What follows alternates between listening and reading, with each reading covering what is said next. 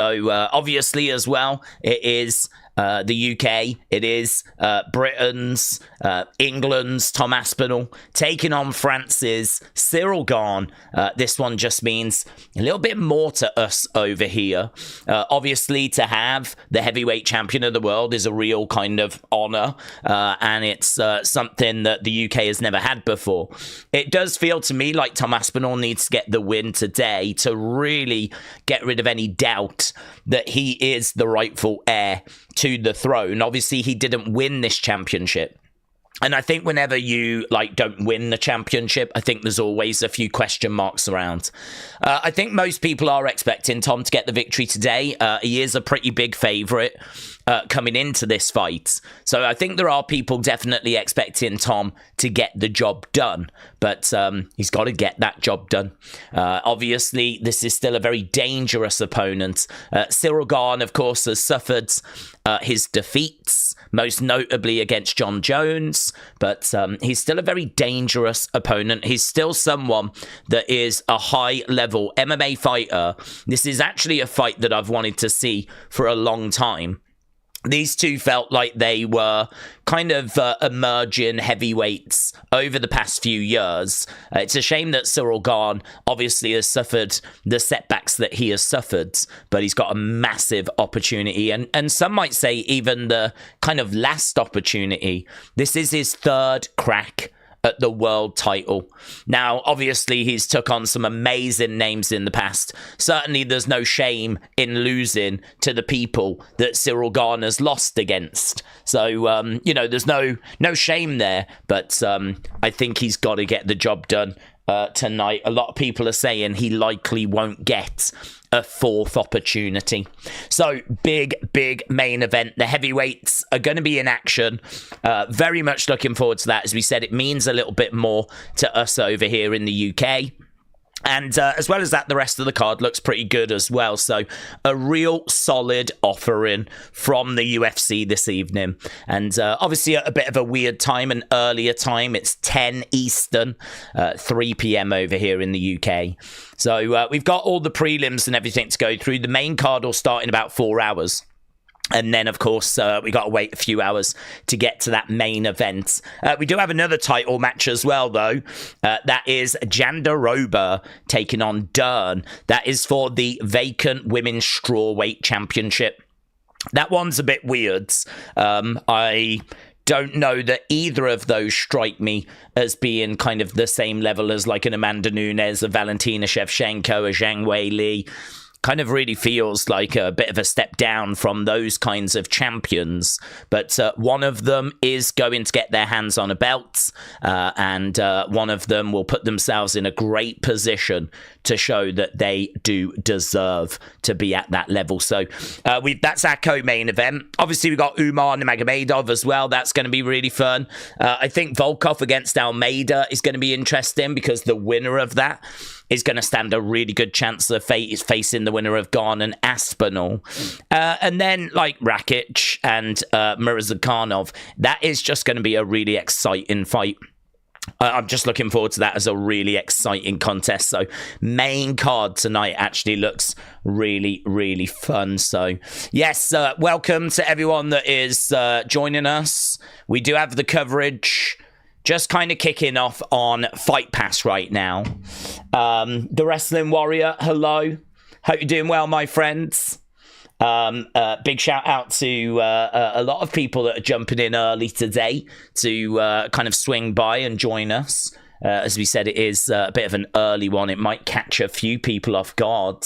Few people might be under the impression this is going to be airing later tonight, and no, it's an early one because we are obviously overseas.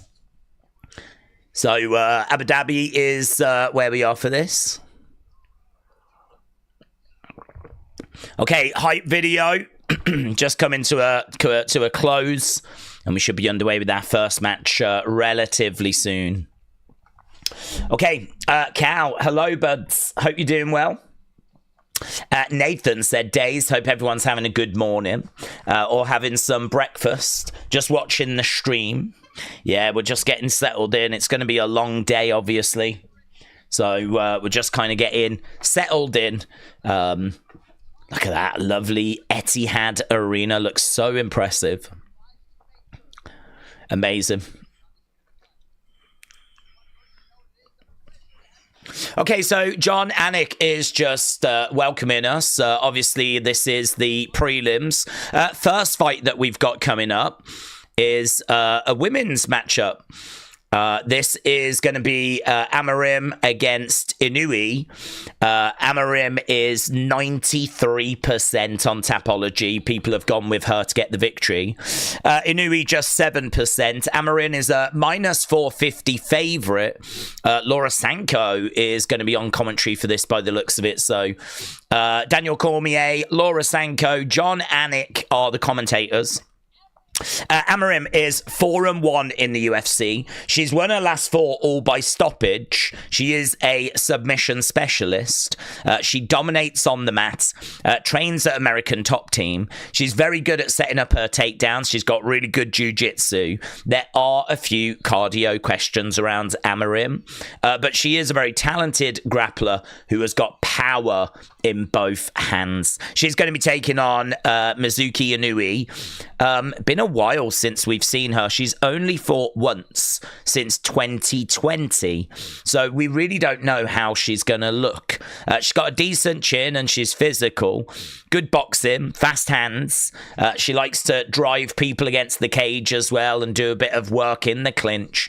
But as we said, it's going to be very strange to see her back after her being away for a good few years. And we've only seen her once. I think it was like 2023. We've only seen her once since 2020, so bit of a weird matchup, this kind of early first matchup. Amarim is definitely the pick, As we said, a talented grappler with power in both hands. I mean, she is well-rounded, so very much expecting her to be able to get the job done. So this is our first match that's going to be coming up, and as we said, it is going to be a bit of a marathon rather than a sprint, because it is going to be a pretty long road today, as we've got about 4 hours until we get to the main show, and then when we're at the main show we got to wait a little while, obviously, till we get to that main event. So yeah, one of those, sit back, relax, it's early, have some breakfast, grab a cup of tea, do whatever you need to do, and you know, we're just going to have a chilled kind of morning as we head towards this main card. I believe there's 13 matches in total. Joe, did you see Power Slap yesterday? I don't really watch Power Slap, but I mean, I see highlights, obviously. Clips obviously do very well. But no, I don't sit down and watch Power Slap. Did you watch it? Was it good? Have you been enjoying it? I don't really speak to too many people that watch it. Most people I know tend to just watch the highlight clips that tend to do very, very well on social media. How we doing? Skay said, Reese, doing really well, thanks, buds. Really well. I'm so excited for this main event. This is a match that genuinely I've been waiting a long, long time for.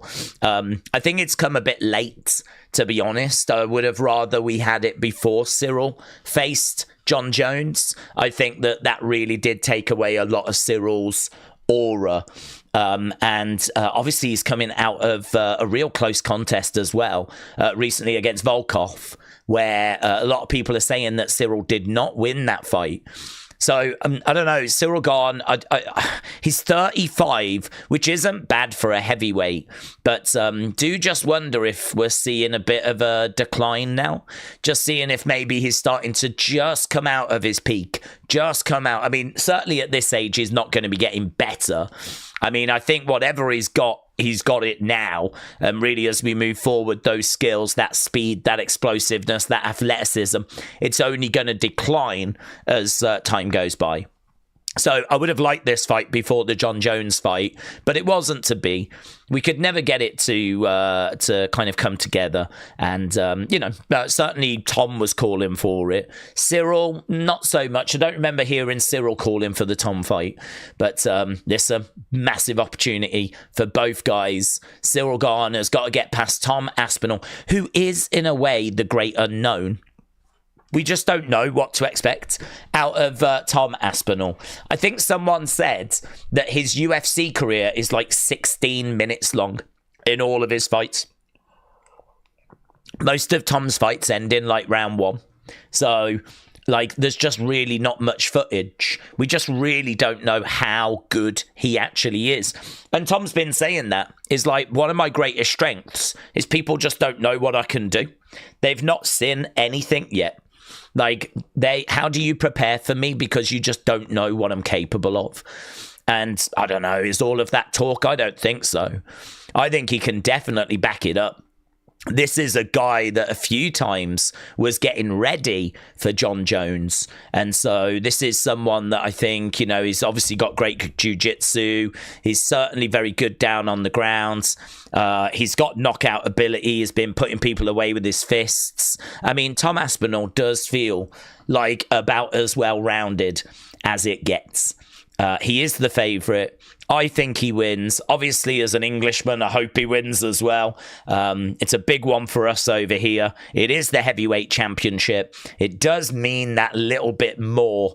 I mean, there is an argument that if you are the UFC Heavyweight Champ, you are the baddest man on the planet. Of course, Ngannou might have something to say about that. But yeah, I kind of feel like this is it. This is what the whole world should be excited by. This is the heavyweight championship of the world finally getting defended again after us not seeing it for quite a while because of John Jones and messing around and inactivity. So we did put a poll up. 74% of you have got Aspinall winning by finish. Aspinall by decision, 10%. So at the moment, obviously still very low feedback. Only 100 votes have come in. So we're looking at about 84% for Tom Aspinall. Only 16% think that Ciryl Gane is going to get the job done. So yeah, at the moment we're looking, you know, 75, well, no, not even that, 85-15. So yeah, it seems like there's a lot of confidence out there. Vikings Wolf, shout out to you, my friends. Vikings Wolf said, for the main cards, what's your pick? I've got Umar, Asmat, Almeida, Aspinall, and Dern. Looking for some bangers. Yeah, so love the main cards. I think it looks so exciting. Rakic against Mirzakhanov, Azamat. That is going to be a really exciting fight. Obviously, both guys have got different reasons for the victory. Rakic is trying to get some momentum back after losing the last 3. Obviously, Azamat is undefeated, so he's trying to keep his momentum going. They're both kind of coming at it from different places. I think it's going to be a really close fight, that one. I think that's the closest out of all the fights. I'm going to be honest. I'm leaning Rakic. I don't have a great read on it. I just really like his striking. I think he's a very, very good technical striker. And Azamat just not as tested at this level. You know, he's someone that's got good records, but if you look at the resume, there's not like crazy names on there. So it's one of those, we've seen this so many times where, you know, you have to push yourself. You have to go into kind of unknown waters. I feel like that's what Azamat is doing now as he's getting into that top 10. I mean, I think he is ranked like 10th. So he's starting to get into that top 10. And, you know, these challenges are just going to get harder and harder and harder. Where is his ceiling? Where is his limit? I don't know. This is what makes it so difficult. I know what I'm getting, though, with Rakic, but I don't like the fact he's lost his last 3. So I think it's really close. I can tell you on Tapology, it's 60-40 in favour of Azamat. So 60-40, but I just don't know that I'm ready to give up on Rakic. I've always been a big admirer of his striking and of his kicks. And I think that could be a real threat. So closest match, that one for me. If you've got Azamat, I totally get it. The majority on Tapology have done the same, but it was quite close. In regards to the next one, I've got Almeida. I feel pretty good about that. I think he's just relentless. He's got non-stop wrestling and grappling, and he keeps applying pressure. He's got really good submissions. He's won his last 2 by first round stoppage. He's a threat on the feet. He's a threat on the ground. Yeah, I like him. I like him a lot. Volkov, you kind of know what you're going to get. Really good volume, okay power. He's got a bit of wrestling and a bit of grappling, but honestly, I think that is definitely a way forwards for Almeida. Get it down, work those submissions, and probably pick up the victory. So I've got Almeida there. Umar, I mean, it's Umar in it. That's not even close. I think Umar's the biggest favourite on the cards. He's coming in at about minus 700. He was fantastic against Merab. Winning the first 2 rounds and then just fading, you know. I think I saw an interview with Khabib where Khabib was saying that there was a lot going on behind the scenes that we don't know about. And we're not going to make excuses. Like, you've got to overcome that stuff. But there were reasons as to why we didn't get the full Umar experience when he was in there with Merab. And he still did really, really well. I mean, he still took those early rounds. So I just, listen, if this is going to be the full Umar experience, I expect him to get the win. Dern against Jandiroba. I really like Jandiroba. I think she's got a chance, but I think it's going to be Dern. I do think that Jandiroba is a little bit one-dimensional. She throws punches and just looks for takedowns. She's got really good submissions. She's really good on the ground. Her striking is improving, but it is definitely an area of weakness. I think that Dern has obviously got Brazilian Jiu-Jitsu. She's really improved on the feet. She's got decent grappling, as we said. She's quite aggressive. She's a good finisher. I just feel like Dern's got more weapons, and also these two faced previously and Dern won by unanimous decision, so we've got history on the Dern side. But of course, that is like 5 years ago. It's kind of irrelevant, but it's still worth mentioning that they have fought before. And of course, if they fought before, everyone's going to want to know who won, and it was Dern. Dern got the victory. So Jandiroba's got it all to do. She's got it all to do. She is a dog, though. I mean, she really is someone that's going to give absolutely everything. I mean, she has absolutely paid her dues. So I would really like for Jandiroba to get it. I'm kind of secretly rooting for Jandiroba, but I think it will be Dern. And then in the main event, I've got Tom Aspinall. Part of that might be because I am sat here in England, and I just want him to get a win as the undisputed champion. But honestly, even if I take that hat off, that bias away, I still think skills-wise he would do it. I do think he is the better mixed martial artist. So I think I'm largely with you, Vikings Wolf. I think the only one that I'm maybe leaning different might be Rakic, but I do not have a great read on that fight. I will be the first to admit. I haven't got like a hot take. I know what I'm going to get out of Rakic. I know that he's a really good fighter, but he is also on a 3-fight losing skids. So that one really could go either way. Mr. L Jr. said, who we got in the main and the co-main? I've got Dern and I've got Aspinall. And I feel pretty good about both of those, actually. That I don't feel like I'm on the fence with. I feel pretty good on both of those. Haven't seen too many people not picking Aspinall. It seems like the pick this week is very much Aspinall. Okay, we are underway, and we'll keep an eye on these early fights. As we said, we have not seen Mizuki for a while now, so it's going to be interesting just to see what she can do in there these days. If you are watching and you've not left a like, leave a like. It really is greatly, greatly appreciated. We had a bit of a nightmare with that last time. I think ended up on like 500 and something. It was really bad. So definitely hoping that we can get a better show in there today. Okay, right now we got both women in the center. We got Amarin with a inside low kick. Mizuki grabbing the leg there. Amarin is the one that's kind of throwing a little bit more, though the numbers would suggest not by much. Hook shot coming back there by Mizuki. Kick coming in there by Amarin. Circling round. It's Mizuki that's kind of more central. She's trying to back Amarin up against the cage. And that is a strategy that we see from Mizuki. But as I said, I mean, we just haven't even seen Mizuki much.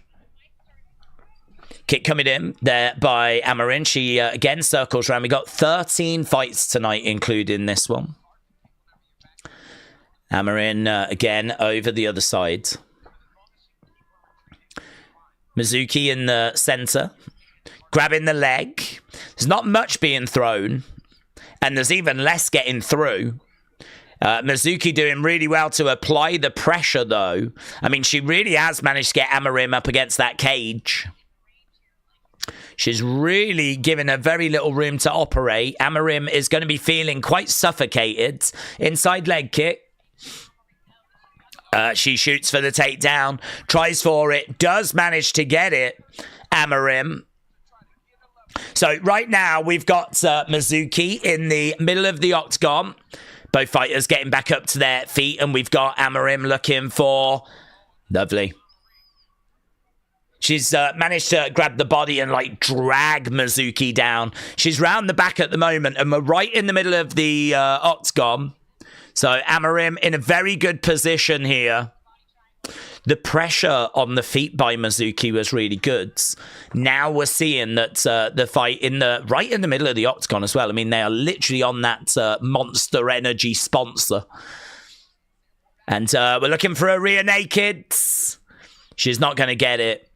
Pretty good. Oh, she might have just got it. No, she didn't. Good work there by Mizuki, turning rounds, evading that rear naked choke. At the moment, we got fully mounted Amarim on Mizuki. Mizuki on her back. Amarim is on top at the moment. And right now, looks like she is just trying to find a way of getting that ground and pound going. Mizuki's in trouble here big time, because if she turns away from the ground and pound, she opens herself up for the rear naked. If she just lies on her back, she's just getting smashed. She's kind of damned if she does, damned if she doesn't. She's trying to get to her knees, which is good. Yeah, that's good. Good wrist control by Amarim as well. She's actually got Mizuki's own arm wrapped around her throat. She's managed to break out, though. Shots coming into the side of the body there by Mizuki. Just a minute to go. 1 minute to go. Shots coming into the side of the head there by Mizuki. It's Mizuki that's on top now. Amarim down on the ground. I mean, Amarim, for me, would get this.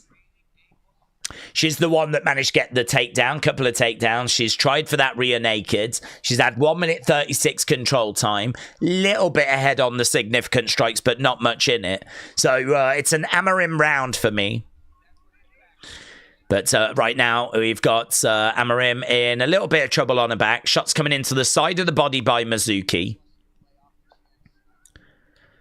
Nice little elbow coming in. Hammer fist coming down. Again, Mizuki on her knees. Good work. Throwing down these punches. Lovely shots. Amarim really trying to keep her at bay. Yeah, big shots coming down there by Mizuki. I wonder if that might have just swung it her way. I mean, she's definitely got the significant strike advantage now. That control time got closed down a lot, but it might be that rear naked choke that still just gives it to Amarim. But those big shots raining down at the end of the round, they certainly look very good. Interesting. Yeah, made that round a lot closer than I think it should have been. Mizuki showing, though, that all this time out of the octagon has not led to ring rust. Looking very good, actually. I've taken Mackenzie Dern at -155, said AB Jobson. First fight is at 1 tomorrow, says K-pop lover. What does that mean, bud? First fight we got on right now. UFC wise.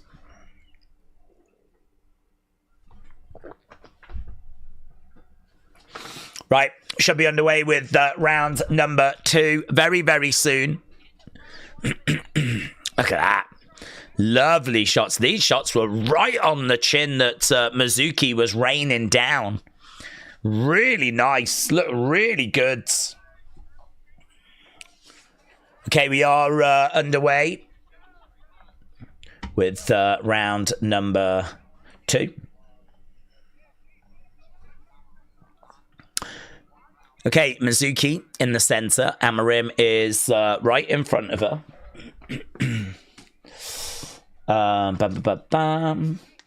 So she's just Mizuki on the broadcast, but Buffer still announced her full name, said AB.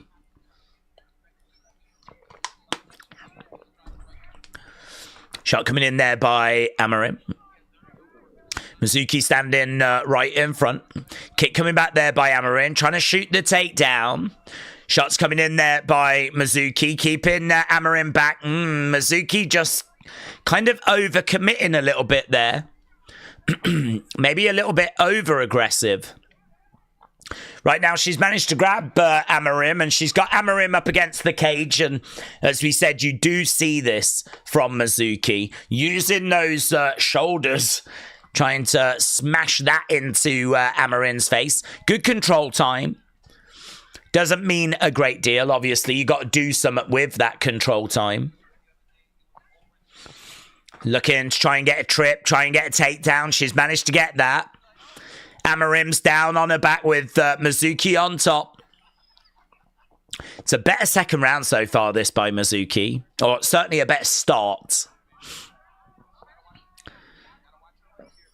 Okay, right now we've got lots of arms, lots of legs all tangled up with...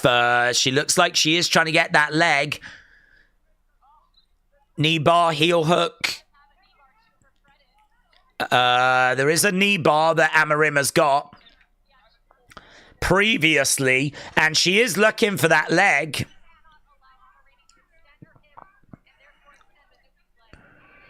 Oh, she is making some progress with that leg as well here, Amarim.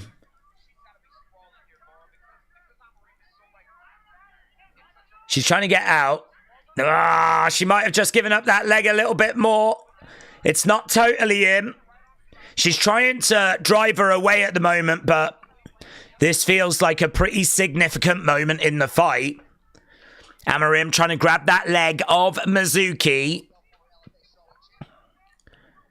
She's desperately trying to see if she can extend it. She can't get it at the moment, though. It's been a bit of a stare. Yeah, no. She's kind of had to give up on that momentarily. Right now, we got Mizuki down on her back. We got Amarim on top. God, there's so many things that she can get. She can grab like a rear naked. She can grab a guillotine. She can grab a knee bar. I mean, you just got to be so careful if you are Mizuki. Mizuki's back up on her feet. Both women are on their feet. We're over by the side of the cage right now. That initial threat on the ground has kind of gone momentarily. We got 1 minute 30 odds on the clock. Shots coming into the side of the head there by Mizuki. Apparently, there is an advert on the mat for the Running Man, which, is that like a remake, is it, of the original Running Man film? Because that was sick. I haven't heard that they're going to redo the Running Man.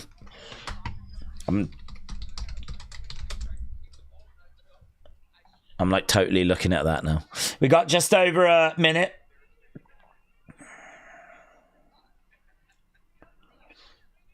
Yeah, it looks like it is a remake.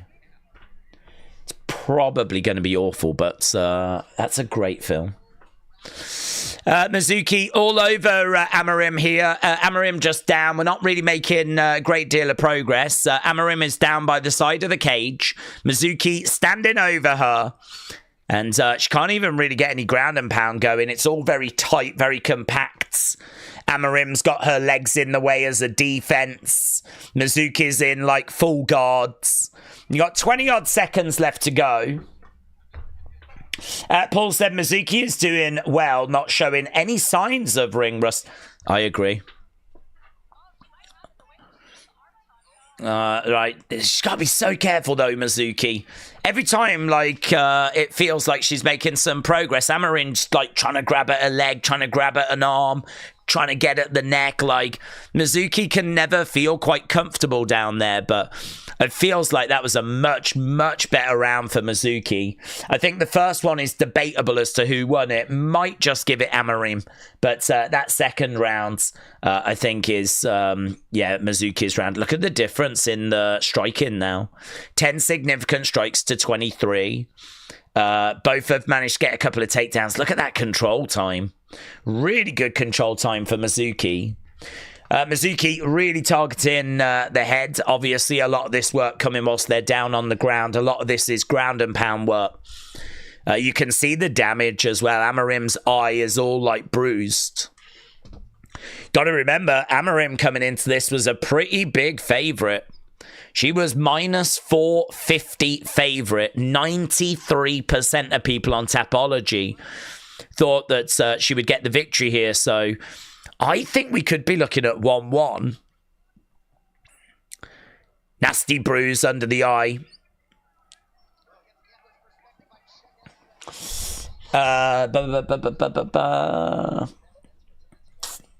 Big J said, not gonna lie. Is that popcorn? What, is that for the Running Man? I didn't even know that was coming out, you know. Love that film, though. Love the original. Okay, right now, Mizuki is minus 1,600 favourite. So the live odds have very much got Mizuki as being the pick. Okay, right now, both women are in the centre of the octagon. We got Mizuki moving forwards. Amarim is the one that's got to change the narrative. Yeah, John Anik says that it looks quite laboured from Amarim. This is not a good look for her. Knees, big knee down the middle there by Mizuki. Lovely Muay Thai on display. Amarim goes down. Amarim goes down. Adam Martin says that it might be 2018 for Mizuki, but Dovey has got it 1919. Yeah, I think I've got it 1919 as well, but Cage Report's got it 2018. I think that first round was really close. Mizuki takes the second, and right now she's in control of the third. Live odds have got her at minus 1,600s. Shots raining down by Mizuki. She's got Amarim on her back. She's in full guards. Kind of feels like what we've been seeing in this fight, to be honest. 10-9 for Mizuki. It's a terrible way to end the round for Amarim, said AB. Paul, hello. Shout out to you. And Rack, hello. Hope you're doing well. I'm good, thank you. I'm just getting settled in for quite a long day. Obviously, we've got a pretty long UFC stream. We're doing Halloween Havoc afterwards. Right now, we've got Amarim on her back with Mizuki on top.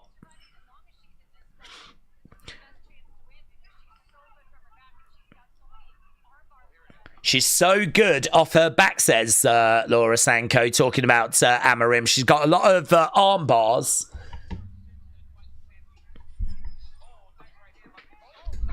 Oh, have you got a cut on Mizuki? Looks like, yeah, there is, you know. Lovely shot there by Amarim. Both women get back to their feet. It's a lovely shot, and she has busted Mizuki open. Wow, she'll get some encouragement for that. We've still got over 2 minutes to go. Lovely dig to the body there by Mizuki. Amarim, I think, felt that. Right now, we've got both of these women giving absolutely everything. Really good. Really good. Quite a lot of blood, you know. Mizuki's got blood coming all down the side of her face. Like, she is really busted. And we know that damage. It looks really good to the judges. It is a bad cut. It's a really bad cut. There's blood all over Amarim's face. There's blood all down Mizuki's body and her legs. Both women are down at the moment on their knees. Mizuki, is she looking to try and get round the back? It kind of looks like she is. Okay, shot coming in there by Mizuki. Really good round. This has been the best round. Amarim is down. This is a bloodbath, mate. This is a really good round. Really fun fight. First couple of rounds were okay, but this round we've really ramped up the aggression and the desperation. Right now we got Amarim on her back, hammer fists raining down. But you can see the blood just dripping on the mat. You can see the blood coming out of Inui. Want to see a close-up of that, actually. I want to see how bad it is, because can only judge from the amount of blood that's coming out. Right now, both women are up. Knee coming into the midsection there by Mizuki. Shot coming into the side of the head there by Mizuki as well.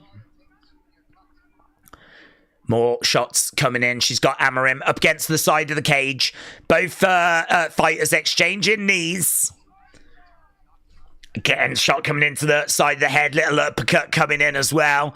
Mizuki working really hard. Feels to me like it's going to be Mizuki, but I don't know how she did that cut. They both were on their feet and they threw a shot. But I don't know how she managed to bust her face open so badly. I'd like to have a look at the cut. I'd like to have a look at that replay. But we are done with that fight. And we are just going to wait and see what the judges score it. Hurt said, I almost forgot about Halloween Havoc. Yes.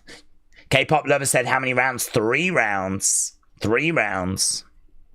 Oh, there's the cut. Right above the eye. Oh, yeah, that's nasty. That is nasty. Right above the eye. And it's kind of gaping open a bit there. I mean, that is definitely going to need stitches.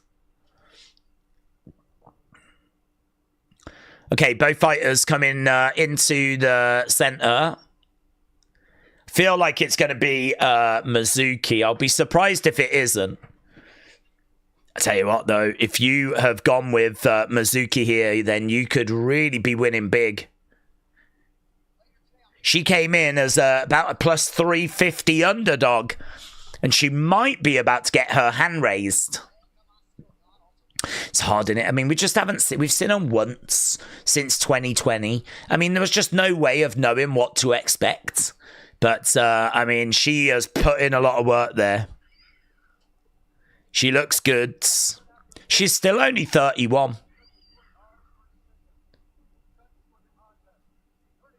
30-27. It is unanimous. Mizuki gets it.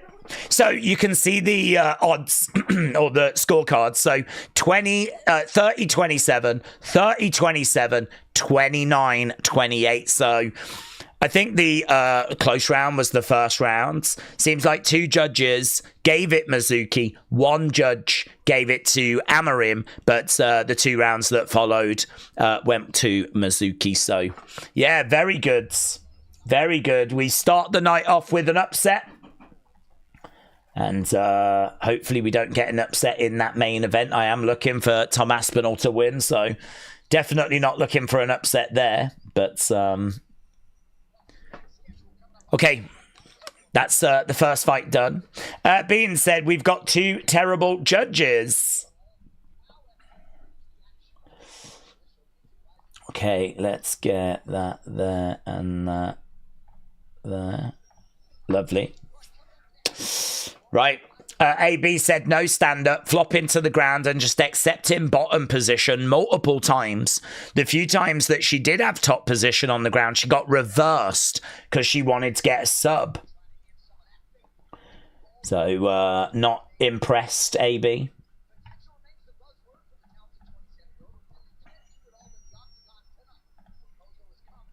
Okay, we're going over to our second fight. 13 fights tonight. First fight done. Okay, and second fight, we're going over to a couple of guys that don't have the greatest of records. Maxim versus Raposo. Okay, Maxim and Raposo is what we're going over to next.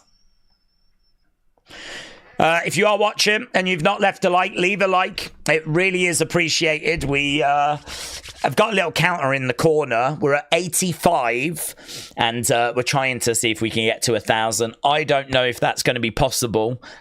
We used to be able to do it, but last time we only got to 500 odd, which was obviously disappointing, but it does seem to help. So if you haven't hit the thumbs up, hit the thumbs up. It really is appreciated. We are going to our second fight now. This is Maxim against Raposo. Maxim is minus 340. Raposo at plus 265. Maxim is 1-2 in the UFC. Lost his last 2 fights by unanimous decision. He's got powerful hands. He's got good grappling, good takedowns, dangerous submissions. He is going to be physical, and he's going to have an experience advantage. Fast, dangerous, comfortable everywhere. Maxim is definitely the pick. 94% of people on Tapology have gone for Maxim. Raposo is 0-2 in the UFC. Lost both of those by split decision. Raposo is tough, good boxing. There are big gaps in the wrestling, though. Still young, 27, so still very much got the bulk of the career ahead. Little bit small for this division, but does have a decent chin. So plus 265 for Raposo. Only 6% of people have gone with Raposo on Tapology.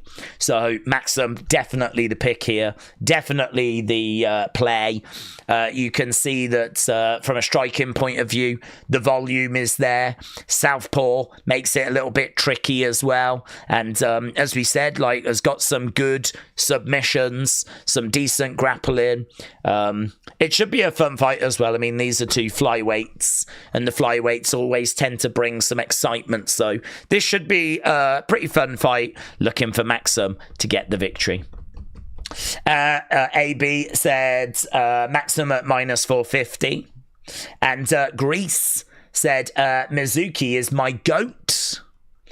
You can't look this bad against a fighter that's this inactive, said AB. That's, yeah, shout out to you. I agree.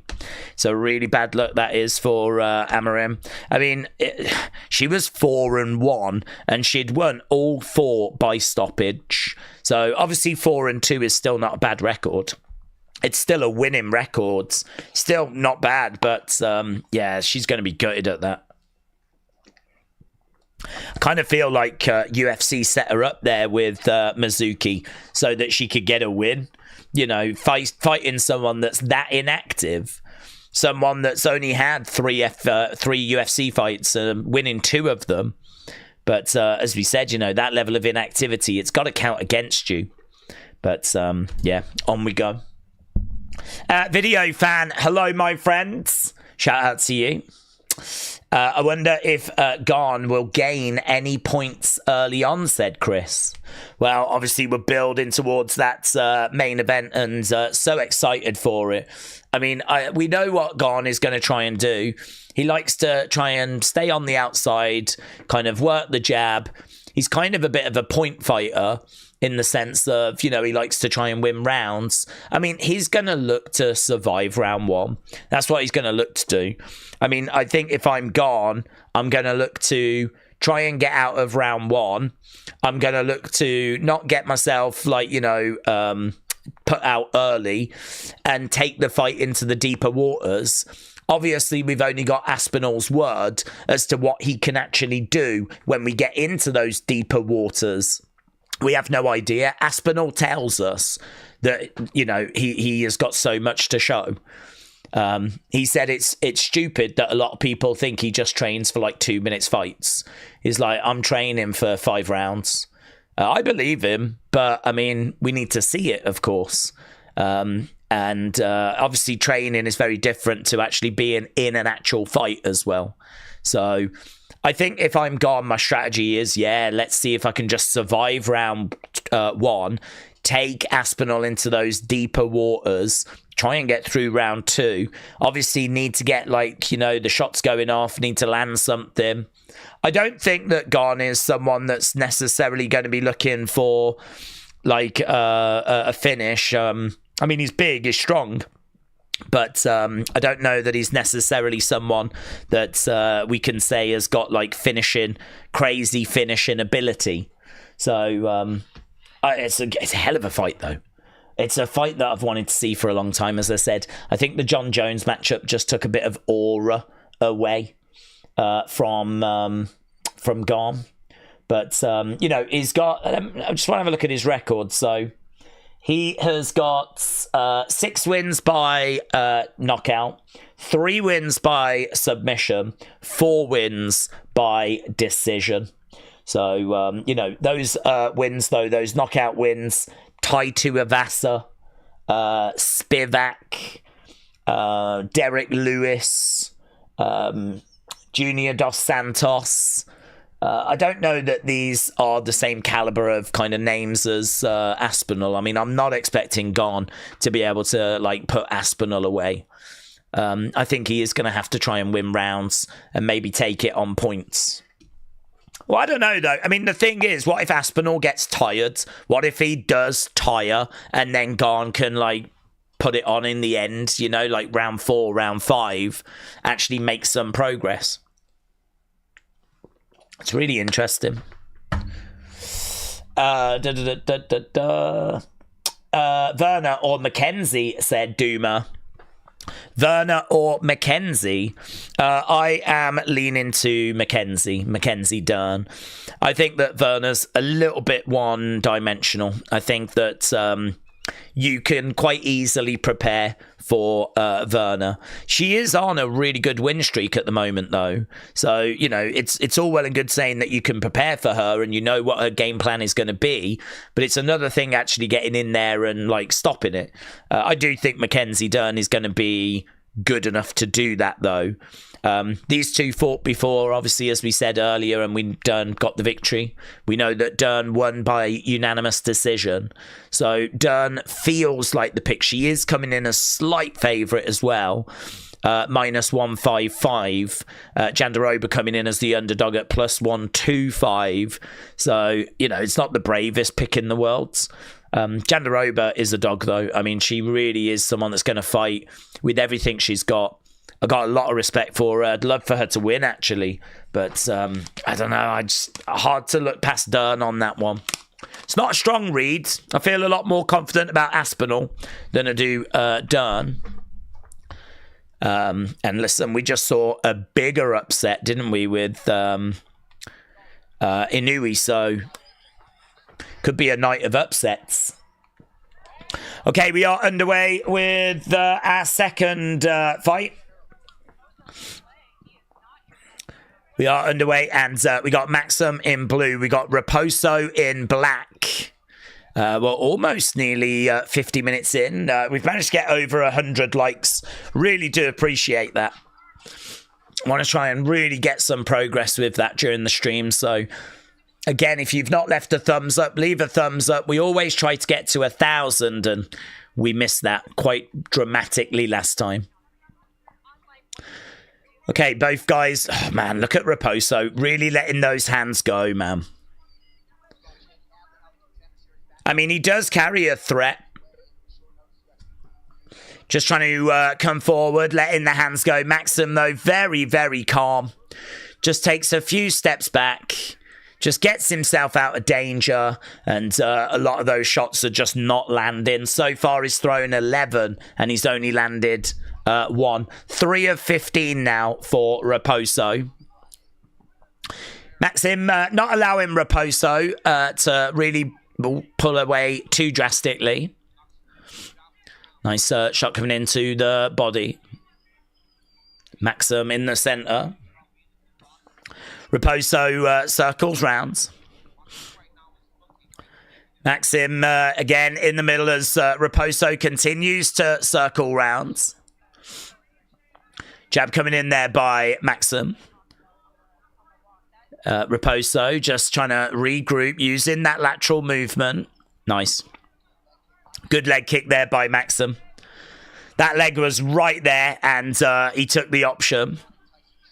Shot coming in again there by Raposo. You can see that Maxim's just kind of getting more into this contest. Maxim again in the center. Takes a step back. Coming in with a jab. Raposo. Couple of shots coming forward there by Raposo. Maxim in the center. Oh, knee coming into the midsection. Raposo trying to circle rounds. Maxim again. Oh, looking for a takedown. He's going to get it. He does. Good takedown by Maxim. Raposo in a seated position over by the cage. Yeah, really good. He really committed to that as well. It wasn't just like a little attempt. Like, he really went for it. Fully committed. Managed to get Raposo down. But Raposo right now getting back up to his feet thanks to being by the cage. Maxim right now trying to find a way of dragging Raposo down.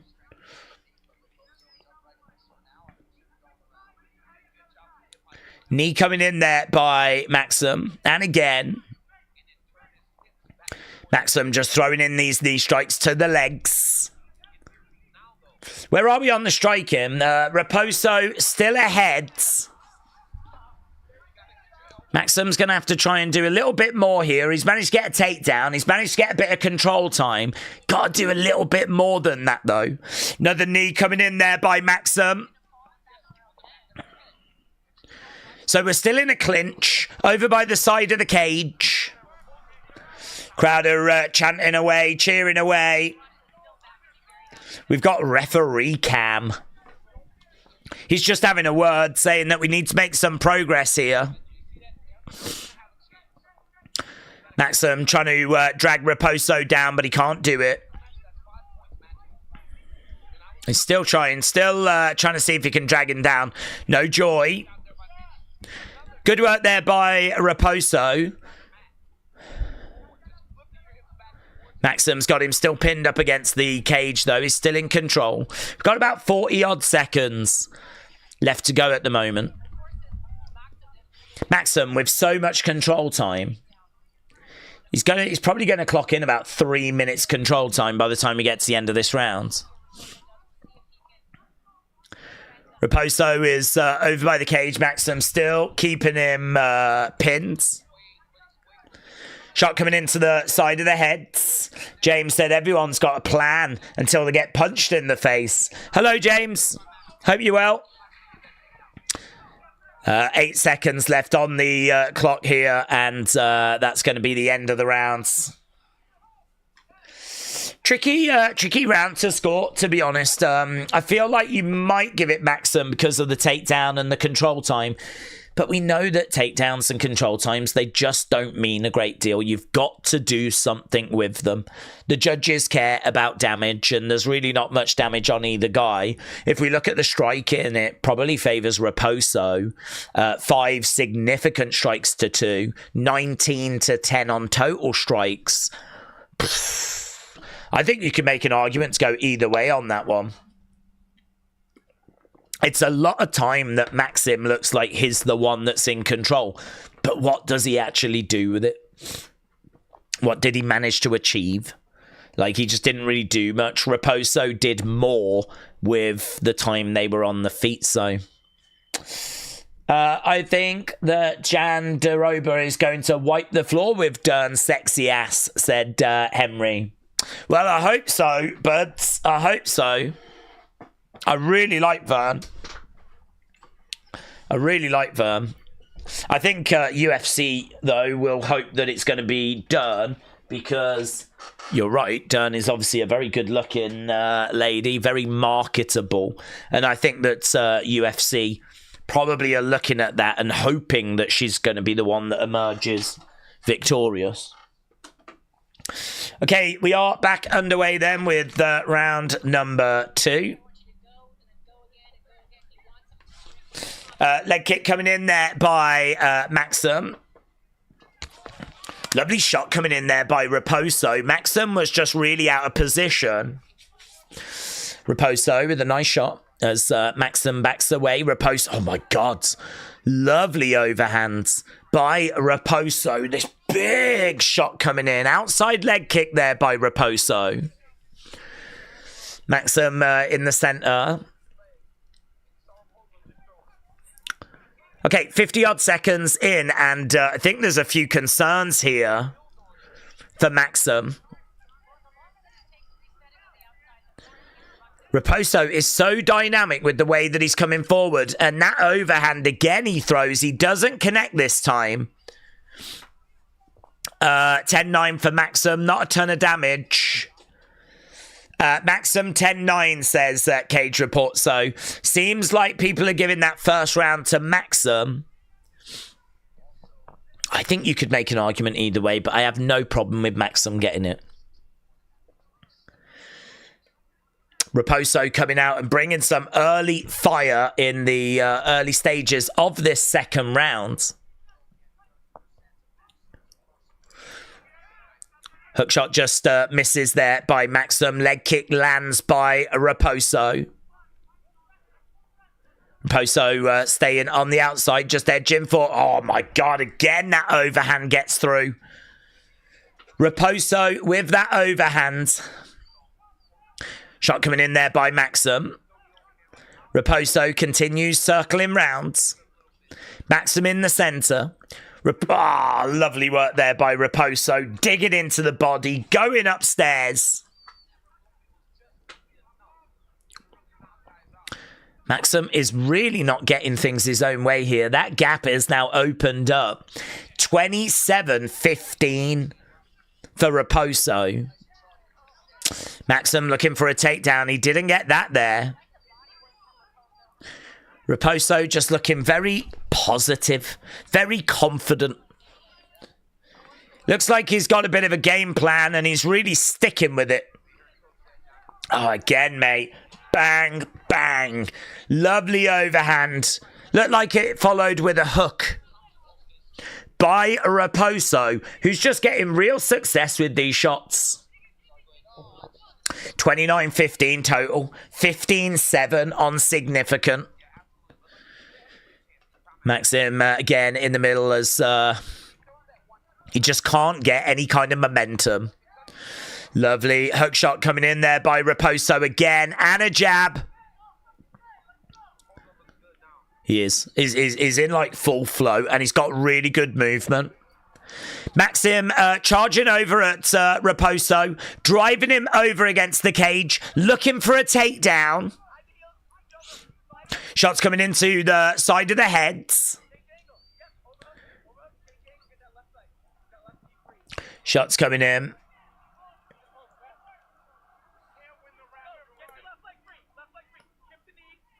So Raposo is getting a lot of advice from his corner right now. Right now, getting back up to his feet. Maxim picking up Raposo, slamming him down. I was just trying to listen to what the corner was saying. We were right over by Raposo's corner. They were giving him some advice there. Some lovely corner work. Really clear. Oh, no joy. Raposo down on his back. Maxim on top. Shot coming into the side of the head there by Maxim, but Raposo gets to a seated position. He's getting back up to his feet. Yeah, he's constantly working, isn't it, Raposo? Dan, hello. Hope you're doing well. Legs are tied up at the moment here by Maxim. He's got Raposo in a seated position.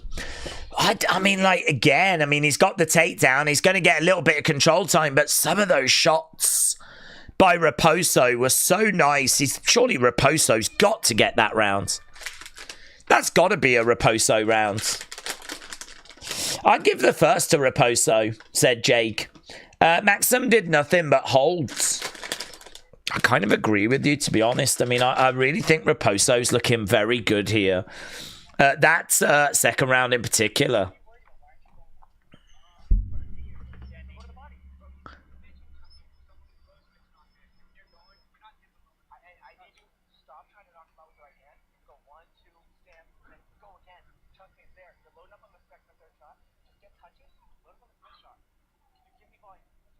Give me volume.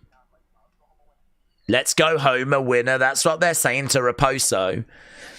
Don't load up on the second and third shot. Load up on the fifth. Give me volume. Wow, the corner are like, trust us. Let's go win this fight. Trust us. Give me volume. That's what they want. Wow. Death Metal Lad, shout out to you. Hope you're doing well. Here we go, round number 3. Really interesting, this fight. It's all Raposo so far, said Adam.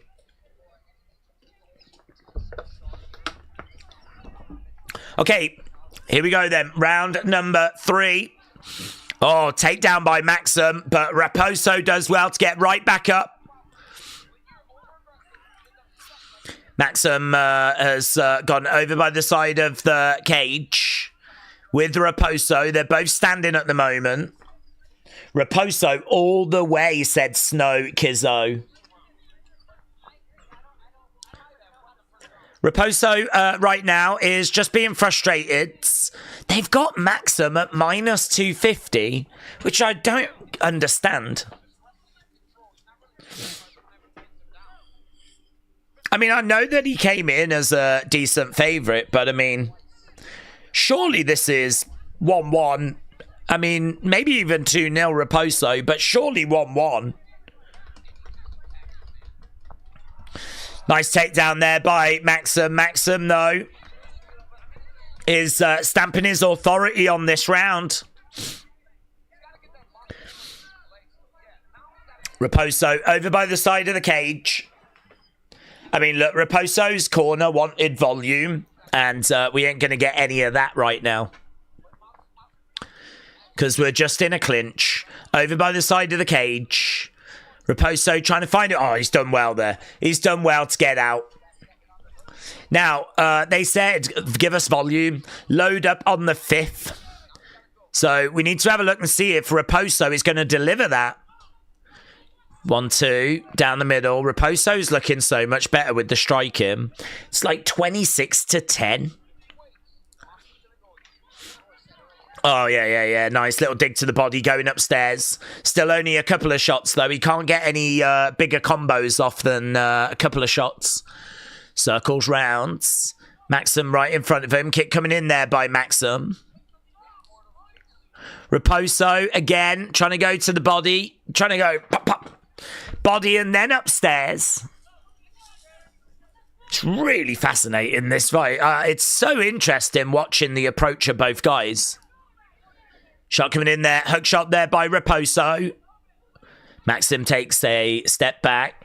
Oh, mate, some big swings and misses by Raposo, but he's really trying. 2 minutes 20 here. He's having a little look. Body shots just misses. Jab coming in there by Raposo, but couldn't land it.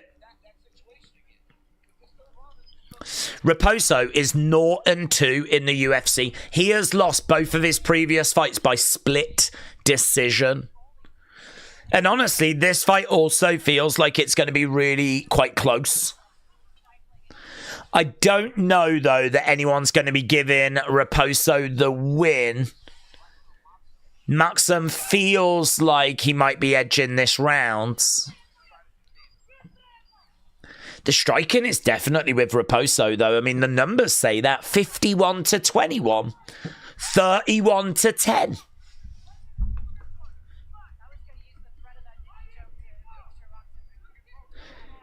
Well, trying for a 3-punch combo there. I think he landed 2.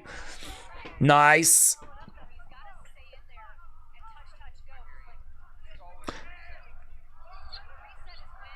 Looking for a takedown there by Maxim. Raposo circles rounds. Is he? Where's he going for here? Is that a guillotine? Oh, I grabbed the cage. Can't go doing that. Maxim grabs the cage. Timeout. Timeout. Yeah. It's a point deduction.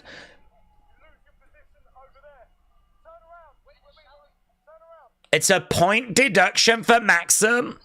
Wow, that's a big deduction, that is. And it was a big fence grab as well, you know.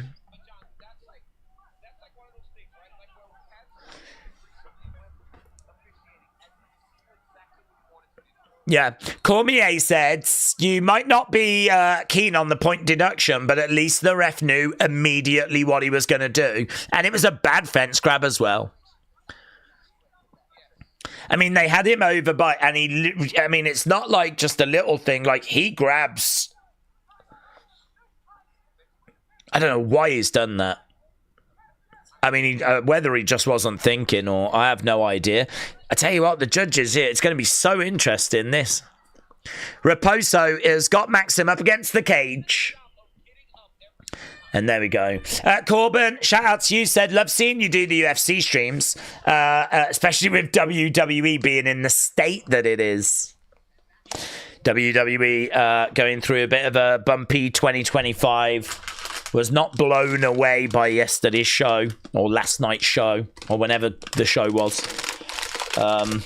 And seemingly neither was you lot, judging by the feedback that I saw. But, yeah, no, I mean, I love UFC. We've been covering UFC since 2018 on this channel. And we've been covering it every single year. It's not like we've had a few years away or anything. It is a bit of a challenge because there is like WWE. Earlier in the third round wasn't like Maxim. I suppose the point deduction might have changed a lot of opinions, but Maxim was like minus 200 or something. Raposo with that point deduction. Here we go. Here we go.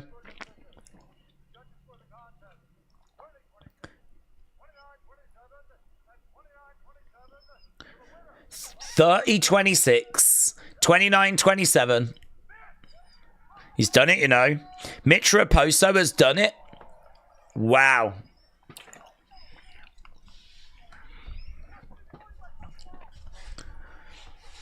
Wow. Mitch Raposo does it. So, the score... I wanted to look at the scores on that. The scores on that were 26... So, one judge had it 30... One judge had it 30-27. Two of the other judges had it 29-28. So, two judges had it 29-28. One judge had it 30-27. All of them had to take a point off, of course, for the fence grab. And to be honest, it would not have made a difference. The point deduction did not make a difference. So this is why it didn't make any sense. Because when they showed the live odds on screen, Maxim in the third round was still showing as favourite. Then you get the point deduction, and then all of a sudden everyone's on board with Raposo. But the judges' scorecards have come back, and the point deduction has not made any difference whatsoever, because that would have been 30-27, and the other two would have been 29-28. So, yeah, I don't know. I don't know why people were denying the truth. The truth was Raposo was looking really, really good. Pretty much throughout that whole fight, with one of the judges giving Raposo every round. Wow, there we go. 2 fights, 2 underdogs, big underdogs. I mean, if you'd had Mizuki and Raposo to win these first two, I mean, you would have got some seriously good odds. You would have got some really, really good odds, because Mizuki was plus 350. Raposo was plus 265. Put them together in a parlay. You could have bet good. Days, what you eating? Oh, I'm just got like some Haribo that I'm just like picking at for sugar boosts. I feel okay at the moment, but I know as things go on, I'll start to feel it a bit more. Dan said, I'm going to take a page out of the Masters book. I'm going to drink water and caffeine pills. Do you think that Tiffany has got to relinquish her title after that moody stomp to the leg? I don't know, to be honest. It did look moody. I know that WWE have put a little message out saying that she might have to, get assessed. It's hard to know if it's part of a story or not. I don't know if there's been any reports today. I've not seen any reports today. But that would be a real shame if she does have to obviously relinquish it. But I don't feel like we're quite at that level yet. I don't feel like we're quite at that point where we got to talk about belts being, given up. So at the moment, I'm still expecting the match. Right, James said there's a YouTube issue. Oh, right. Hit that refresh then, my friends. Hit that refresh. Looks like the chat's a little bit slow as well, actually. Looks like the chat's a little bit behind, so yeah. Right. Those gummies, they're really good, says Keegan. Freaking love Haribo, says James. They do, apparently, like a milkshake one that's meant to taste like vanilla milkshake and chocolate milkshake and strawberry milkshake. I quite fancy trying those. I've never tried those. Quite fancy trying those. Do you know, I actually thought, this is like random, but I thought Haribo is quite nice, but I wonder what the best gummy sweets are. Because I don't really eat them that often, but whenever I do have them, I do enjoy them. So I was like, I wonder what the best are. I wonder what the very best are. I don't know if they're like the most flavorful or whatever. And I read Haribo obviously scores really high, but there are these nerd ones which I've tried. They're a bit too tangy for me, to be honest. If you like tang, you'll love them. Because it's a gummy, and then it's got like nerds on the outside, which are those like little candies. So it's kind of like got this crunch. And then once you get through that, you've got obviously the gummy in the center. I can't remember what they're called. Nerds something. But I tried those the other day. The only thing is, nerds are a little bit tangy. Not crazy about tang. They're called gummy clusters. That's what they're called. They're really random. I wonder if I can go there. That's them there. Oh, you can't see them when I click on them, but they've got like nerds on, and they're a gummy underneath. They're really different, and they do like fruit flavor or berry flavor. We are not sponsored by them. I'm only mentioning it because I tried them for the first time the other day. Just a little bit tangy for me, because I am a little baby girl, so like a little bit tangy for me. But I'll stick with my Haribo, thank you very much. But if you do like a bit of tang in your life, I think you'll enjoy those. If you enjoyed that sweet recommendation, hit the thumbs up. It really is appreciated. We are an hour and 12 minutes in. We're at 136. I really don't know where we need to be. I know that by the start of the main show, we need to be at about 500 if we're going to do 1,000. So we've still got a long way to go. So yeah, if you are watching and you've not hit the thumbs up, hit the thumbs up. I really do appreciate it. Fight number 3 coming up now. And this is a heavyweight fight. So Hamdi Abdelwahab. I'm not even going to pronounce that name. Taking on Barnett. Hamdi is 1-1 in the UFC. And I believe he is an Egyptian wrestler. So Hamdi to win by knockout or technical knockout is plus 100. Him to win by decision is plus 190. 1-1. He lost his last fight in December. He's got an elite wrestling pedigree. He was on the Olympic Egyptian wrestling team. Physical, strong, durable. He's got a really good work rate. He can outmuscle people in the clinch. Striking is quite limited, but he is going to look to go the distance, and he is going to look to wrestle. So he comes in as a minus 575 favourite. I do have him winning, but I do think that seems quite crazy.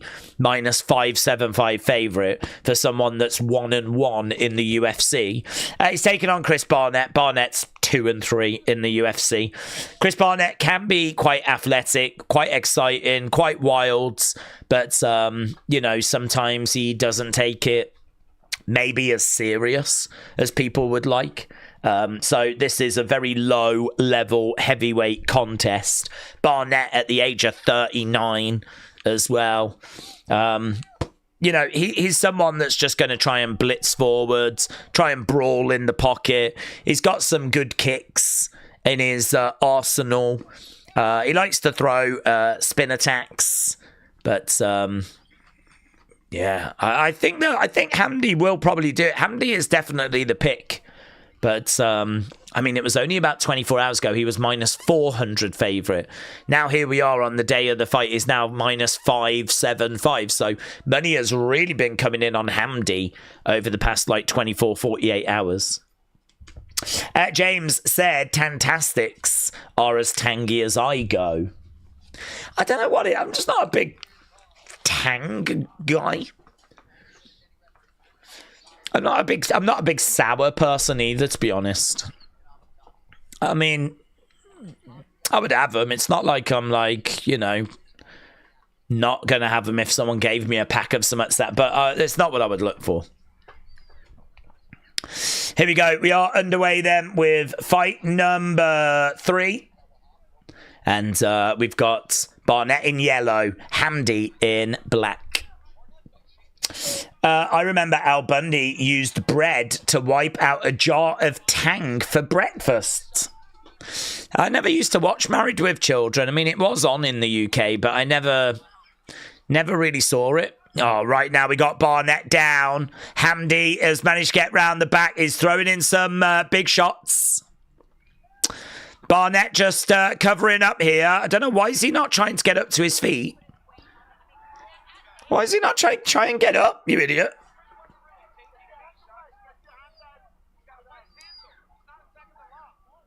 Right now, he's trying to drag him back down again here, Hamdi. So, right now, Barnett is just getting absolutely smashed. Hamdi was throwing in these shots. Barnett, I don't know why he wasn't, making more of an attempt to try and get back up to his feet. Barnett's in a real situation here. I mean, he's got Hamdi all over him.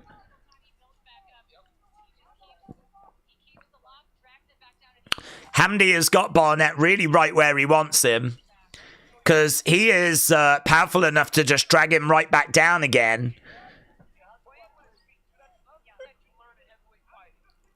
Oh, look, that was really good.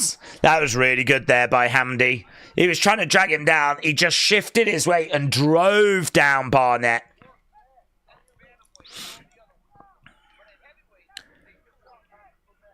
This is where Hamdi can do his best work. I mean, he's got Barnett down. Right now, we got Barnett down. We got Hamdi on his back. Hamdi is just sort of trying to figure out the right way forwards. Here we go, a bit of ground and pounds. Barnett, though, managing to get back up. Hamdi does well. He's trying to get a few shots off. This is where Barnett's got to go now. He's managed to get back up to his feet. Hamdi, my God, takedown. Takedown. Chris might be exhausted after the couple of minutes he's already had, you know. Cormier said Chris is cut as well.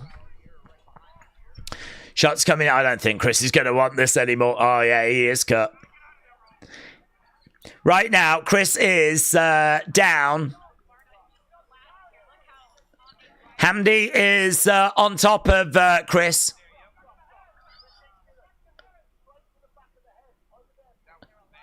Oh, right. Referee's like, that was ridiculous to Hamdi. Apparently he hit him right in the back of the head with the elbow.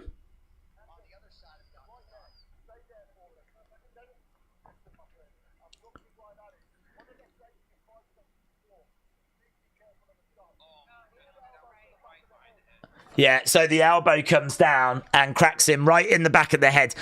Referee was right in going, ridiculous. He actually used the word ridiculous. What? I don't even know what we're doing here now.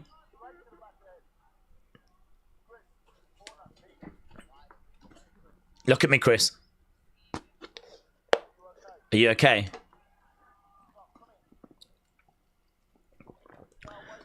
He's got his hand on the back of the head, but I mean, Chris has been absolutely smashed in this fight.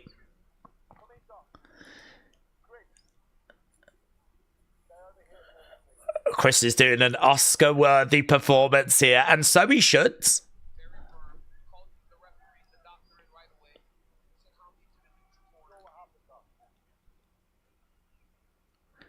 Ref asks the doc if he saw what happens. Doctor just having a word there with Chris. He looks absolutely gassed. Vikings Wolf, do you see that sober Connor is back now? It's like his old self. I'm hoping to see him return to the UFC.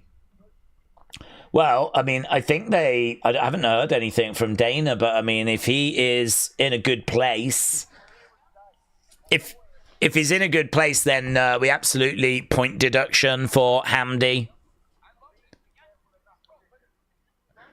Yeah, listen, everyone's on their flipping best behaviour because of this White House card. So I wouldn't be surprised if Connor's got his eyes on that and is like, do you know what, I'll get myself all fixed up now, you know. So, yeah, maybe that's been the motivator. Okay, right now, point deduction, and we have got Chris with the big knee to the midsection. Hamdi is right in front of him right now. He's got him over against the side of the cage. Another big knee coming back there by Chris. So, point deduction. I think Hamdi was obviously winning this, so this is going to be a 9-9. Oh, big forearm there coming in by Hamdi. Hamdi might find a finish here, actually.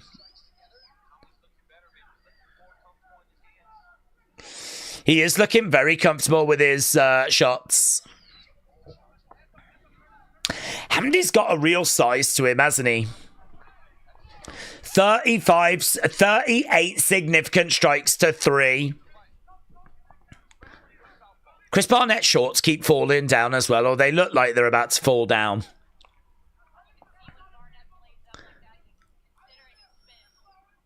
Barnett is just getting driven back here by Hamdi. This is like two sumo wrestlers going at each other because Hamdi's got such a big frame and Chris is carrying quite a bit of weight to him. Kick coming into the midsection there by Hamdi.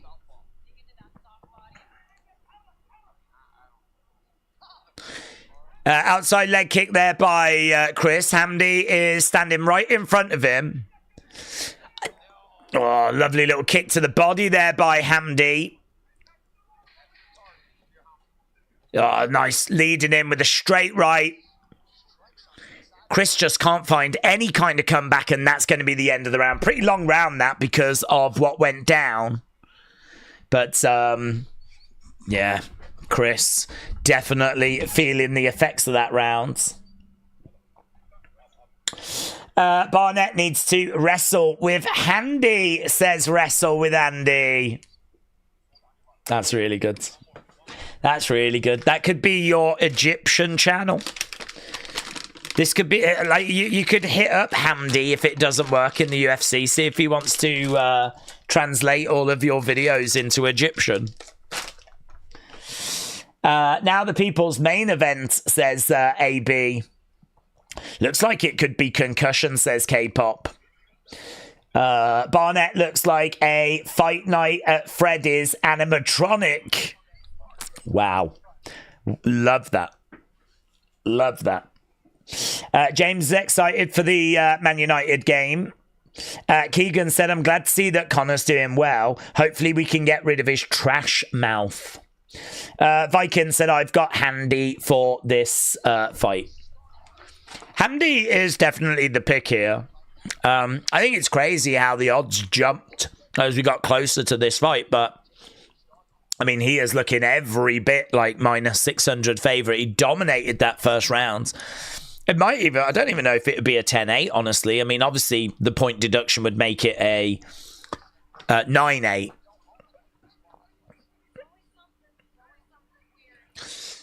Shot coming in there by Barnett, but Hamdi just out of range. This is our third fight out of 13. If you are watching and you've not left a like, leave a like. It is greatly appreciated if you hit that thumbs up. We are trying desperately to see if we can put in a better performance than we did last time. Hamdi just standing in front of Barnett at the moment. Barnett is getting driven back against the cage. Hamdi is right now with Barnett over by the cage, but Barnett doing a decent job. He's got the underhooks. Hamdi grabs the leg, though. Hamdi grabs the leg. Barnett manages to regain his footing.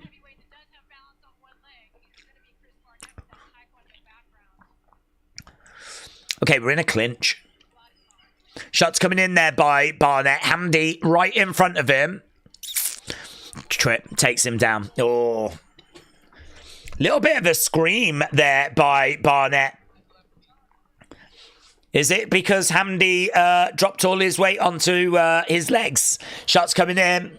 Kind of back in the same position we were in the first round. Ground and pound shots coming in here by Hamdi.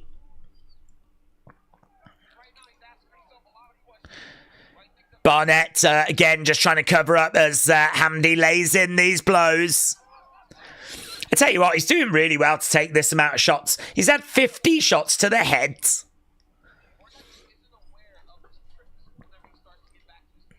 Barnett is down. Hamdi is all over him at the moment.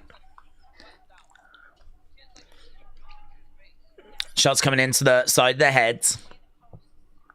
Hamdi just can't get any decent ground and pound going. We're just not really seeing, like, Hamdi really able to let the hands go. He's constantly getting himself into great positions. He definitely wins the first rounds. Oh, I say wins it. He had the point deduction. If he hadn't have had the point deduction, he would have won it. And he might have won it anyway if anyone 10-8'd. But right now he's winning this. Look at this. 70 significant strikes to 9. Barnett just doesn't seem to have any answers for what Hamdi is bringing in this fight. Both guys are down on the floor at the moment. There's blood coming out of the face of Barnett. Shot coming into the side of the heads. Yeah. Paul, thank you. Benjamin said, I reckon Tom will knock out Gane in round 3 simply because of inactivity. I don't see it ending in the first 2 rounds, said Benjamin. Hustle Hub said, the prelims started. Well, these are like the early prelims. The prelims should start in about 33 minutes. We're about 33 minutes away from the prelims. Shots coming in there by Chris. But Hamdi is right back with some shots coming into the side of the heads. Chris is just trying to get these elbows back, just trying to see if he can find a way of keeping Hamdi off him. But Hamdi just right back to getting these shots. Chris is just down on his hands and knees. He just looks gassed. He looks like he's got absolutely nothing to give. Right now, Chris Barnett is giving as good a performance as I would give. If I hadn't been knocked out already, which I almost definitely would have.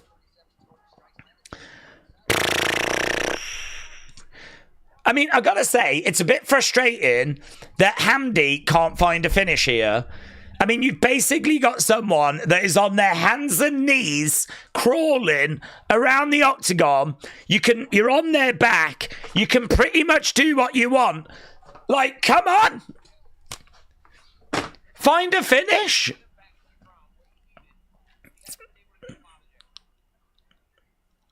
Barnett has managed to get back up to his feet. Oh.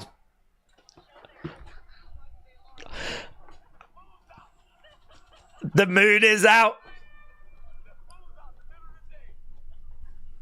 Wow, I saw a lot more of Chris Barnett there than I wanted to see. Big cheer from the crowds. The shorts slipped down. The moon came out. Mate, cheeky little sexy calendar might be in the future for Chris Barnett. Is that OnlyFans that I can hear calling Chris Barnett? They're saying to him, this round is for your kids. I'm glad the last round wasn't for his kids. Not after what I just saw. Use those low kicks. Give me a couple of deep breaths. 5 effing minutes. Let's go, champ. This one is for your kids. Bad Moon Rising said, K-pop lover. Paul said, that was a blooper.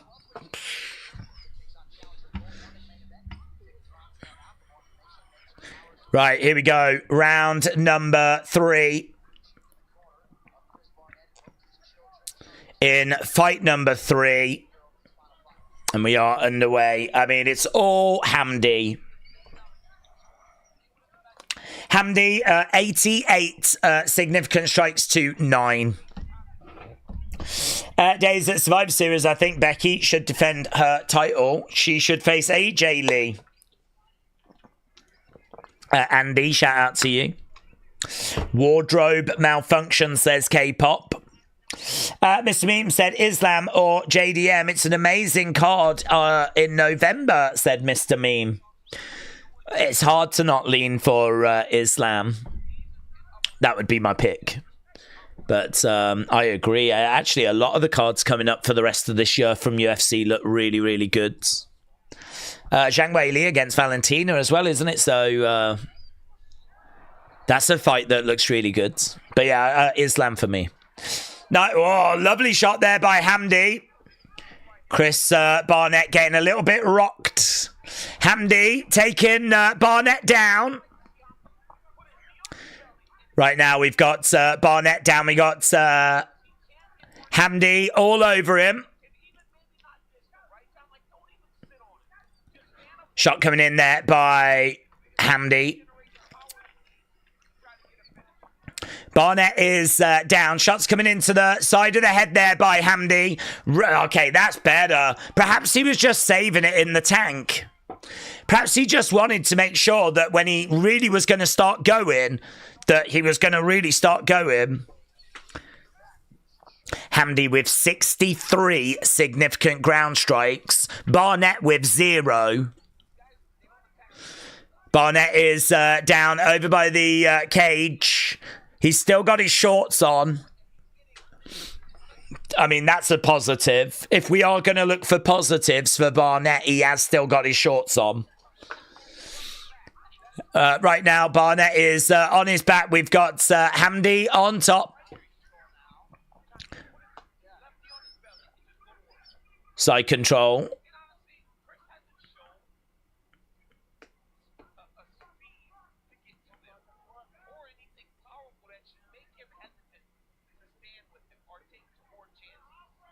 So Cormier is like, I don't know why Hamdi has not took more chances. Chris has not shown anything here that kind of suggests that you wouldn't take chances.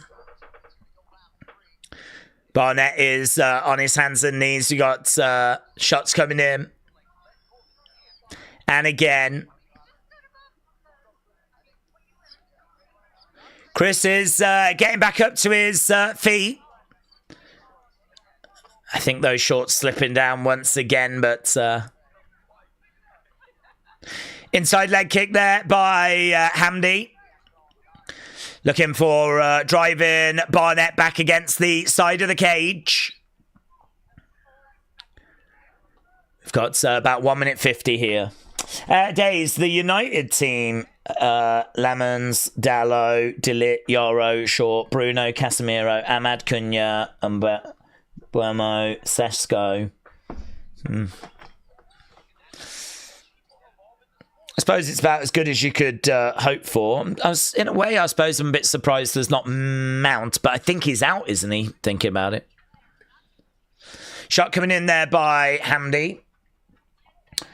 Page to return, I hope, said K-pop lover. Michelle, hello. Hope you're doing well. I just came to check on how you're doing, considering it's the middle of your sleep. I know, yeah. I know. And, you know, I did go to bed. I managed to get about 3 hours. Really was looking for more than that. Barnett down. Shots coming in there by Hamdi. We're doing the best we can, Michelle.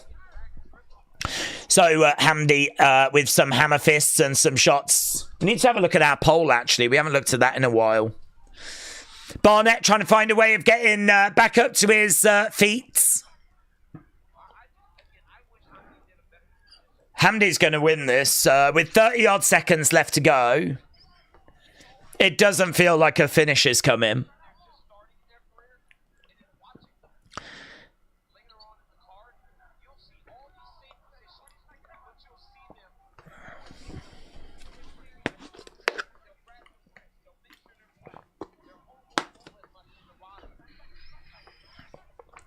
So Cormier's just saying, look, you're going to see all of this later, but you're just going to see those better heavyweights deal with these positions better.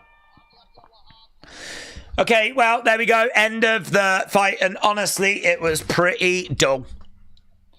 That was a bit of a slog to kind of sit through, to be honest with you. Chris Barnett offered pretty much zero. The only thing that happened in that fight is Hamdi dominated and did not find a finish. Chris Barnett just got beat up for 3 rounds. That was a really bad day at the office for Chris Barnett. That is one of those days where afterwards you might ask yourself, is this for me anymore? And to be honest, the UFC might ask that question as well. UFC, the best ever in history. Let's go, said Michael. Michelle, shout out to you. The real one, Dre, said, I used to watch you about 8 years ago when I was 10, and I'm 18 now. That's a lovely way of making a boy feel old. Shout out to you, my friend. I really appreciate all the support. And yeah, it's so cool when people say that they, you know, used to watch the channel. And I know that things have changed on the channel as time has gone by. But all the different phases the channel has been through have always been like so special. And who knows what the future's going to hold. I stopped collecting figures, but I'm into UFC, and I didn't know that you did UFC, said the real one, Dre. Yeah, we've done UFC watch-alongs since 2018. I think the problem for us is obviously we're predominantly a pro wrestling channel, a WWE channel. So, I mean, we're not very well known at all in the MMA community. So, you know, we're very much outsiders when it comes to this. We kind of always have been. But, yeah, I've been very blessed to have a lot of support and a lot of people that watch, like, the other stuff, that watch UFC as well. So, yeah, I mean, love it. Love UFC. I've watched it years and years and years. And as we said, been covering it on the channel since 2018.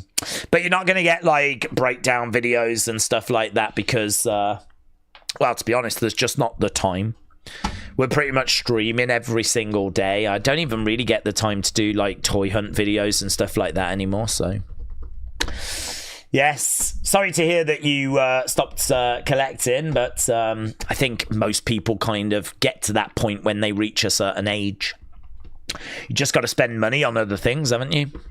Certainly in this economy. I remember I made a video for the collection video channel in 2016. Oh, did you, buds? That's great.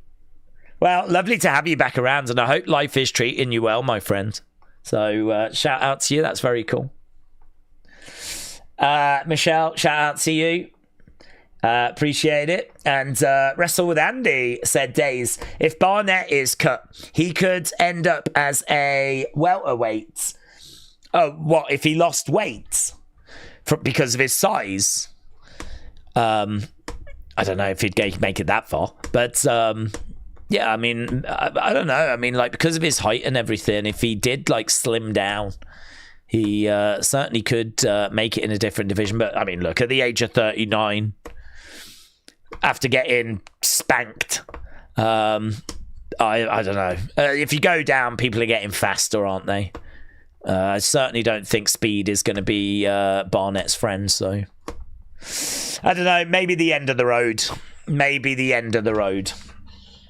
Okay, that was fight number 3. Let's go over to fight number 4. Nathaniel Woods against Delgado. So, okay, this fight is quite interesting, to be honest, because this could have a finish to it. I think there's a good chance of a finish. We're looking at 2 strikers. Delgado has got power. He's got good boxing. He does have finishing ability. Solid cardio. He is very fast. He's very accurate. He's very dynamic. He's very calm under pressure. He's patient. And he's got improving takedown defense. Nathaniel Woods, I mean, lots of experience. 9 wins, 3 defeats. He's won his last 2 fights by unanimous decision. He's got great boxing with great timing. He's got a really good long right hand, decent defense. Looks for counter opportunities. It honestly feels very, very close. You've got a technical pressure striker against someone that's got finishing ability and power, and someone that also has got good striking. This should be very technical. It should be explosive. I think there is a good chance for a finish. I don't think we've seen a finish, have we? I'm trying to think, in the 3 fights that we've had, I think they've all gone the distance. So I don't think we've had any finishes yet. So I don't know, maybe we get one here. This, I believe, is our main event of the early prelims. We've got about 19 minutes to go. So we're just getting the ring walks right now. Let's go and have a look, shall we, at this poll. We've been asking people their votes, their thoughts. What do you think about the main event? 77% of you think that Tom Aspinall is going to win by finish. 9% think Aspinall by decision. So that's 86% of people thinking that Aspinall gets the win. So Aspinall getting a lot of support this evening. A lot of support. And I've got Tom Aspinall winning as well. If you are watching and you've not left a like, not hit the thumbs up, hit that thumbs up. We're at 159. It actually says that in the bottom right corner. You can change that number by hitting that thumbs up. It does seem to make a difference. It does seem to help.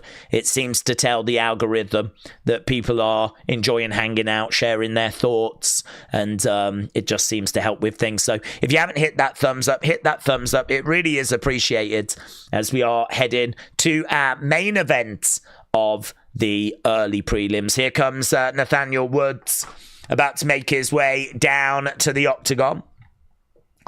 Marab is fighting Yarn in December, and that's going to be his 4th defense of 2025, said Mr. Meme. I like that fight, actually. I really like that fight. The real one, Dre, thank you, my friend. I really appreciate it. K-pop lover said Wood wins by a stiff uppercut. Nathaniel Wood, round 3, said bonkers. Paul said I got Wood. Has anyone else got Woods? Has anyone else in the community got Wood? I've got Wood. I've got Wood. And a lot of people would be really embarrassed to, like, say that, but not me. I really believe. I'm a big believer in Wood. And so I've got Wood. And Paul has got Wood as well. So me and Paul both have Wood at the same time. So, Paul, thank you, my friend. Keegan said, I've been up since 9, but I live in the US. I think Andy has got Woods as well. Michelle has got Woods. Really, Michelle? That is surprising, to be honest. That is surprising. I am very surprised that you've got Woods. Didn't expect that from you, Michelle. I didn't expect that from you. You don't get that so much from the females. They don't tend to get Wood, to be honest. William said no Wood, but I do have coffee brewing. Days, do you think tomorrow is the best British fighter ever, or Bisping? Huh? What do you mean? Tomorrow? Is there a new fighter called Tomorrow, buds?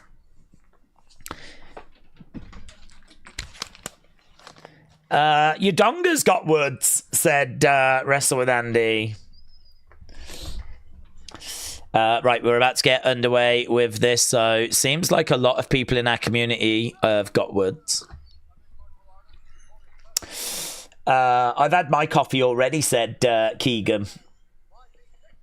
Tom, said Wrestle with Andy. Is Tom the best British fighter ever, or Bisping? It's hard, isn't it? Because, like, we haven't really seen much from Tom. I think someone said he's had, like, 16 minutes fight time, which is mental.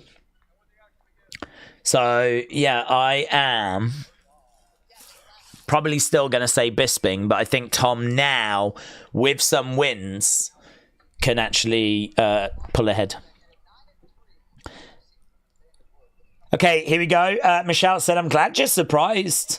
I rise to every occasion. Very good. Very good. Okay, here we go. We are underway.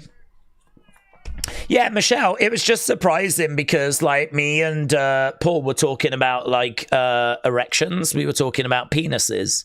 I wouldn't have expected you to have had a penis. So that's why I just wanted to explain that's why I was so surprised. So, yeah, just crazy. But thank you. Oh, right, we've got right in the dong. Right in the dong. Right in the Michelle. We've got a low blow there by, I think it's Delgado. Yeah. Well, it looked like it was up her thigh, actually, but I suppose it depends how big his Michelle actually is. John Manick said, you've got to take the athlete's word for it. Nathaniel Woods. Here we go. We are back underway.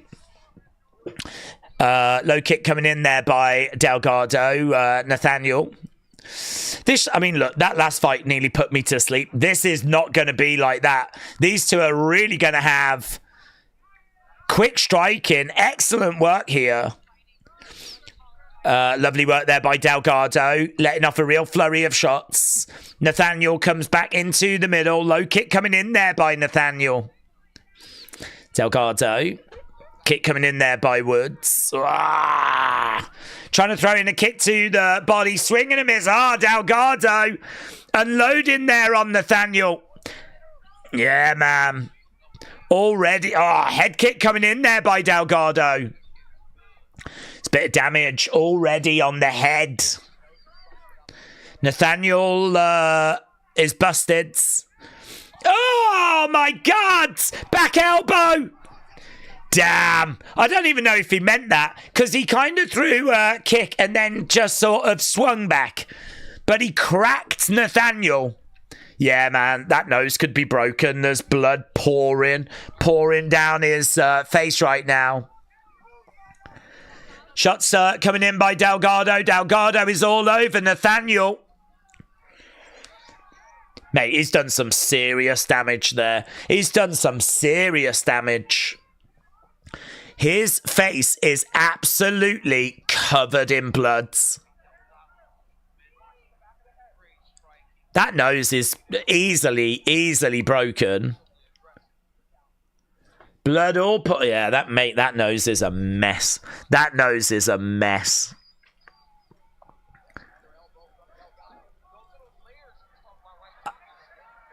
I mean, I don't even know if Nathaniel's going to be able to breathe right now. Delgado has just busted Nathaniel's face.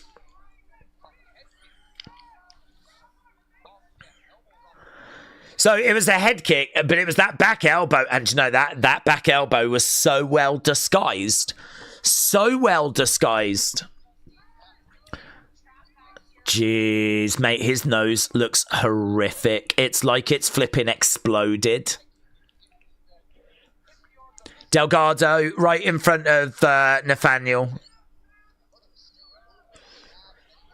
I mean, Nathaniel just trying to slow this pace down. I mean, look at this, 47-8, 47-8. Delgado just doing so well. Oh, mate, such a big swing and a miss there by Delgado. This is a hell of a fight. Very exciting. Delgado only 27. Oh, Nathaniel. Lovely shot there by Nathaniel. Delgado goes down. Yeah, that was really good. Nathaniel has now knocked down his last 3 opponents. Mate, the striking in this is so captivating. Nathaniel is just still in there. This is like 2 dogs going at it, man. This is so good. Delgado on the outside as Nathaniel. Outside leg kick just misses.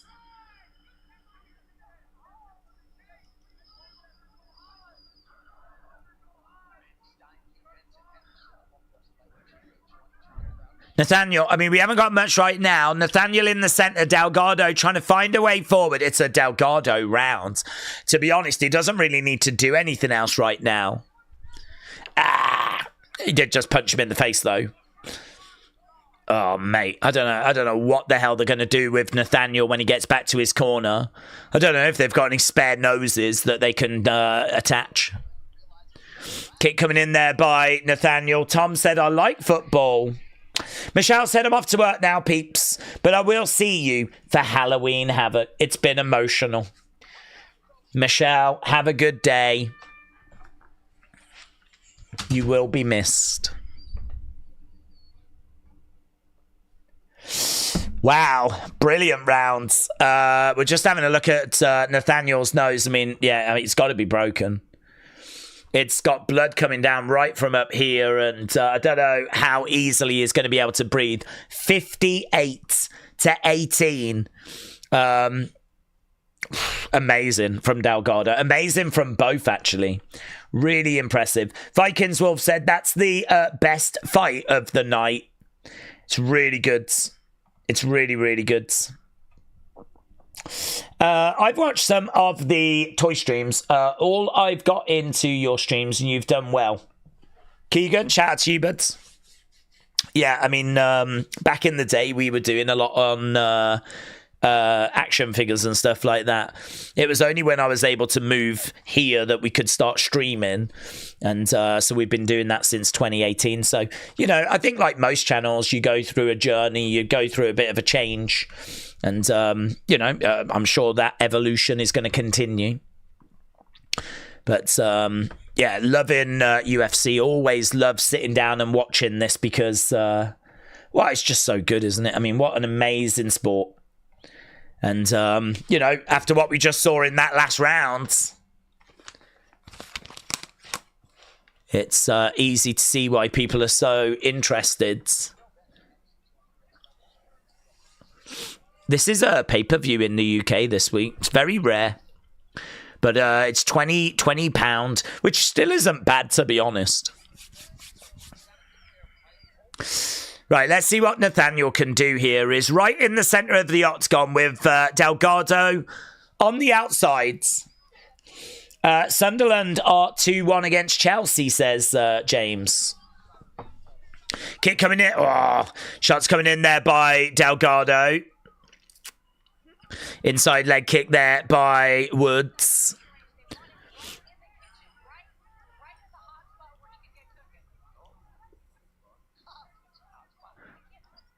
Delgado.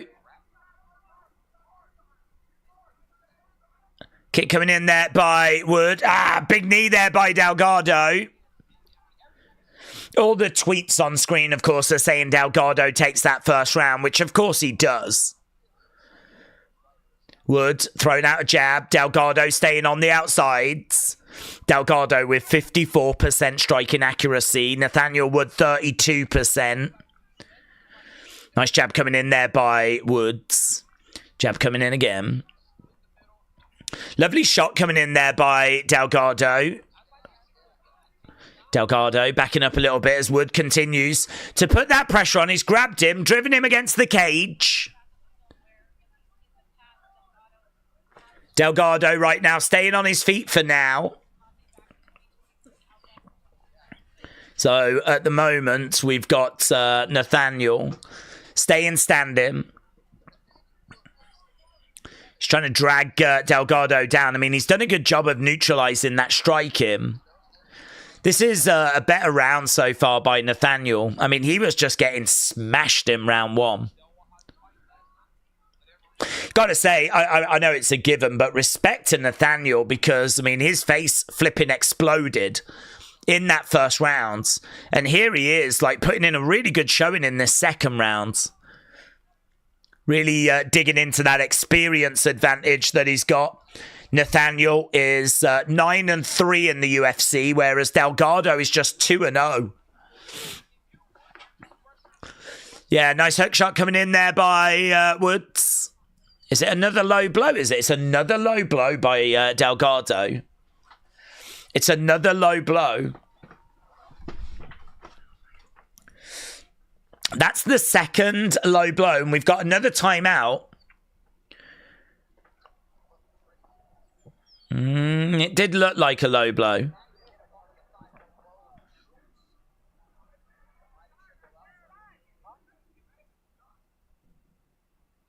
I don't know if Nathaniel was just asking there if there was going to be a point deduction.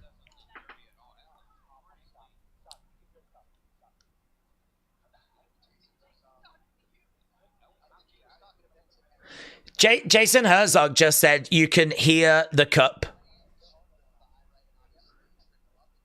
Okay, so Jason Herzog just said there's no more accidents.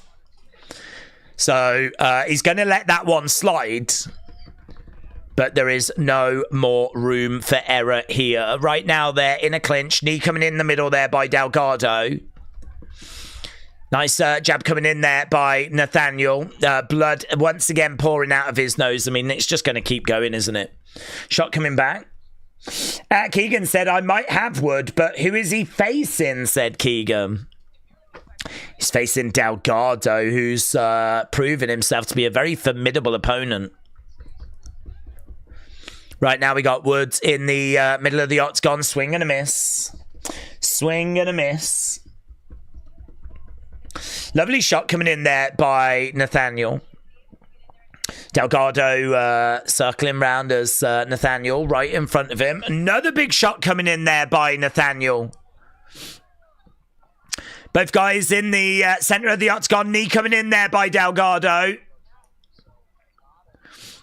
Kick coming in there by Nathaniel. Delgado staying on the outsides. Yeah, round two, significant strikes, 21-20 for Nathaniel. I think he's done excellent to neutralize the threat of Delgado. There is a little bit of concern that Delgado might just be showing a little bit of slowdown. He does tend to have good cardio, though, so I wasn't expecting that. Jab coming in.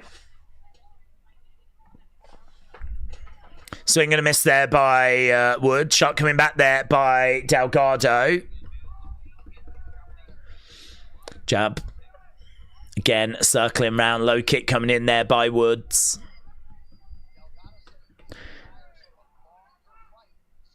Yeah, Delgado getting that. We're going to get to the end of round number 2. There we go. This round is looking a lot closer, said Vikings Wolf. It is. It is. It was a much better round. I mean, I would even go as far as to say that was actually a Nathaniel round, which, considering the disaster that was round 1, for him to find a way back in round 2 is very impressive. And he probably has the momentum now. I mean, has he cracked the code? Has he got the path to victory? I think it's a very impressive comeback. Very impressive. Noah said, where can I watch this live? Well, I mean, here in the UK, it's on pay-per-view. In America, I believe it's on ESPN. Illegal streams, I have no idea. You could try watch wrestling, but I'd imagine it's probably a little bit unpredictable. Poor Nathaniel, he'll get through it, says Keegan. Rydag said, UFC Saturday mornings just don't have the same feel. It's just too early. Nah, I can understand that. I can understand that. Hopefully, though, by the time we get to that main event, it's not going to be too early at that point. I mean, these fights right now in America, it's like 12, it's midday, isn't it? We're probably looking at, I don't know, what we're looking at, another 2, 4, maybe about another 4.5 hours, roughly. Adam Martin gave that second round to Delgado. So did Dovey. Bisping said, this is a great fight. Wow, people are still seemingly thinking that Delgado is the pick. I thought Nathaniel did really well in that second round.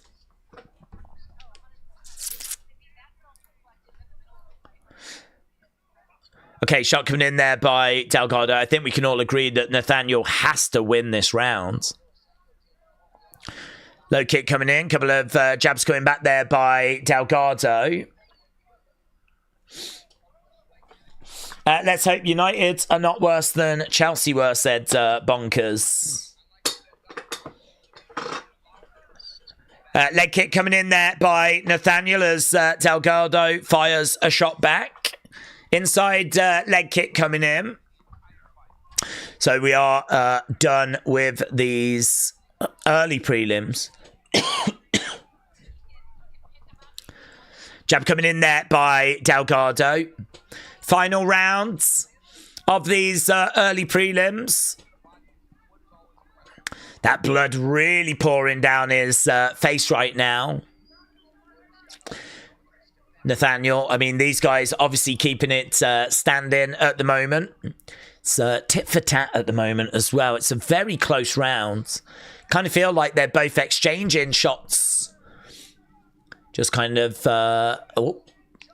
leg kick coming in. Nice hook shot coming back there by Nathaniel. Knee down the middle there by Delgado. I think Nathaniel has done so well. I think that first round he gets absolutely smashed. And then it's been a much more competitive fight in round 2 and round 3. I think he's doing a really good job. Continuing to move forwards. People did not expect this to go the distance, but it really looks like it's going to. Kick coming in there by Delgado. Heavy shot coming in. Jab coming in there by Woods. We got 2 minutes to go. Until the chat gets up to a certain point, bots stay away. They only affect it when the streams get more popular, said William. Yeah, we might get those coming around later. I think this show is going to be a bit of a weird one as people wake up, kind of really dial into that main show. I don't know that people are getting up early to watch this, to be honest. Nice takedown. Right now we got Nathaniel is grabbing a hold of Delgado. Wood in a seated position. I know that we are fixing up for later, but got to see Brentford's. Right now we got Wood getting up to his feet. This is fight of the night, said Jersey's finding. Oh, definitely. The pace of it, I would say, has just slowed a little bit in this round, though. That first round was absolute fire. I think this is very, very close on significant strikes. I don't think there's going to be a great deal in it. And actually, we've got significant strikes on screen. 27-22 in favour of Delgado. 58-18 was round 1. 40-odd seconds go. Wood's going to need to do a little bit more here. I think if you look at the fight overall, I think Delgado. Because, I mean, that first round was amazing. He's got to do a bit more.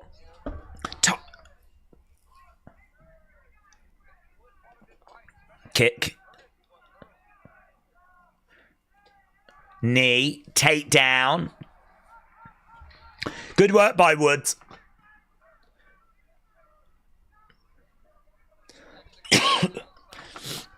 Time almost up. And there we go. There we go.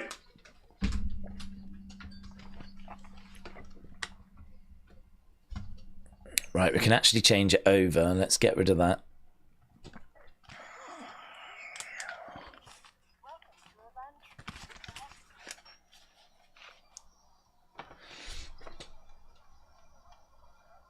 Okay, so end of the fight. The final rounds just kind of drifted a little bit.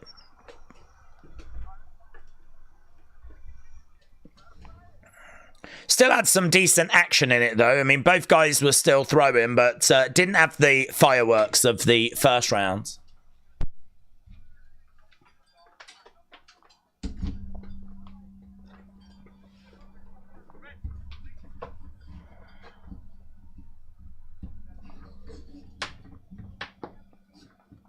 Nice.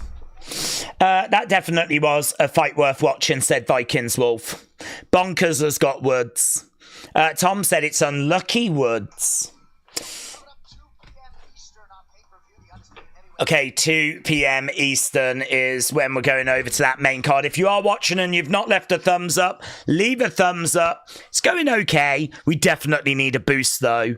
We always try to be at around about 500 by the start of the main card, and it does feel like we're going to be off that again, but you know, we can only do what we can do.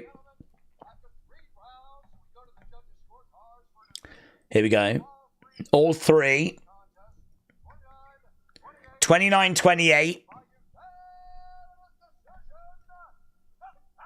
Wow. Nathaniel Wood gets it. Nathaniel Wood gets it. Wow.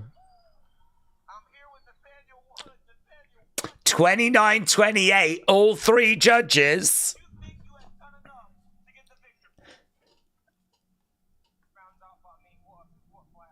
Wow. I mean, he loses that first round. That second round felt like it was Nathaniel's. I wasn't, well, just. And that third round was close, but I thought Delgado would probably get it.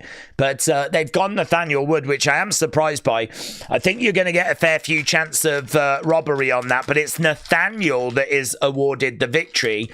All three judges going 29-28. That is Delgado's first defeat in the UFC.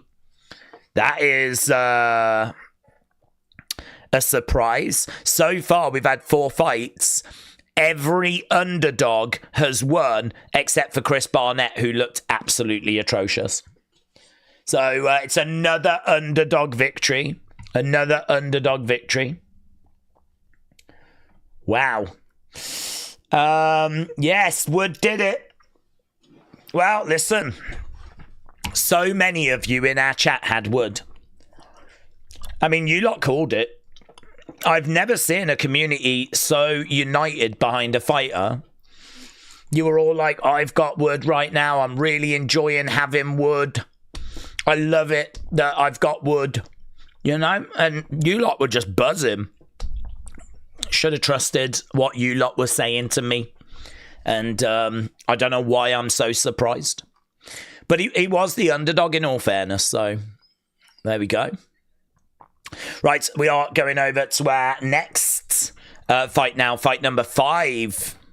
Fight number 5. This is going to be, I think it's the heavyweights again. It's Walter Walker against Louis Sutherland.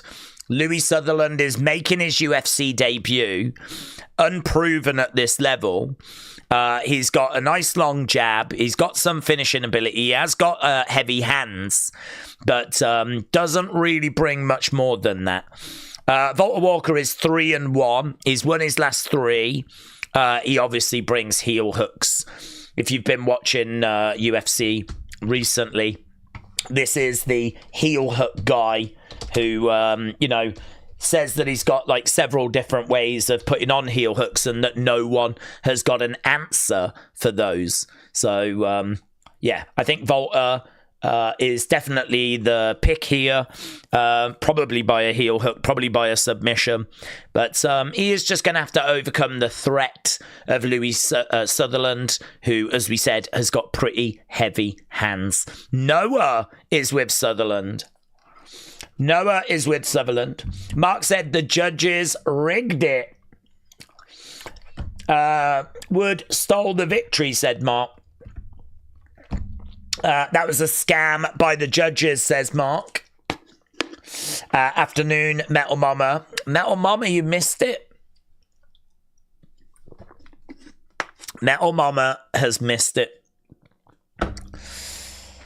If you had been here, Metal Mama, just moments ago, you would have seen that pretty much everyone in this community had Wood. And you missed it. Welcome, though. Afternoon. Right. Walker won't know what has hit him, said Tom. Because this guy is goods. Well, I'll be honest with you, I don't know much about him. Only from the bits that I've seen. He can strike. He's got power. He's got finishing ability.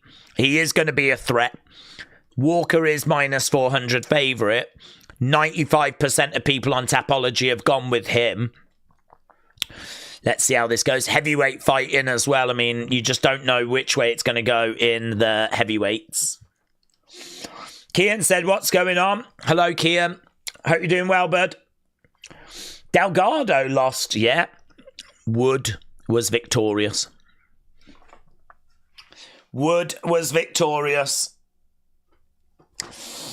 But Sutherland trains with Tom, says Tom. Yes. A split would have been more reasonable. Round 2 was close, said AB Jobson. Hello, Kian. Hope you're doing well. William said, except me, I did not have Wood. Very unusual. Very unusual. Okay, here is Louis then. Louis is making his way down. One of 3 active British heavyweights. Shout out to everyone in the chat. If you are watching and you've not left a like, hit that thumbs up. It is greatly appreciated. As we are heading towards the main card, we are now just an hour and 45 minutes away. We're getting ever closer towards that main card. Louis Sutherland is on a 4-fight win streak. He's got 7 first-round finishes. He's finished 8 of his 10 wins, all coming by knockout. So, and he is making his UFC debut. He's making his way down. I am all in with Dern. She was ripped at the weigh-in, says William. AB said, I think that Laura said that Wood can stir the sauce with the best of them. What with? I left a like for my Ninja Day, said Aubrey. Aubrey, thank you, my friends. Appreciate it. Louis is inside the octagon. Just waiting now for Walter Walker to make his way down. Here he comes. This is obviously, as many people know, Johnny Walker's half brother. And so he is a little bit different, though. They don't fight the same. He's got like some wrestling, but it's kind of like very Russian. He is obviously a Brazilian. One of 6 active Brazilian heavyweights. So definitely one for the future. He's only 27. 3-1 in the UFC. He's on a good little run as well. Kian said, I'm doing okay. I've been playing Fortnite. I finally have a Wednesday Addams skin on the game and I'm excited. Can't wait for Halloween Havoc and I hope you're doing good. I'm doing good, but... AB said, I had it 3-0 Delgado. Could have been 29-28. Well, he lost and you need to accept that because you're just in denial. You're just a hater. You're a wood hater. So you're just upset because everyone else had wood and you didn't. That's what it comes down to. Here's Walter Walker then. 7 first-round finishes. Finished 10 of 14 wins with 6 knockouts, 4 submissions. He's got the second most heel hook submissions in UFC history with 3. And he's only got 3 wins to his records. I mean, this is just his go-to. This is absolutely what he goes to, and I will not be shocked if he gets one here as well. Based Street Racer, shout out to you. Metal Bomber said Fortnite is the best. I've never played it. Metal Bomber, aren't you a bit old for Fortnite? I thought it was like something that like 12-year-olds played. 12 to 15-year-olds. Days, hope you've been doing well, said Adam. I'm doing good, thank you, bud. I'm doing good. Prediction, Walker, decision-based judging. Delgado got yanked. Hello, wrestling fan. Hope you're doing well, buds. There's Louis getting his intro. We're about to get underway. Metal Mama says, lol, no. What if I ask ChatGPT? What's the average age of someone that plays Fortnite? What's the average age of someone that plays Fortnite?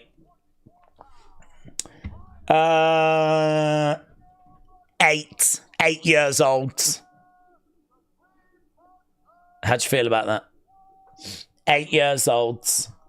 Tends to more be males that play than females. What are you? You're like what, 50-something-year-old woman playing Fortnite? Come on, mate. Yeah. It's not for you. There's things in this world that are just not for you, and that's one of them. Right, here we go. About to get underway. Walker against Sutherland. Also, as well, I don't know if UFC's for you. This is very violent. There's a lot of women out there that aren't going to want to see blood and stuff like that, you know. You will probably be happier with Real Housewives, which I think is on the other channel. We just don't do a watch-along for that. Because we enjoy blood, because we're men. Let's go. We like violence and sexism. That's what we're into. Oh, big shot there by Walker. Sutherland looking for a takedown. Managed to get Sutherland over by the fence. So right now in a seated position. Kendall said, Days, serious question. Yes.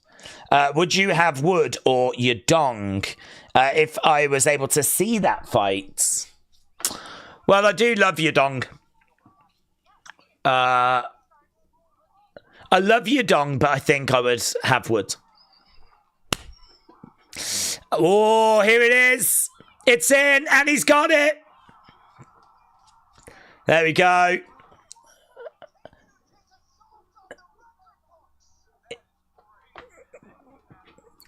Is it crazy that it keeps happening?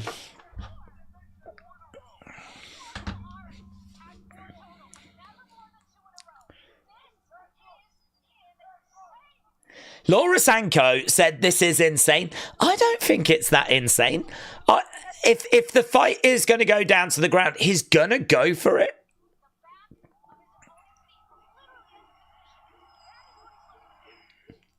So he wins. We've got to finish. Walker with the heel hook. So he managed to get him down in a seated position.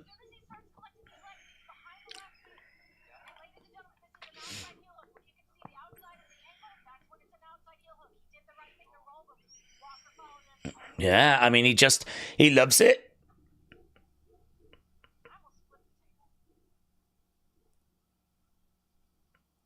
Yeah, taps him out. There we go. Louis wasn't able to put up much defense. It's a first round finish.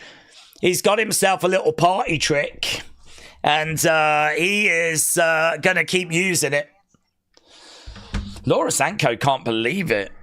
She is in absolute shock that someone would get 4 heel hooks, which, I mean, it is a surprise that he's managed to get them in a row.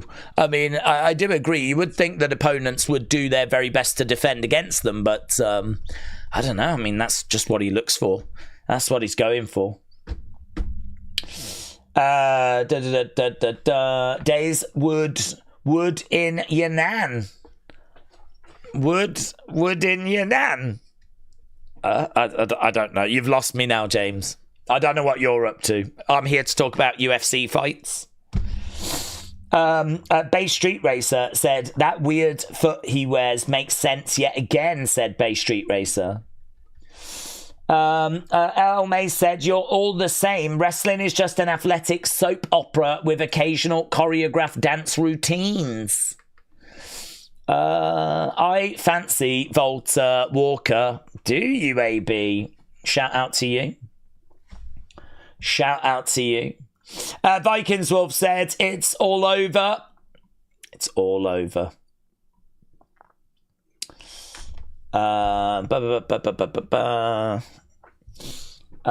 He is scared to fight me one-on-one on Fortnite. Is that where your battles go down, Metal Mama?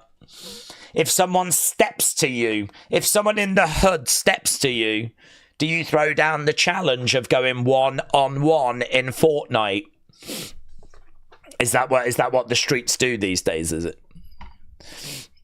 Respect.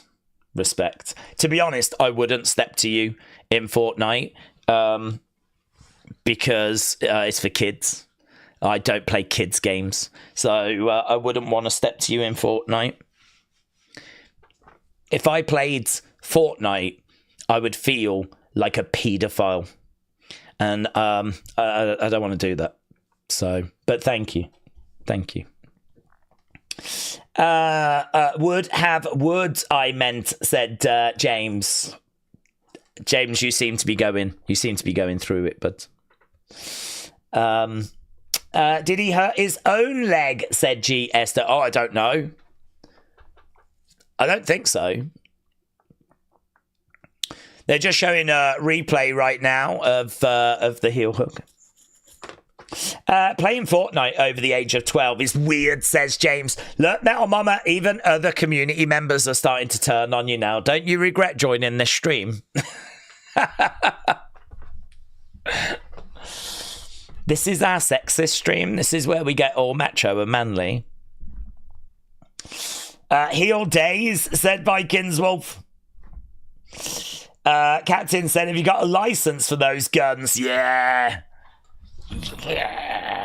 Let's go. Metal Mama said, James, don't be a loser like Days. That's it. Fight back. Fight back. Please leave a like set. Yeah, guys, Metal Mama, I hope you've left a like as well. Actually, Metal Mama, there was a I'm not scared, says Metal Mama. Well, Metal Mama, if you don't mind just leaving a like on the thumbs up, it'd be greatly appreciated. If you enjoy the banter that we have, leave a thumbs up. It really is appreciated. Love you guys. Appreciate it. Okay, so that was fight number 5. We're moving on to fight number 6. We've got 13 fights tonight. So it is Klein versus Rebecca. The stream makes me want to go and lift something heavy like a man, said Aubrey. Yep. Yeah. Same. I mean, I'm not going to, but it does make me want to. Which, to be honest, other streams don't. So, in all fairness, you know. Yeah, they just keep showing the replay. It was very impressive. A middle finger, of course. You can have 2 of them from me, says Metal Mama. Well, I don't know why you like that. I don't know why you've joined the stream with such a bad attitude. There is Walker just making his way to the back. He is celebrating with the fans. Days is the best. Julie, thank you, my friend. Shout out to you. I am very popular with the female community. Moldy Spoon said Tom Aspinall wins via DQ because Gane is going to use a barbed wire chair. Moldy, hope you're doing well, my friend. Days, I might be getting a custom Jenny Ortega Christmas bauble. Well, of course you are. I have no doubt that you will. And the Wednesday sticker book and another canvas. I mean, you only need like a picture of her, and I would argue you don't even need that, to be honest. Do you know what I mean? Like you can just imagine her. Do you know what I mean? What about if you like meet a lovely young lady or fella, I don't know, and bring them back, and do you know what I mean? It's going to be like that weird scene where you turn the light on, it's just all Jenna Ortega in your room. That's going to be awkward, isn't it? You're going to have to explain that. You're going to be like, don't worry about the Jenna Ortega thing. You know, you want to, do you know what I mean? You want to think about that. You know, you meet a nice young thing, bring it back. You know, again, I don't know, boy, girl, to each their own. And you just got to think about these things. Yeah. That's why in my room, I just have weights. And I have guns and things like, not like loads of guns, but just a few guns and alcohol and man things, fishing rods, stuff like that, you know? Because then if you bring a young lady back and like you turn the light on, she's like, oh, okay, is into guns and lifting weight. This is like such a manly man. And I'm like, yeah, I am. Like that, and they feel like they've made a good choice. You know, they haven't. They've made a horrific choice, but they feel like they've made a good choice. Julie said, Days, I'm on holiday. Well, I hope you're having a very good holiday, my friend. Days, Gary Neville has been announced as the latest inductee into the Premier League Hall of Fame. Well, very good. I think he deserves it. Metal Mama said fishing rods are not manly. I think they are. I'll ask ChatGPT. Hang on. ChatGPT. Hang on. I mean, you said this about Fortnite and you was wrong. Are fishing rods manly? Let's see what ChatGPT says. This depends on how you define manly, but culturally, yes. Fishing rods and fishing are seen as a manly pastime. Metal Mama, did you decide to wake up today and collect L's? Is that what you decided? Did you have a look in your sack of L's and it was empty? So you thought to yourself, I'll go and get some of them today. I'll stop by the UFC stream on Daisy's channel. I'll fill up my bag. Yeah, I'll fill up my sack. I'll get some L's because I'm running low. Is that what's happened? Fishing rods aren't manly. What the hell? What, you go down the bank and it's nothing but skirt? Hey, you go down there. Just women as far as the eye can see. Yeah.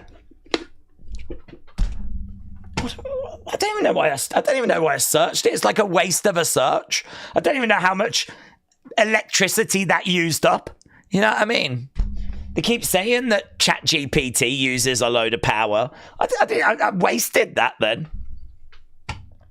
Some village is going to go without power now because I just looked for a very obvious answer. Many fathers and sons, or even just groups of men, fish together. It takes skill and patience. Something that most women don't possess. Not my words. Not my word. The words of ChatGPT. Wow. That's sexist. Even I think that's sexist. That is sexist. The interview was hilarious, said AB. It's one more for the good guys, said Aubrey. To be fair, I could see Days playing Fortnite before he ever picks up a fishing rod, said GS Dub. Don't know what you're on about, mate. I'm not 8. But equally, I'm not 78. I feel like if you go fishing, you've got to be an old boy. You know what I mean? You've got to be an old boy. You've got to have one of those knitted jumpers with, like, holes in. Although, I think you also have to have a beanie. So, and a bit of a grey beard. I am so close to being a fisherman. I'm actually closer than I've ever thought. I'm probably just some waterproof dungarees away, if I think about it. You put some yellow waterproof dungarees on me. Do you know what I mean? Arctic fishing. Here I come. Deadliest catch. That might be my future. If this goes sour, if we keep getting disruptive people in the chat like Metal Mama, then, we might call it quits and I might just go off and work with Deadliest Catch. Maybe that's going to be my future. I probably went fishing more than you guys have. I have at least put the worm on the hook. Is that a sex thing? That sounds like a sex thing. Is that a sex thing? Putting the worm on the hook. But doing it in a boat. That's what it is, isn't it? I speak the lingo. I understand what you're saying. You had sex with one of those old boys, didn't you? The 78-year-olds with the jumpers that have got holes in and the big beards that have got, like, tobacco in. Tobacco juice dribbling down. And that's slang for putting the worm on the hook. I think I've seen some adult videos called that kind of reenact those kind of things. I feel like Days would own duck boots, said Aubrey. I very much could. Right, we are waiting for our next fight. I'm not ignoring the next fight just to have this, what I like to call banter. We should be going over to that next fight very, very soon. It's going to be Ludwig Klein against Rebecca. This is lightweight. Klein is 72% of people on Tapology have gone with him. We did just have a first round finish though, so that's probably why we've got a bit of a delay because of that first round finish. If you are watching, if you are a fan of fishing or a fan of Fortnite or a fan of women, just like me, leave a thumbs up. It is greatly appreciated.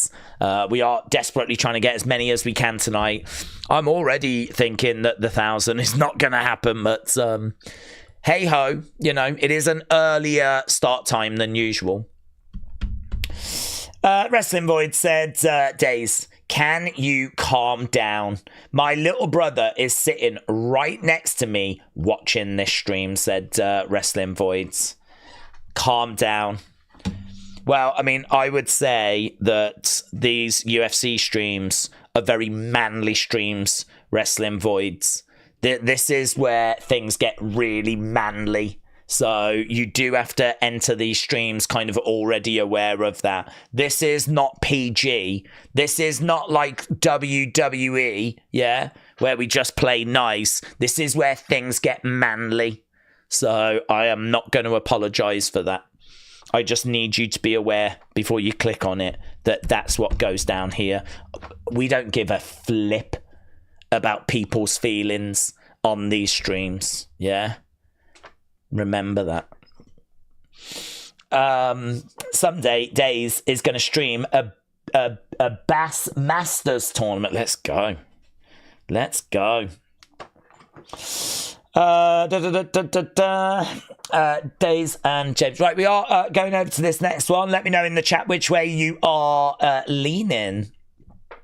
Days loves dongs. You might see a few few on these streams, says Metal Mama.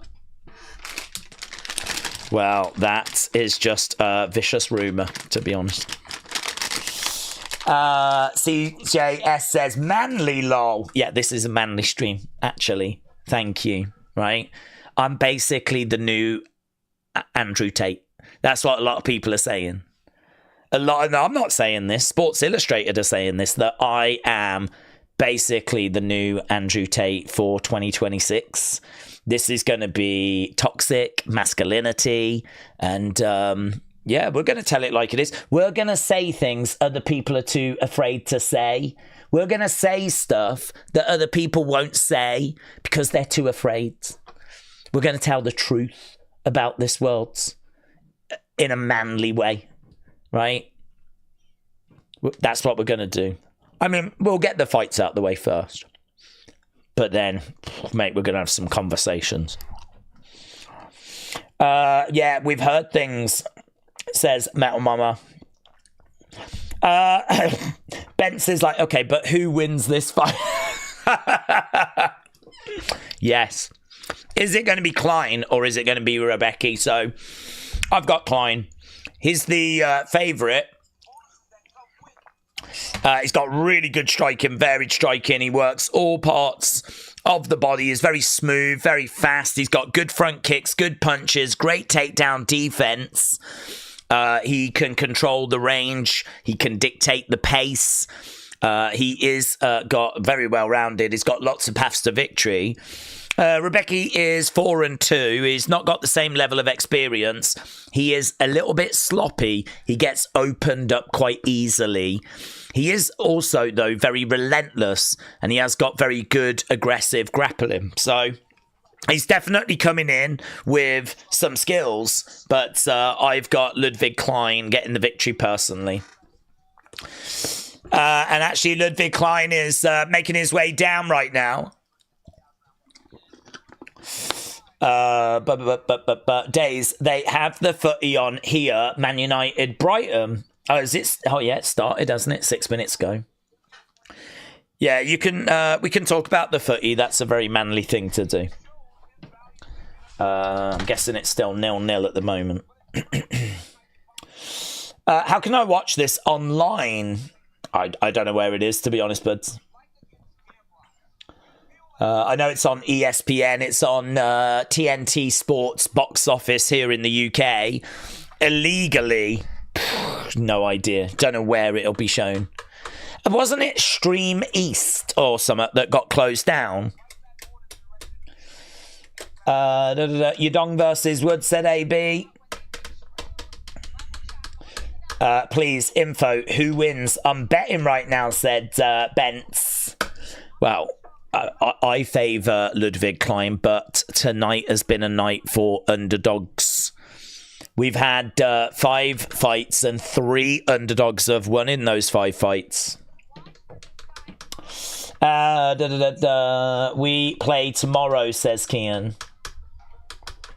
Okay, we're about to get underway with this one. There was a bit of a delay there because, of course, we just had a first round finish. Has Rakic? No, it's about to get started. This one, they're just doing the intros right now. So we're about to get underway with the start of this.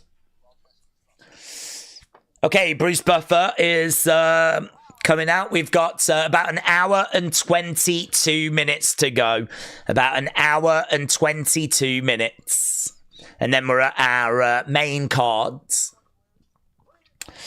How about Umar? Yeah, well, I've got Umar winning. I don't feel like there's much doubt there. I think he is the biggest favourite on the cards. So, totally expecting Umar to get the victory. Okay, so just getting the intros.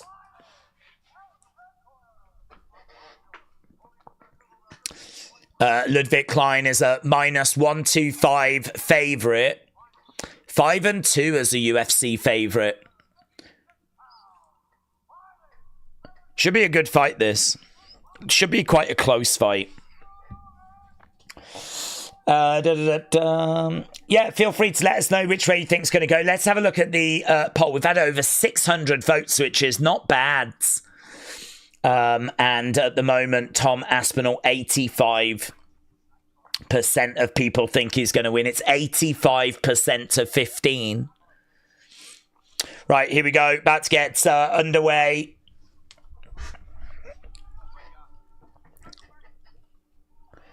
Okay, these two are going into the centre, and we are up and running with fight number 6.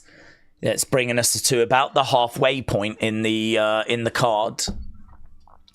Klein circles round, goes into the centre. We got Rebecca with a kick down the middle. Klein in white. Rebecca in black shorts. We got lovely shot coming in there by Klein. Klein again circling round, kick down the middle there by Rebecca. Klein again circling around. Oh, lovely. Oh, he's really rocked Rebecca there. Klein coming in. Pop, pop. Klein really rocked. Yeah, really, really. Jab coming in there by Klein.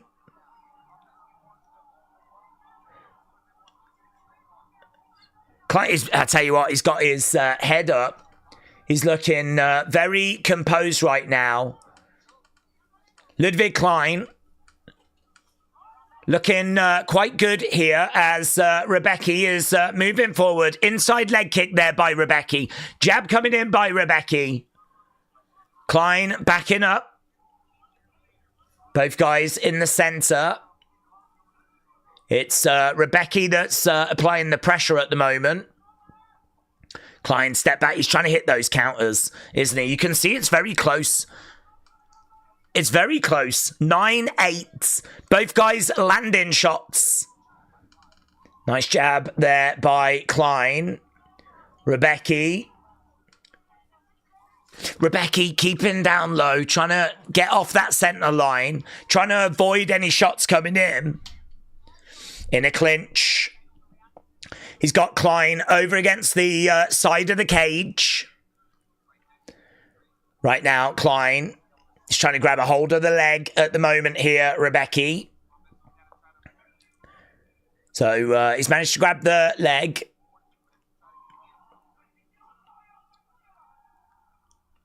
No joy at the moment. Klein on the feet still. Rebecca has got him on one leg. Shot coming in there by Rebecca.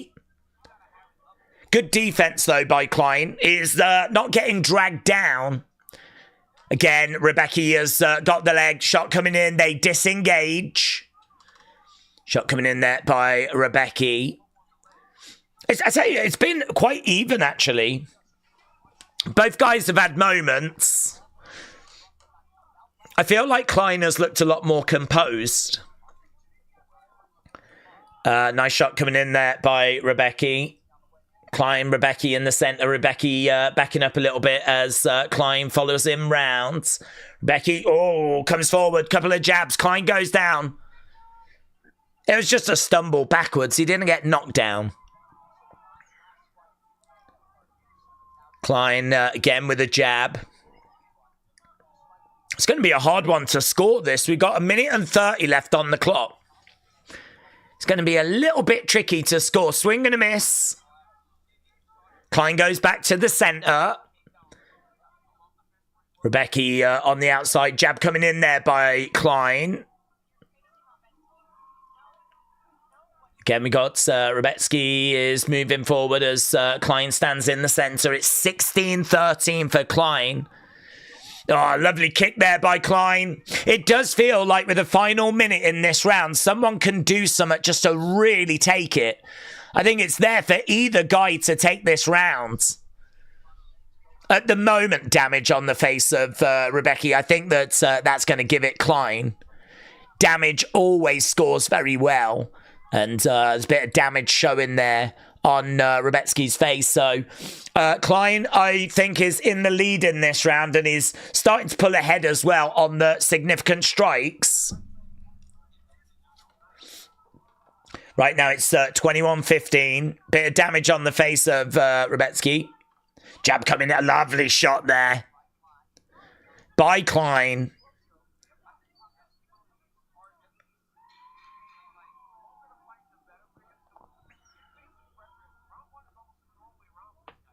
Okay, so Cormier is saying that Rebecki's going to be feeling okay after that, but he has taken some punishment. Trini, hello. Hope you're doing well. Trini said, I'm setting up the new phone and I am transferring iCloud data. I hope it goes faster when I'm not online, so I'm in and out. Well, Trini, shout out to you. Just a word of warning, this has proven to be a very manly stream so far. So I hope you're not easily intimidated or offended, but you were very much welcome here, of course. So shout out to you as we're done with round number 1. 1-0 Klein, said Jake. Bay Street Racer said, I miss Rogan's commentary. Sanko ain't it. Bay Street Racer, that's a very manly thing to say. Metal Mama said, watch out, it is a manly stream. Yeah. Metal Mama has struggled a little bit, but I think she's got there now. So it does take a little bit of adjusting and adapting for the females in our community for these manly streams. But I think it's worth it when you do put that work in. So right, we are underway. Round number 2. Trini said, a manly stream with you at the helm. I've got to see it to believe it, Days. Yeah, you see, that's good. That's good. That's a manly response. That's what we call in the industry as banter. And it goes down well round here. Shot coming in there by Rebecki. And again, another shot. Klein in the middle. As right now we are underway with round number 2. Now, I've given Klein round 1. Yeah, he is kind of picking him apart. That gap is 12 significant strikes. Yeah, lovely. Kick coming into the body there by Klein. Trying to go upstairs as well. Jab coming in there by Klein. Big knee to the body. Klein in the middle. Oh, lovely little hook shot. Really good work. Couple of shots going upstairs. Rebecki hasn't had any answers for a while now, and Klein has really opened up that gap. Look at that. 40 significant strikes to 22. Jab coming in there by Rebecki as Klein circles rounds. Nice, looking for a takedown. Rebecki trying to drive Klein back against the cage. And right now we got Klein up against the fence. William said we talk about hunting, fishing, chopping wood, riding dirt bikes, wrestling, and fighting in cages. Yeah. Hammer fists coming in. Okay, Rebetsky has taken down all 7 of his UFC opponents now. There was a takedown there, but Klein manages to get right back up to his feet. Lovely hook shot and a straight shot there by Klein. Rebetsky is... lovely left hand there by Klein. You can see the damage on the face of Rebetsky. Nice work there by Rebetsky, though. Left hand downstairs, right hand upstairs. I don't know what that is. Mouthpiece came out. Blood all over the face there of Rebetsky.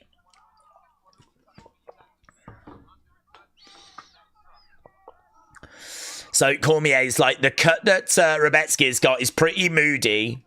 Rebetsky, though, looking like he's having the better of the second part of this round, actually. He's the one that's moving forwards. Taking the fight to Klein. Got caught. Lovely work there by Klein. Bang! Straight down the middle. Lovely uppercut. And Rebetsky was really wobbled momentarily. That was nice. That was manly. Kick coming in there by Klein. Keegan said, I went with Walker. Very good. William said 628 votes is insane. Well, we're doing well on the votes, but we're not doing so well on the likes. I don't know. I mean, we've been so nice to everyone. I don't know why we're being so badly treated.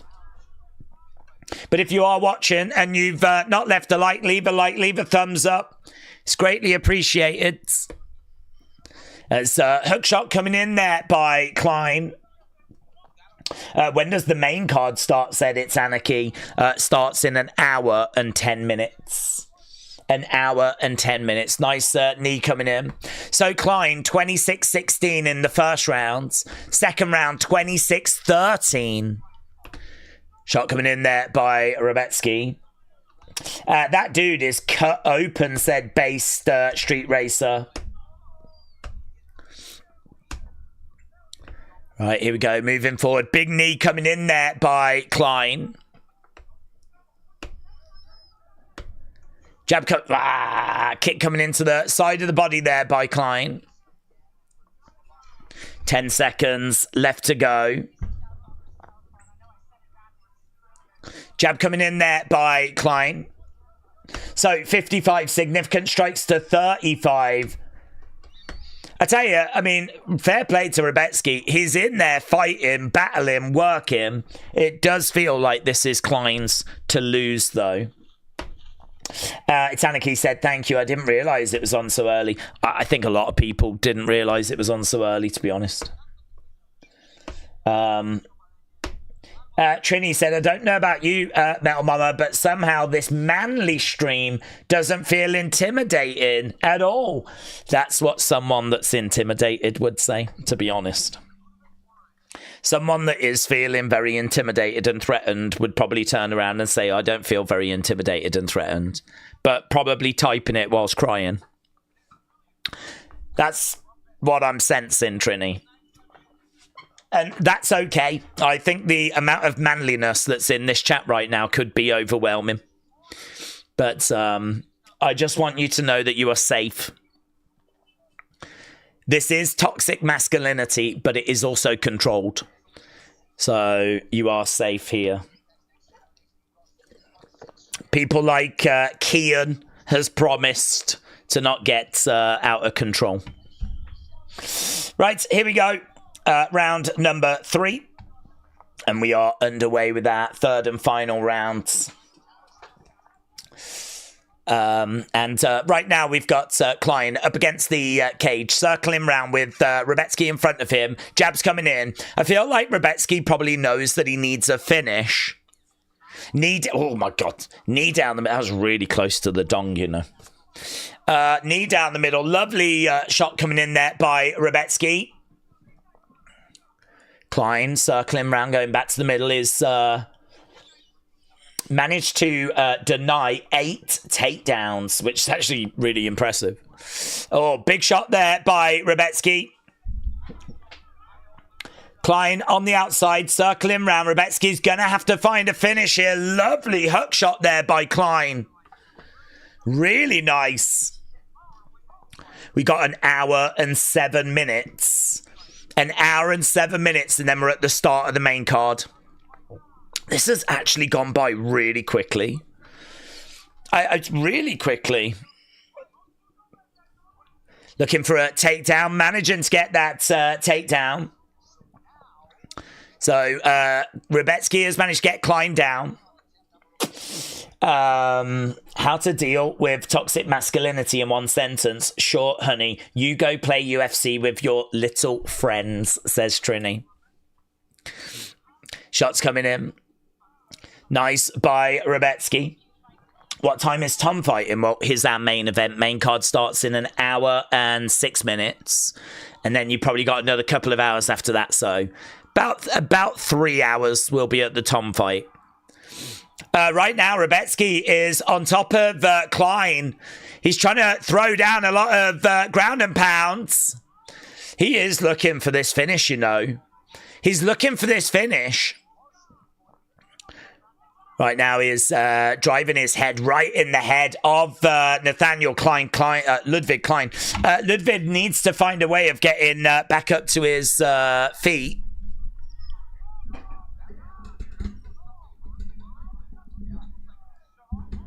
So Cormier said it's a bit weird.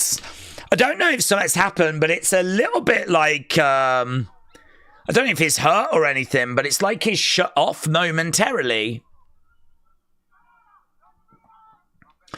Shot coming in there by Rebetsky. Again, digging in these shots. He's having a really good round here. He's having a really good round. Just over 2 minutes to go. 2 minutes to go. We got 1 minute 55 on the clock. Keeping it chest to chest at the moment. There is a lot of blood. There is a lot of bloods. Yeah. Yes. Here we go. Look at the bloods. Yeah, this is what we wanted. Oh my God, they are bathing in it. Oh, look at that. He's got his head. He's like wiping it on the mat. And it's just leaving this smudge. Oh, look at it. Look at it. Oh, wow. He's trying to get a bit of ground and pound on the go. Look, mate, that is so much blood on the mat. So good. Cormier's like, this is crazy watching him after the amount of damage he took. It's a real shame, actually, because he's lost those first 2 rounds, but he is so good in this round. He's got 50 seconds to find a finish. And he really is looking for that finish. Oh, mate, the elbows! Bang! Bang! Raining them down. Oh, so good. 31 significant ground strikes by Rebetsky. Bah, bah, bah. Throwing them in. Bang. So nice. Really good work. I don't think he's going to find this finish. Is it 1-0, James? Elbow coming in there by Klein. Look at the bloods. Look at the bloods. Ladies, turn away. If you see this, you're going to be feeling a bit queasy. But for us manly guys, this is what we tune in for. AB said, Rebetsky is such a durability merchant, and I love it. Kendall said, I can't wait to hear the toxic masculinity conversation during the co-main event, says Kendall. Kendall, I can't quite tell. Is that a male or a female name? It feels, I don't know. I feel like it might go both ways. I don't know. Whenever I'm talking to ladies, I always try to turn the toxic masculinity down just a little bit. Just a little bit. So I need to know who I'm talking to. I can't turn it off, though. Not on these streams, because that's what these streams are built on. And when you're watching people get busted open and bleeding like there's no tomorrow, it just brings it out even more, doesn't it? And that's exactly what we got in that last fight there, with some pretty impressive ground and pound. Jake said 28-28. This could be a greasy 10-8, said AB. Trini has put a laughing face emoji. But there are tears. I think it's laughter. I'm not sure. It could be crying.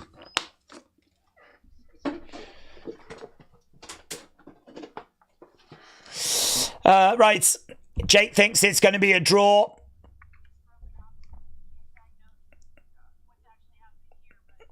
All right. They're saying that something might be broke.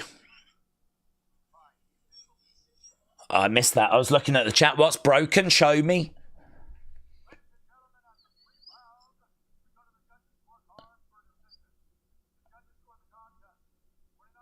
$29, 28, 28, 27.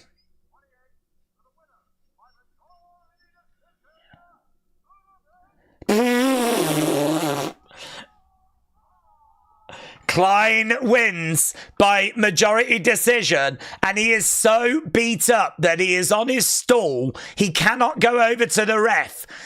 He's on a stool and he's just absolutely broken.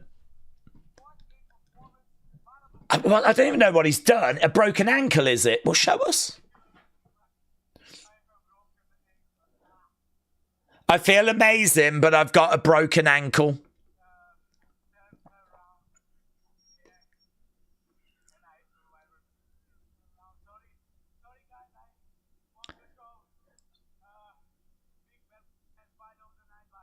Cormier gets a flannel, puts it down, kneels down so he can get a bit closer. So a broken ankle. I think if you've broken something at the end of the fight and your opponent hasn't, I think you should automatically lose. Because if we was to carry on going now, he ain't going to win. Not with a broken ankle. He's going to get absolutely murked. I mean, do you know what I mean? If we was to keep... If this was a 5-round fight, he wouldn't win. He's got a broken ankle. Having the winner sitting on a stool, going like, that's not manly enough. That's not what we're looking for. Yeah. Sat on a stool celebrating away with a broken ankle.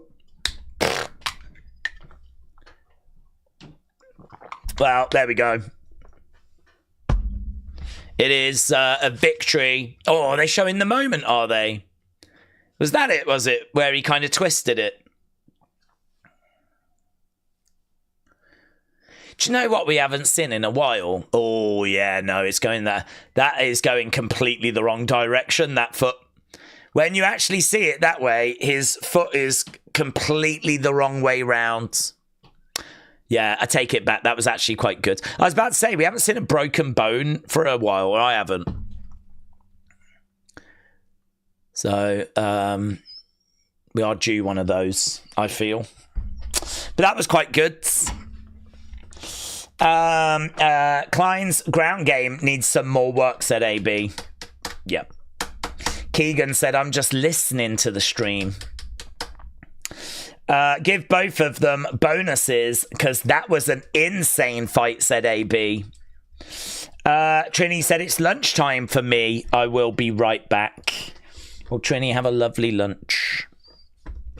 To quote the truth, I don't know if that's PG, says Keegan. Okay, we're moving on. It is going to be Ikram next. Alice Gurov taking on Jun Young Park. So, we are getting closer. We've only got 2 fights left on the prelims, and then we'll be at the main cards. So if you are watching and you've not left a thumbs up, leave a thumbs up. If you are a big fan of toxic masculinity, leave a thumbs up. If Andrew Tate is your spirit animal, leave a thumbs up. But equally, if you don't like toxic masculinity and you hate Andrew Tate, also leave a thumbs up, and we'll add those up at the end, and we'll see which one came out on top. I am sniffing Ikram at minus 230. A wrestling fan said that was a great fight. Waskell said, Days, I hope that John Jones isn't in the chat because Jones is manly. Well, he will be, because if he finds out that this is where the manly conversations are happening, then of course he's going to head here, isn't he? So I can't stop him, to be honest. You know, if he wants to be here and add to the manly conversation, then I welcome it. The Welsh don't bang sheep, says Kian. Kian, thank you. That's some breaking news. The slow-mo of that was pretty gross, said El Mace. Right, we are going over to fight number 7. This is our co-main event of the prelims. Let's go. Fight number 7. This is Aliskerov versus Jean Young Buck. Okay, Aliskerov is a Russian wrestler, 3-1 in the UFC. He's got power. He's got nasty knees.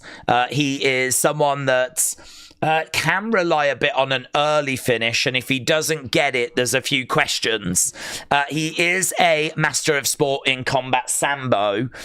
He will look to get the fight down to the ground. As we said, he does have power. He's taken on Park. Park is 9-3 on a 2-fight win streak. He's got strong submissions, good ground game, good control, good experience, well-rounded. There is a lot to like about Park. But is he going to weather the early storm? I think a lot of people are expecting Aliskerov to get the early finish. So, could be exciting, should be exciting. Aliskerov getting the early finish is going to be the pick. I think he gets it done, but it'll be really interesting to see what happens if he doesn't. If this gets taken deeper into the fight, I think Parker's got some weapons, and so yeah, I'm going Aliskerov though. I feel fairly good about it. I feel fairly good. 85% of people on Tapology are going with Ikram. He is a minus 230 favourite. Not the biggest favourite. We've had much bigger favourites on the card. We've had actually much bigger favourites lose already on this card. We've had some underdogs get wins today. So, yeah, we'll have to see how this one plays. Boo, Bapin Buyer, shout out to you. I've just tuned in and subscribed, and I am already feeling more manly. Well, Boo Bapin Buyer, thank you, my friends. Welcome. I really do feel like you're in the right place. So, shout out to you. William said, Days told me that the Welsh did. No, I don't believe they did. I think it is a horrific stereotype that the Welsh enjoy sheep in a very unhealthy way. I don't believe that to be true, to be honest. To be honest, the Welsh have got other problems, yeah. I mean, just being Welsh is bad enough. You don't need that stigma. So, I've got you back there, Kia. I don't believe that to be true. I think honestly, I think life has already dealt you a terrible hand, what with being Welsh. You don't need that as well. So, God bless you, my friend. Adam said, excuse me, I'm Welsh. Well, Adam, my sympathies. My sympathies. It's always horrible hearing of people in the chat that have disabilities. And I honestly, I wish you all the strength in the world. I just want you to know that the best approach is to take each day as it comes. And just honestly, I'm going to send you all the strength I can. So, yeah, honestly, this is such a lovely place to be. I think we're a very positive community, just trying to raise each other up and help each other. And when you do hear of people that have been dealt such a hard hand in life, I'd like to think we're a community that are there for each other as well. So, respect, lots of love. I'm going to put some hearts in the chat right now. That's nice. That's nice. I feel like we've achieved something now.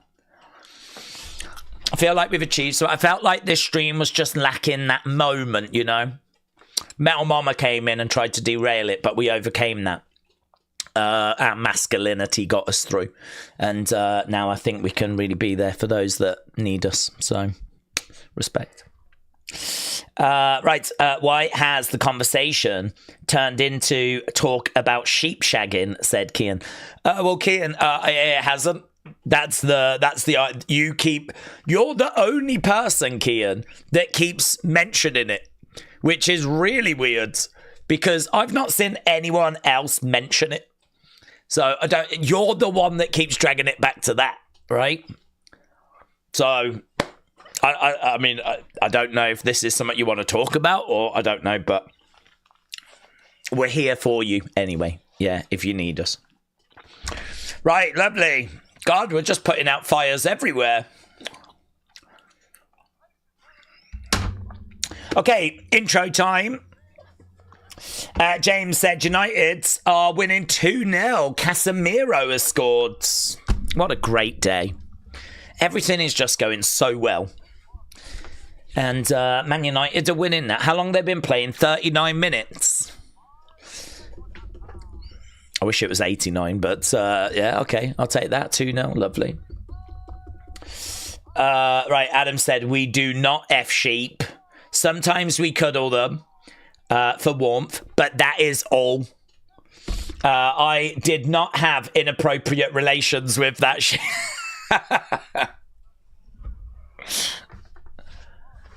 Adam, respect, my friend. Right. I want Iron Turtle to win, said AB. So you're hoping for Park? Okay, this is our co-main event, and let's not blink on this because we could be getting an early finish here. Okay. Middleweight contest. Oh, wow. Khabib was in his corner, is he? Alice Kirov has got Khabib apparently in his corner, which I didn't see. Here we go then. We are underway. So if Alice Kirov is 3-1 in the middleweight division. Leg kick coming in there by Alice Kirov. Another kick coming in. Khabib and the Dagestani fighter, they're just trying to take over UFC, aren't they?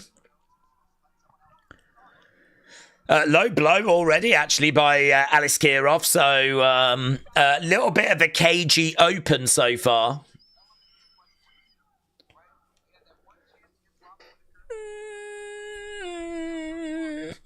I think that was kind of insta. I don't think that was a problem, really. He might have just grazed it. Okay, we are back underway. Okay, right now we've got Alice Kirov in the centre. We've got Park on the outsides. Jab coming into the midsection there by Alice Kirov. Outside leg kick there by Park. Alice Kirov with a jab. Park circling round. Nice 1-2 going upstairs. We know that Parker's got some abilities here. As we said, he is well-rounded. I do think he's lacking, though, compared to Alice Kirov. I don't think his striking is as good. I certainly don't think his grappling is as good. So he is behind the 8-ball here. But, shot coming in there by Park. Park bouncing around as Alice Kirov again puts in a jab. Alice Kirov trying to find a way forward as Park backs up a little bit. Alice Kirov Jab coming into the midsection. Park again backing away as Alice Kirov continues to move forwards. Couple of shots coming in. Big knee coming into the midsection there by Alice Kirov. Park circling round. Alice Kirov again continuing to move forward. Jab coming in there by Alice Kirov. Feinting for a kick. Alice Kirov's the one that's doing all the work here. 9 significant strikes to 5. Definitely winning this round so far.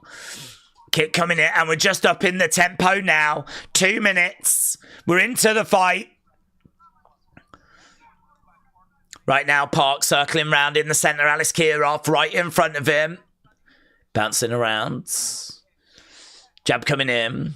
We're not really getting like a sequence of shots together. We're not getting a flurry of shots. Leg kick coming in. That just misses. Park in the centre, Alice Kirov on the outside, kick coming in down the middle. Park edging forward, Alice Kirov backing away. Hook shot coming in there by Park. Alice Kirov circling round, Park, jab by Alice Kirov. Again trying to lunge forward with a shot. Park right in front of Alice Kirov, digging a shot into the body. Ooh, again digging it in, trying to go upstairs. Jab coming in there by Alice Kirov and going down. Circling round, continuing to circle round. Jab and again by Alice Kirov. Shot coming in there by Alice Kirov. Park in the middle. Jab there by Park. Alice Kirov is on the outside. He's winning this for me. Kick coming into the midsection. Leg kick coming in there by Park. Alice Kirov looking for a takedown, getting it. He's managed to get Park down. He's managed to get round the back as well. He's got a minute here to work. Shot coming into the side of the head. Leg kick coming in there by Alice Kirov. I mean, one thing he's not managed to do, though, is, like, really cause, like, any danger, any big problems. Jab to the body. Looking for another takedown. Gets another takedown. Alice Kirov managing to get Park down, but he's only got 30-odd seconds to work. Right now, we got Alice Kirov trying to get back up to his feet. We're over by the side of the cage. Knee coming in there by Alice Kirov.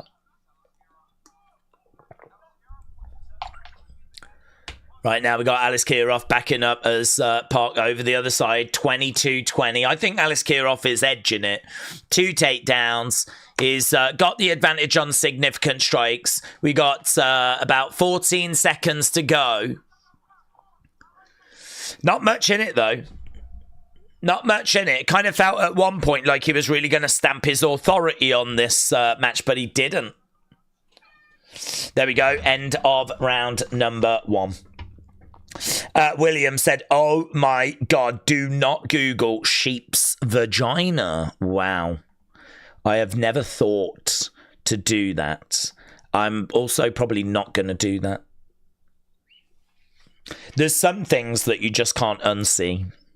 Wrestling fan said, I really don't care who wins. I just want good fights. I'm a new UFC fan, said wrestling fan. Kian said, Catherine Zeta-Jones is Welsh. She's from Swansea. I would 100% rather sleep with Jenna Ortega than a sheep. Okay. I mean, that's good, Kian. I think that's a step in the right direction. Thank you. Just randomly, though, I have just been watching the fight and, like, talking about the fight, and yet one of the very first comments I read is yours, and once again, you are the only person talking about that. So, do you see what I'm saying, don't you? It's weird. It's weird.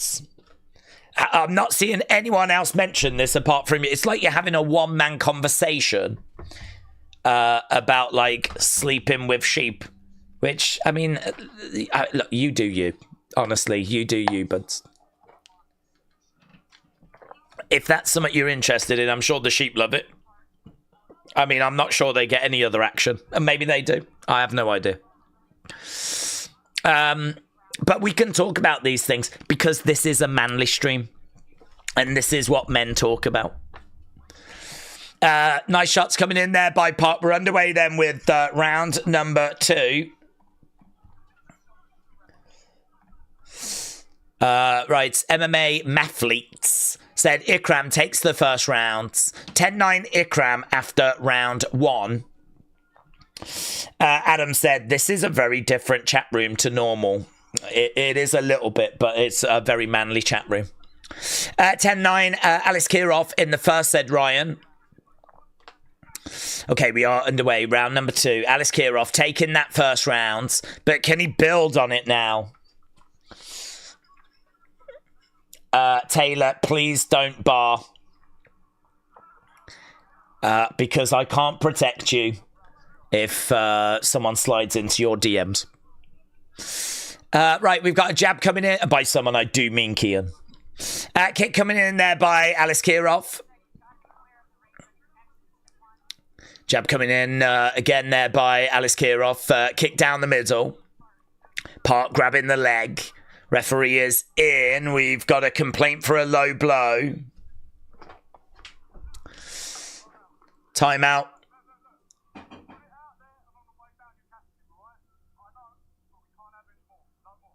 Okay, so he kicks him in the stomach, but then, like, he kind of centrally lowers his foot down, grazing the dong, which, I don't know. I don't know why he chose to do that. But the ref's like, you can't go doing that. We can't have dong grazing in the UFC. Jab coming into the midsection there by Alice Kirov. Right. I find the Dagestani fighters really boring, said man with the red face. It's just not a great style to watch. Hope you're doing well, buds. I really like your profile picture as well. I find it to be very striking. I like it. I'm being genuine. Jab coming in there by Park. Takedown there by Alice Kirov. Park is down in a seated position with Alice Kirov kind of tying up the legs. Kendall said, is it dong grazing or grong dazing? Do you know the irony, Kendall, is they're actually both the exact same thing. Right now we've got Park trying to get back up to the feet. Justin said there's just a bit too much dong physicality. I agree. Park in a seated position. Adam said that was a foot job. No timeout, just say thank you and carry on with the fight. That would have been the manly thing to have done. You're right. Big G said, Days, this is boxing talk, but who do we think about Makhmudov versus Bakoli? Because there are rumours. Well, I mean, to be honest, I've not been that impressed with Bakoli the last few times that I've seen him. So I might be leaning towards Makhmudov over Bakoli at the moment. Bakoli, I think he's getting on in age a bit, isn't he? No, he's not actually. He's 32. I thought he was about 35. I was wondering if we were starting to see a decline. That's where I was kind of going with it. At the age of 32, I wouldn't think so. So, yeah, I mean, last time he fought, he got a draw. And the time before that, he lost. So, you know, his last win came in August of 2024. So, I don't know. I'm just a bit off Bakoli at the moment. So, I would be going Makhmudov. Days, you know Fortnite has got fishing on the game, so you're good. It cost me $17.49 for the Wednesday Adam skin. Really? Blimey hell.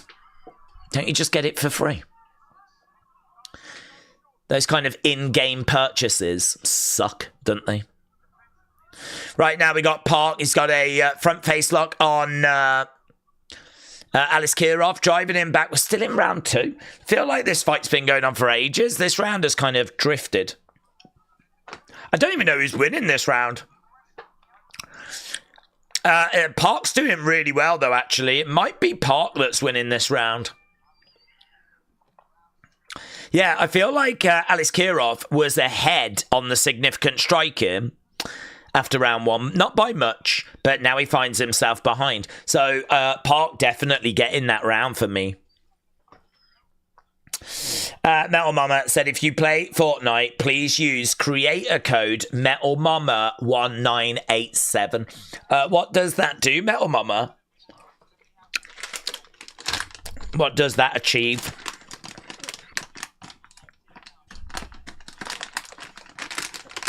Does that bring people into your lady gang or something?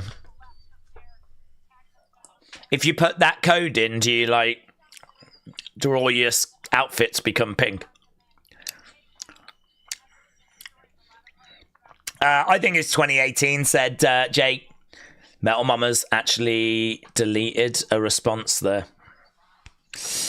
He went through a bad patch of in his career. Makhmudov's contender level that will bang like Bakoli. It'll be a good fight. It'll be a good fight. Did you say that's rumoured for early next year? Right, here we go. Round number 3. Adam says pink. Kian said it supports creators. Well, that's fine. But you don't want all the other manly guys on that Fortnite game to know that you've hooked up with a woman. That sounded wrong. I doubt anyone... circling round, shot coming in. It's a... Well, I don't know what it means by supports creators. If you try the code, you would find out for yourself, said CJ. I don't play Fortnite, buds. I've never played Fortnite in my life. I wouldn't even know where you find it. That code changes Metal Mama back to an 8-year-old boy, said Ernest. Let's go. Toxic masculinity running wild again. Uppercut coming in by Alice Kirov. Looking for a takedown. Park goes down. Right now, keeping Park grounded. Use ChatGPT. What for, bud? Oh, that's ChatGPT. I just don't know what I'm asking it. Alice Kirov round the back here of Park, and I do agree this is a bit flat. Kind of hoping for an early finish in this one. Was kind of really hoping that Alice Kirov was going to put this fight away early. Hakparast against Salkild is up next. That's going to be our main event of the prelims. Park digging into the body. Hello, Bones. Hope you're doing well. Nice shot coming in, jab coming in. Parker driving Alice Kirov back against the side of the cage. Nice spinning back fist coming in. Looking for a takedown there. Alice Kirov managing to get Park down. That's good work. I think this is 1-1, so actually right now this is quite important.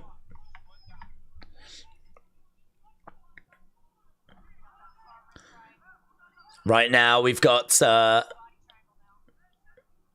he's looking for a rear naked. He's not going to find it. Alice Kirov all round the back here of Park. Don't be jealous. A woman could beat you in a 1v1 chat. What does that mean? What does that mean? In a 1v1 chat, what does that mean? What's a chat? Just like in a conversation. What does that mean?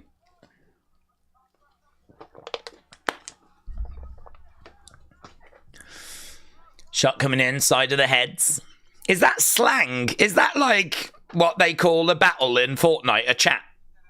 Are you coming in here with like 8-year-old slang? Good work this by Alice Kirov.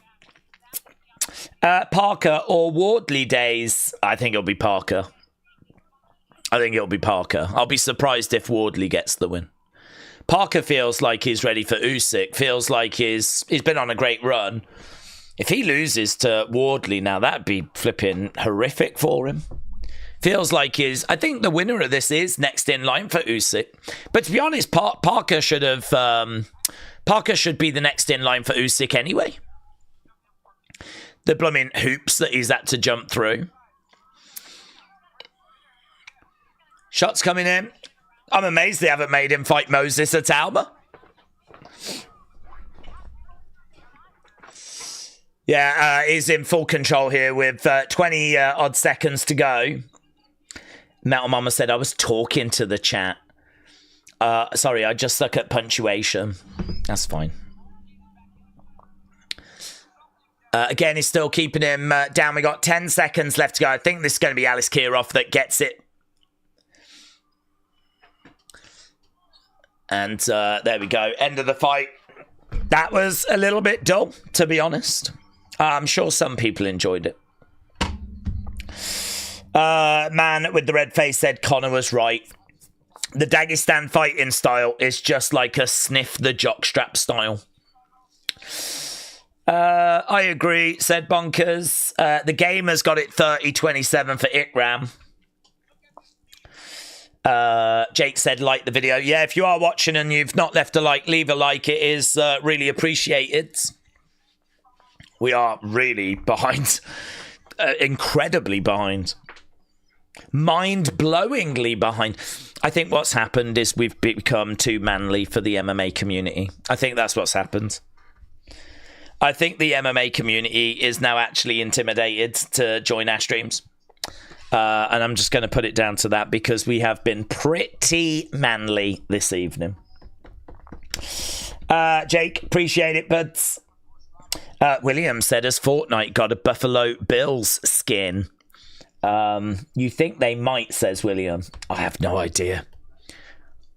Honestly, I have no idea what skins they've got on there. But if you do purchase a skin, please use Metal Mama 1987.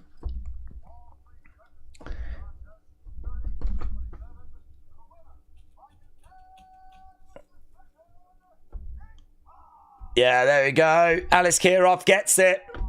It is a unanimous decision. I just wondered if they were going to put the scores up. They should do. I didn't hear the scores. Oh, there we go. 30-27, 30-27, 30-27. All three judges, 4 judges, if we count the game, going 30-27.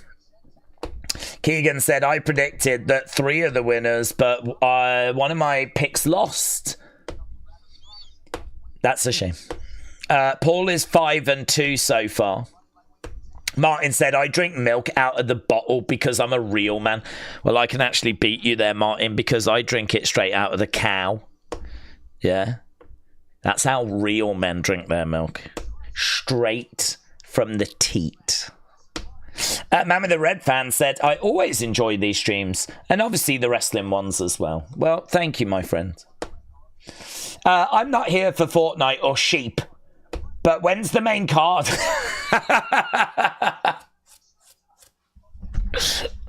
The main card's in half an hour. We're getting close. And you know what? I think your comments are very fair. I don't think anyone expects you to be here for Fortnite or sheep. It's not really what we specialise in. It's just sometimes that's where we end up in it. Johnny said that is utterly ridiculous. Yeah.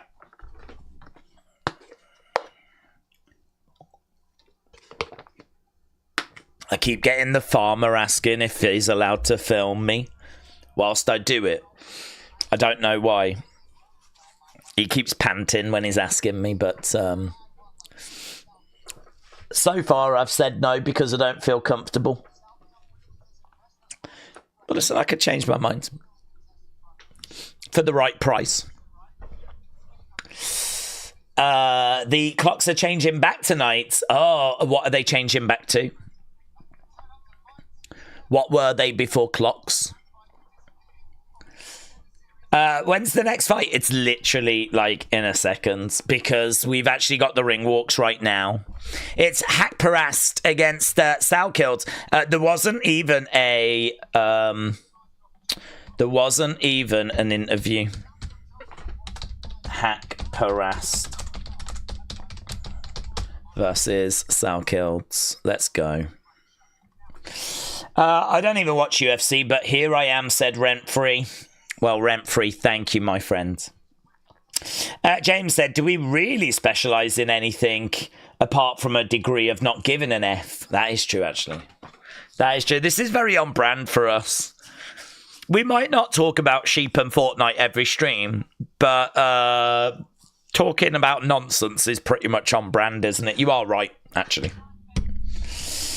What's the score anyway, James? Is it still 2-0? I can have a look. Yeah, it is. Second half. Back underway. Oh, wow. Sunderland beat Chelsea in the end. 2-1.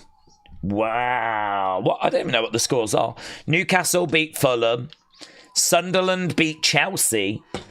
And currently Man United are beating Brighton. Oh my God.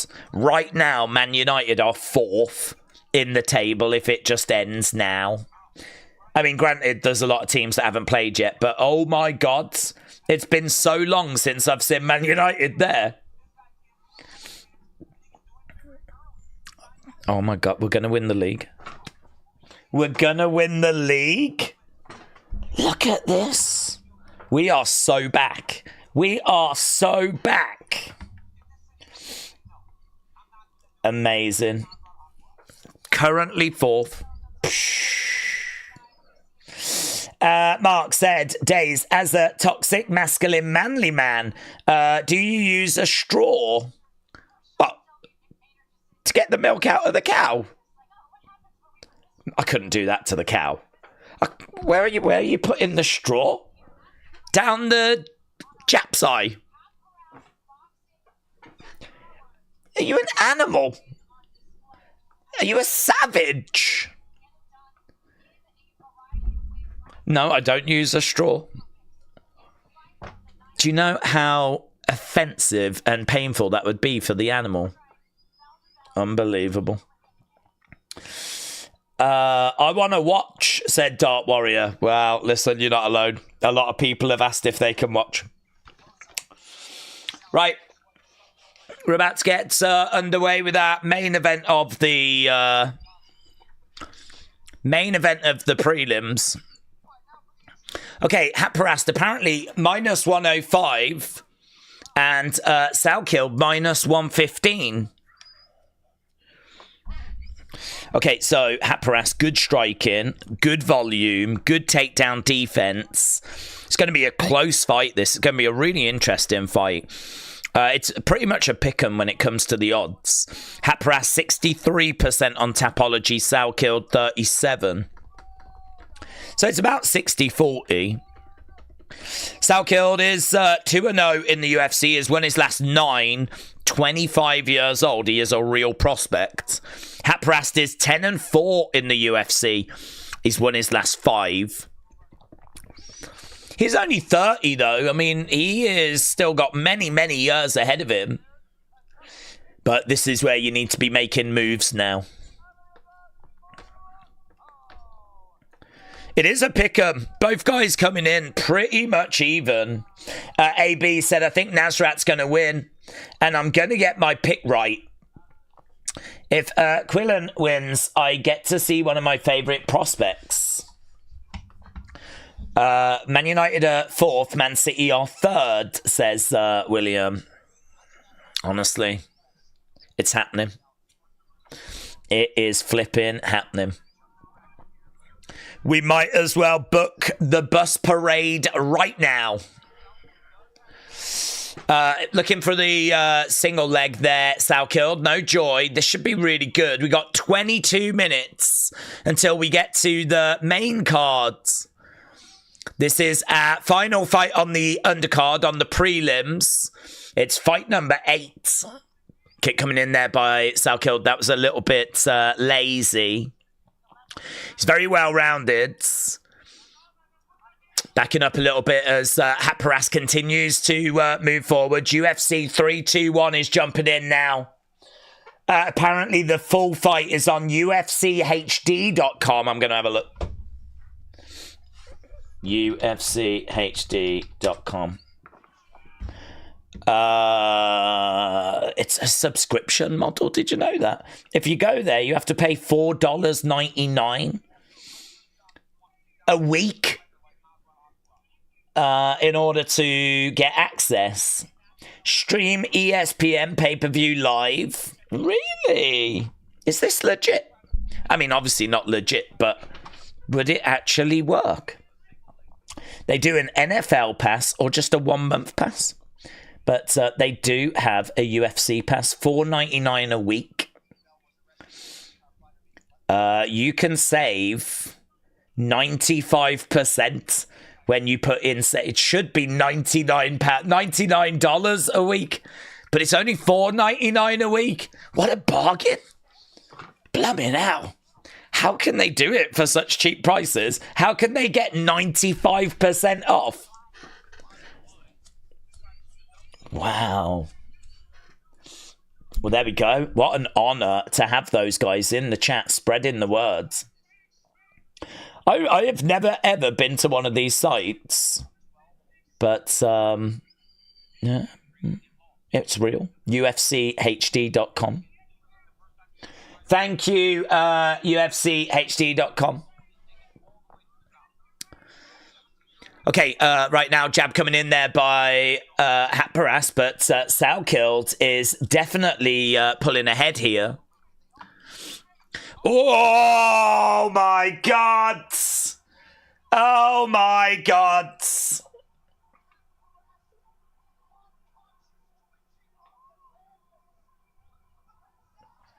Salkeld has just head-kicked Hatparas and knocked him out cold. Hatparas is flat. He is down. Wow, that is nasty, mate. That is so nasty.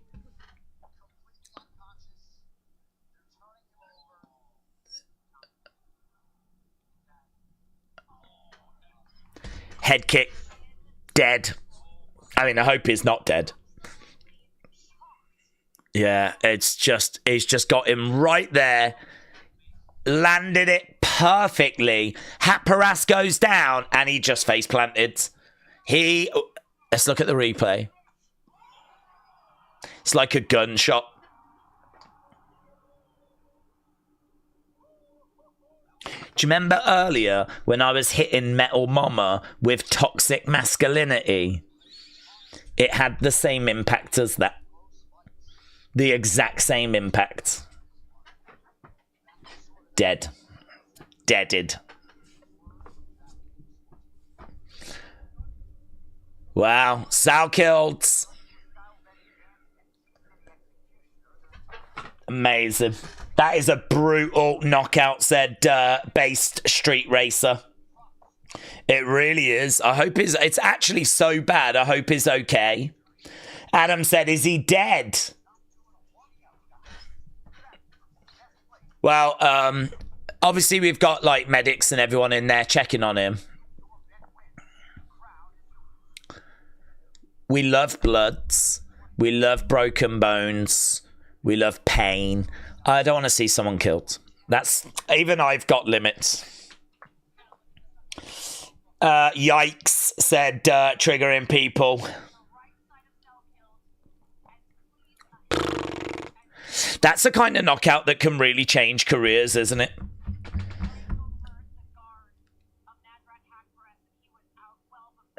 Metal Mama said, I was trying to fix my hair. That is such a woman thing to do. But I had to come back after hearing this man yap. I actually heard this man talk about masculinity and making up for something that's really small. Wow. Wow. That's good banter. That is good banter. That is good banter. Actually, Metal Mama, that's really offensive because right now we are so worried for Hat Parast and you're making jokes about tiny penises. Do you know how offensive that is? When we are worried sick for one of our fellow men. One of our fellow men on this manly stream is in trouble right now. He just got knocked into the shadow realm, yeah? And you're out here talking about tiny penises. And you think this is the appropriate time for that? Yeah? There's a man unconscious in the octagon right now. He might never blink again.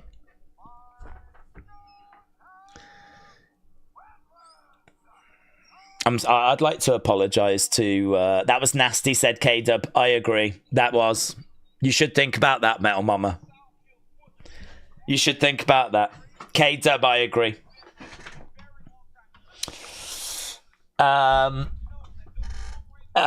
Blue Clips said it ain't the size that counts, it's what you do with it. 10 days notice. I can't believe a masculine manly man like Days didn't know that the worms are the most basic fishing bait, said Mark. I don't need them, mate. I'm so skilled when it comes to fishing. I don't need to have to lower myself to worms. Do you know what I mean? I find other ways, manly ways of getting the hook on the fish. I don't need to try and trick them. Yeah, I use skill. I am a nasty bee. What can I say? What else do you use for baits? I just use my skills, my fishing skills. You don't need bait when you know what you're doing. That's why I look like this. Yeah? I could be all ripped and jacked, but when you know what you're doing, you don't have to. Yeah? You don't have to. I just fight them away with a stick.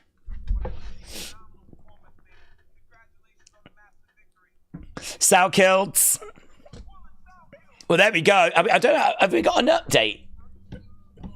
I think we've managed to get Hat Parast out of the octagon. What? Crickets, says Kian. Kian said, I'm on Metal Mama's side with this one. Well, of course you would be, because you're Fortnite buddies, aren't you? He's still unconscious, said Adam. That was nasty, said K-Dub. He's up and standing. Is the main event about to start? No, we're a decent way away. In fact, we got about 15 minutes now. Guys, if you are watching, leave a like if you haven't already.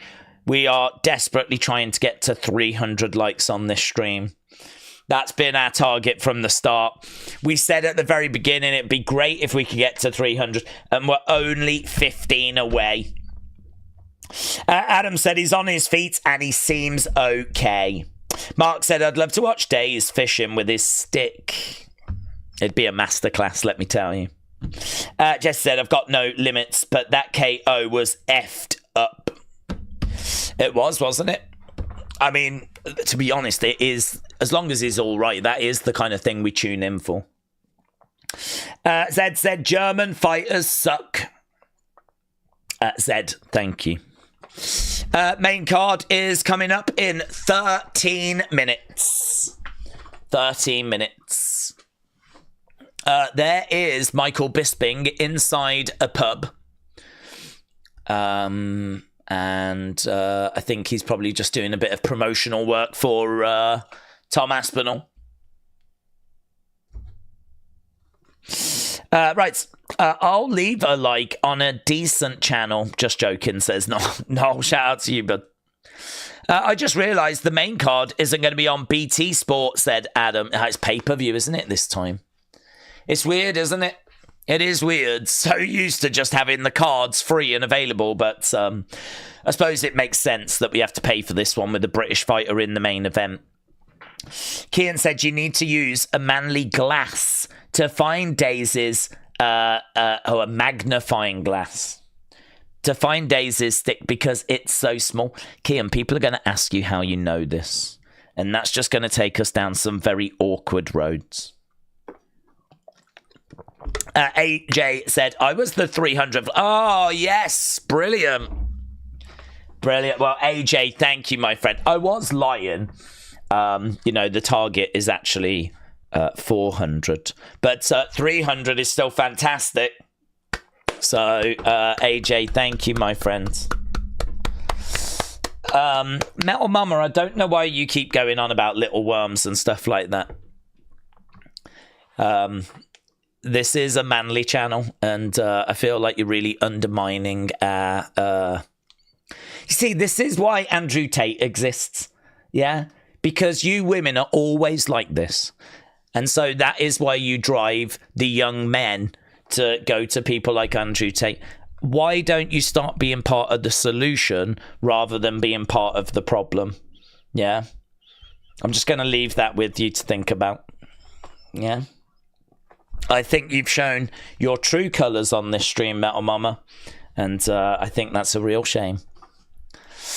Right, we are going to go to the main card, as we said, very, very soon. James said, get in 3-0 to Mbuemo. Brilliant. It was never in doubt, mate. I never doubted it. Hey, that'll mean that we would have won 3 times. There's a guy who said he's not going to cut his hair until Man United win 5 in a row. He's getting excited, isn't he? Oh, I wonder what our next games are. I wonder if they're winnable. Because, do you know what I mean? He is getting pretty excited right now. Metal Mama said that is why so many men never have their worm touched by a woman. Because they act like Andrew Tate. Well, I don't think men want their worms touched by women, to be honest, because when we go fishing, that is a man's sport. We don't want the little lady coming along touching our worms, right? So I don't even know that we're looking for that, to be honest. It might be a little kink that you've got. You might be like, I don't know. If so, you would certainly enjoy hanging around the boogeyman. But it's not something I enjoy sharing, to be honest. Kian said, Days, older women prefer younger guys. Look at Nikki Bella. Most of the guys get the chance. Most older women prefer younger guys. Do younger guys prefer older women, though? I don't know that they do. I don't know. This is the kind of manly conversation we're allowed to have on this stream. Because this is a manly stream. And this is where we can sort this stuff out. Days, it's Forest that are next, and then it's Spurs. Ooh, I feel like they're winnable. Kian said, I'm not like Andrew Tate. I can't stand that idiot. Kian, Andrew Tate is actually our spirit animal around here. Yeah, for these masculine streams. He's the person that kind of really guides us. So please refrain from talking down on Andrew Tate. Thank you. Mark said, Days, are you going to flash us tonight? Am I going to flash you tonight? No. I'll save that for my OnlyFans account. So far, on my OnlyFans, I've only got 1 subscriber. And weirdly, that is Metal Mama. And you wouldn't think that, would you, after the things she's been saying today? But, I don't know. Listen. just the way it goes sometimes. Did I miss Days flashing? Said Banatry. Yes. Yep. It was horrific. Most of the chat are in counselling right now. Free therapy sessions are being handed out like candy as a result.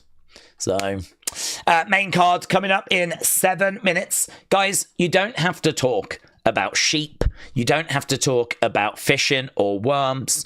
We don't have to talk about anything in particular. But if you do want to talk about UFC, we can go back to that, right? It is the chat that kind of leads the conversation. Maybe it shouldn't be that way, but that is how it tends to be. So if you want to talk Aspinall, if you want to talk Gane, if you want to talk about whatever you want to talk about, let's get to it. Right. Kian said, Nikki Bella said she prefers younger guys because more experience. Younger guys don't have more experience. Younger guys prefer older women and older women prefer younger guys. Is that the rule, Kian? Is that how it always is and always will be? Man with the red face said, I wonder if the long time waiting on John Jones might be a problem for Aspinall. Let's go. It's been a long time out and this is a really tough fight. Yeah, I think it's a good shout. I think how long's he been out for? Is it like 19 months or something? I actually don't know when his last fight was. And I feel shame for not having that answer. Bear with. It was July 2014. Which is going to be... What's that going to be? It's going to be about 16 months. So it was a win over Curtis Blades. Yeah, it could be a problem. One thing I will say about Aspinall is I don't think his resume is that good. It's not his fault. There's not really anyone to beat, is there? But I mean, you know, a win over Tybura, a win over Curtis Blades. I mean, I think the Pavlovich win is not bad. But like Spivak, Jake Collier, do you know what I mean? Like, I don't know. There's no Stipe, there's no John Jones, there's no Ngannou. Do you know what I mean? Like, I don't know. I wouldn't be down on the Alec Pereira fight, to be honest. I think that Aspinall wins it, but I think at least it would be a good name to have on the resume.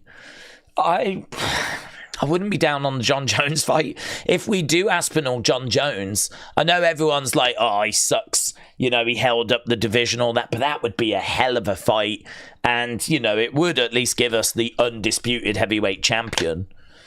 So I'd definitely be down on that.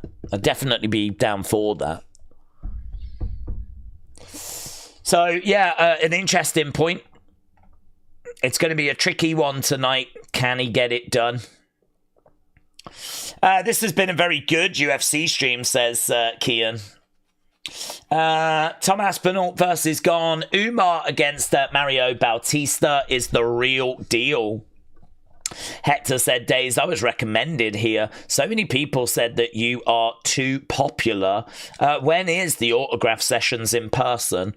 And is there really flashing? Well, I've already done the flashing, but I've already done the flashing. We've only just managed to get people to stop laughing. The autograph session, honestly, I can't do it because like we have to shut down whole towns. It's just not fair. It puts a real strain on the local police. And, you know, it's one of those, like, you know, when Donald Trump goes, like, to abroad to, like, the UK, it's something like 20 million to, like, get the police and, you know, fly over all the vehicles that are needed. It's very much like that when I go out and about in the real world. It's just unfair to put that kind of strain on the local resources. So I think I am best enjoyed this way, to be honest. So no plans at the moment, but no plans. Cal E. Rich said it's going to be Gane and new. Who wants to bet? There we go. Look at this. Callie Rich has come in. Big, brave, bold, calling people out. Anna said, what do we think about Gane wrestling against Aspinall? Well, I think that would be a disaster. I mean, Gane is someone that has got good footwork, and he's got some kickboxing, of course, but in his background, and striking. But, I mean, if this goes down to the ground, I just don't see it going well at all. I think that's the problem when it comes to picking Gane, and actually that would be an interesting one for Callie Rich to answer. How do you think Gane is winning if you're that confident? Because I would say Tom Aspinall's better on the feet. I mean, the one thing that would be interesting to find out is Tom Aspinall's chin. I mean, if Ciryl Gane really cracks him, that could be interesting. Because we know that Gane does have a bit of power. I mean, he has put people away. But, I don't know, is it that he's going to find a way forward and just unload and overwhelm Aspinall, do you think? You see, I've got Aspinall winning. I think most people have got Aspinall winning because he's got that jiu-jitsu. His wrestling is a big advantage over Gane. If this goes down to the ground, I mean, Gane's in massive trouble. And I don't know that Gane is going to stop it going down to the ground because his takedown defense is very poor. I think it's a puncher's chance for Gane, to be honest. I think it's a puncher's chance.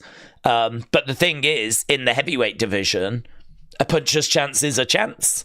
You know, I mean, he could absolutely catch Aspinall as he's making his entries. Absolutely, he could clip him and drop him. So, a puncher's chance is a chance. But I think the odds are probably right that Aspinall's about minus 400, Gane at like plus 300. I think Aspinall is the pick. He is the favourite. 94% of people on Tapology have gone with him. He's coming in as the bookie's favourite. Most people I've seen outside of Callie Rich have got Aspinall, but I like that. Callie Rich, you're saying keep the distance and work the leg kicks. Cain Velasquez, when he fought JDS. I see what you're saying. I see the vision. I just think that Aspinall's going to be a bit too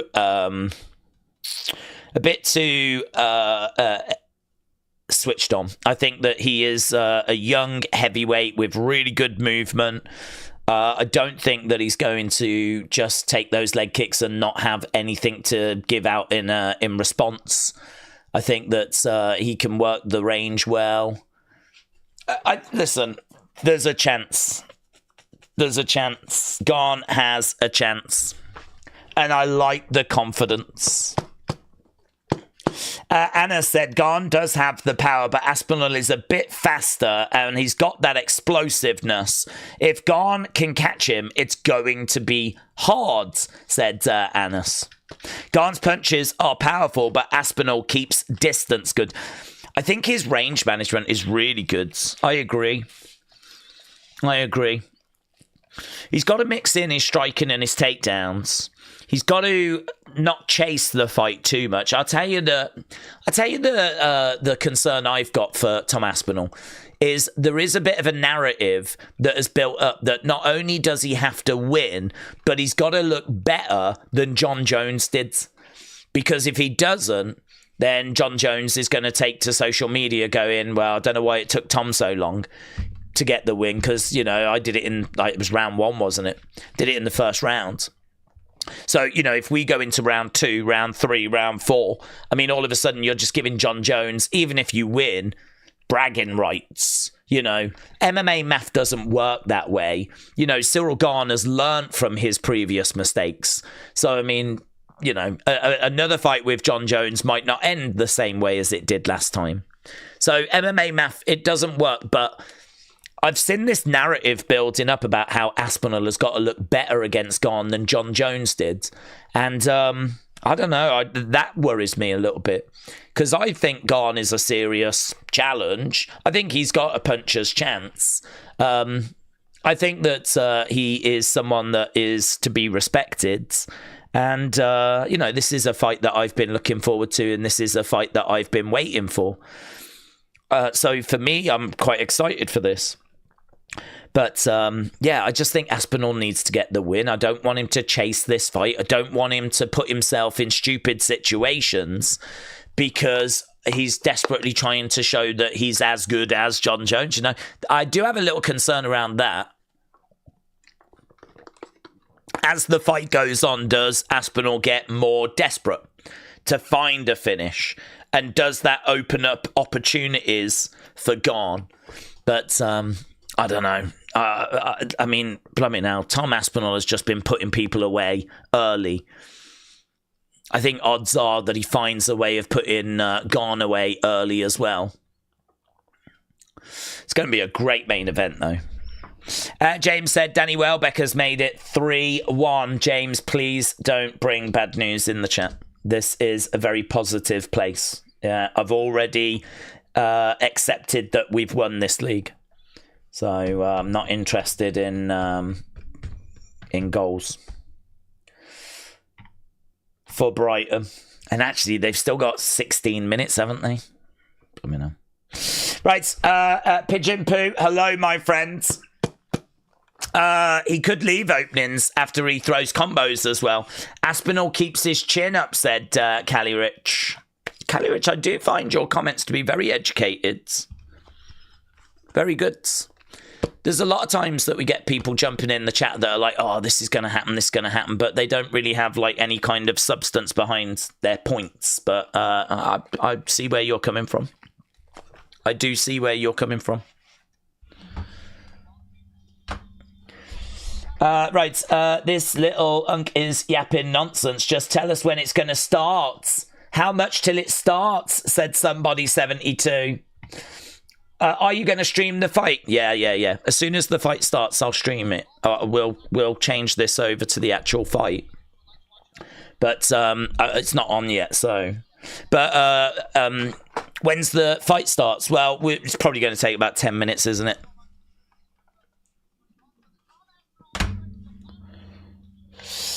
Ryan said, I hope Tom smashes and shows us how good the current UFC champion is.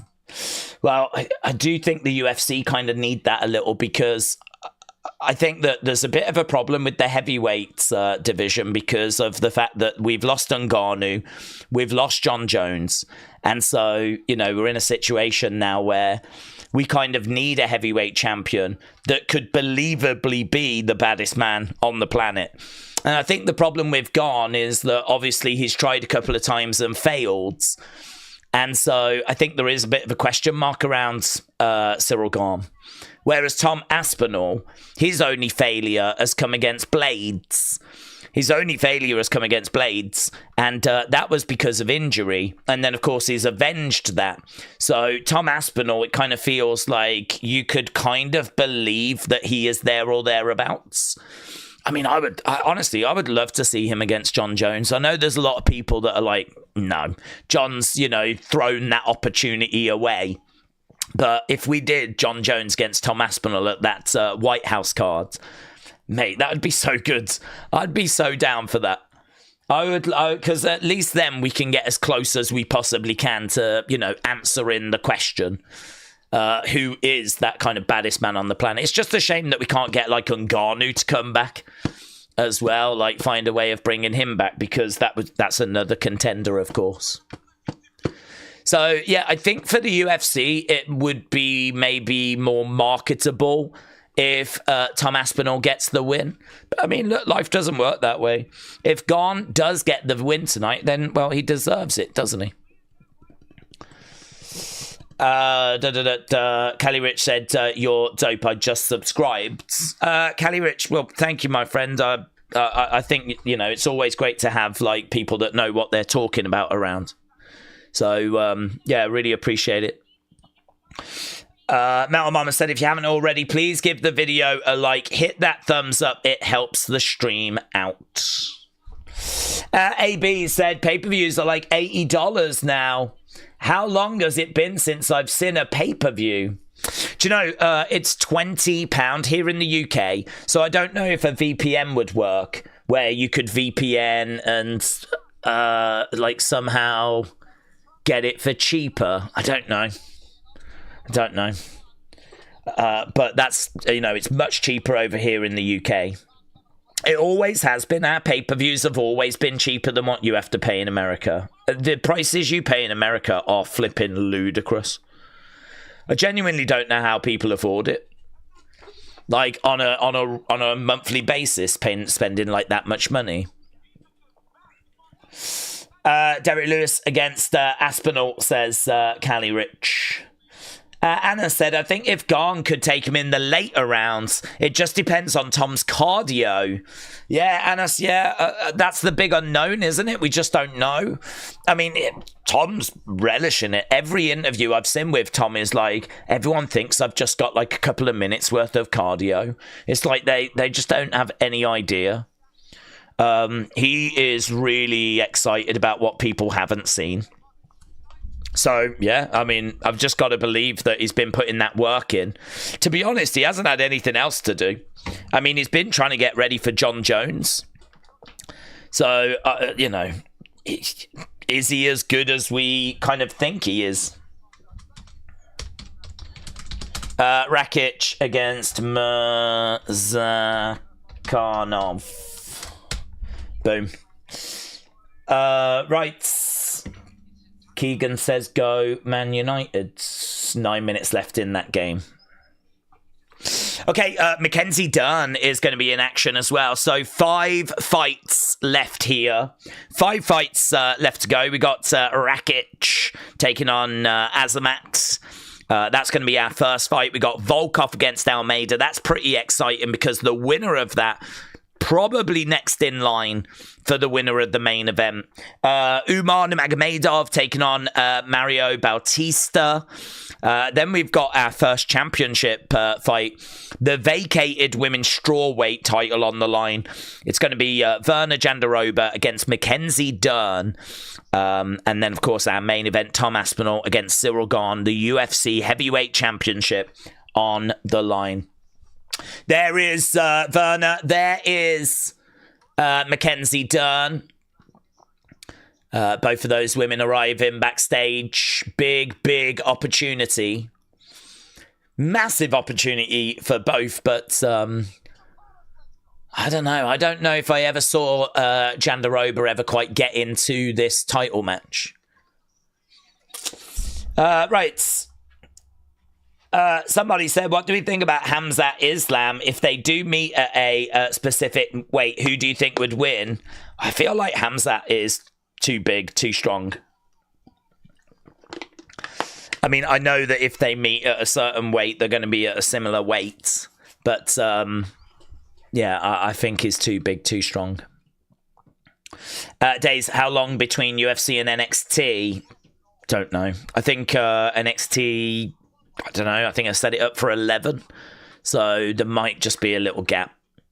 I don't know. I mean, to be honest, I ain't got nothing else to do. So I might start that stream just whenever. But might make sense just to rest my voice for half an hour or something before we go again. But yeah, we've got this stream. Obviously, main card starting now.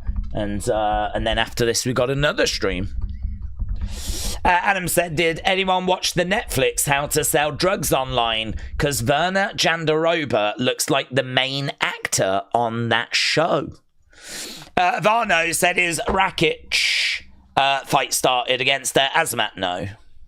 That fight starting in about 5 minutes. Dion said, do we think if Tom loses, John Jones would come back? Well, he wants to come back anyway, doesn't he? John Jones has said that he wants to fight on that White House card, and Dana is like, no, I need people I can trust. And honestly, if Gane gets the victory, I think that makes John Jones's return more likely. I tell you, if Tom wins, I think it's going to be really interesting to see who he calls out and what he says. I've seen a lot of people saying, I hope he doesn't mention John. I hope we move on from John. I think there's a lot of people really upset with John and like how he held up the division, which is understandable. And so there's a lot of people that are like, nah, I'm ready to move on, man. I'm ready to move away. I hope he doesn't call him out. But I don't know who he's going to call out. I mean, honestly, who is very exciting in the heavyweight division at the moment? The division is just pretty bare. I don't think there's that many exciting fights.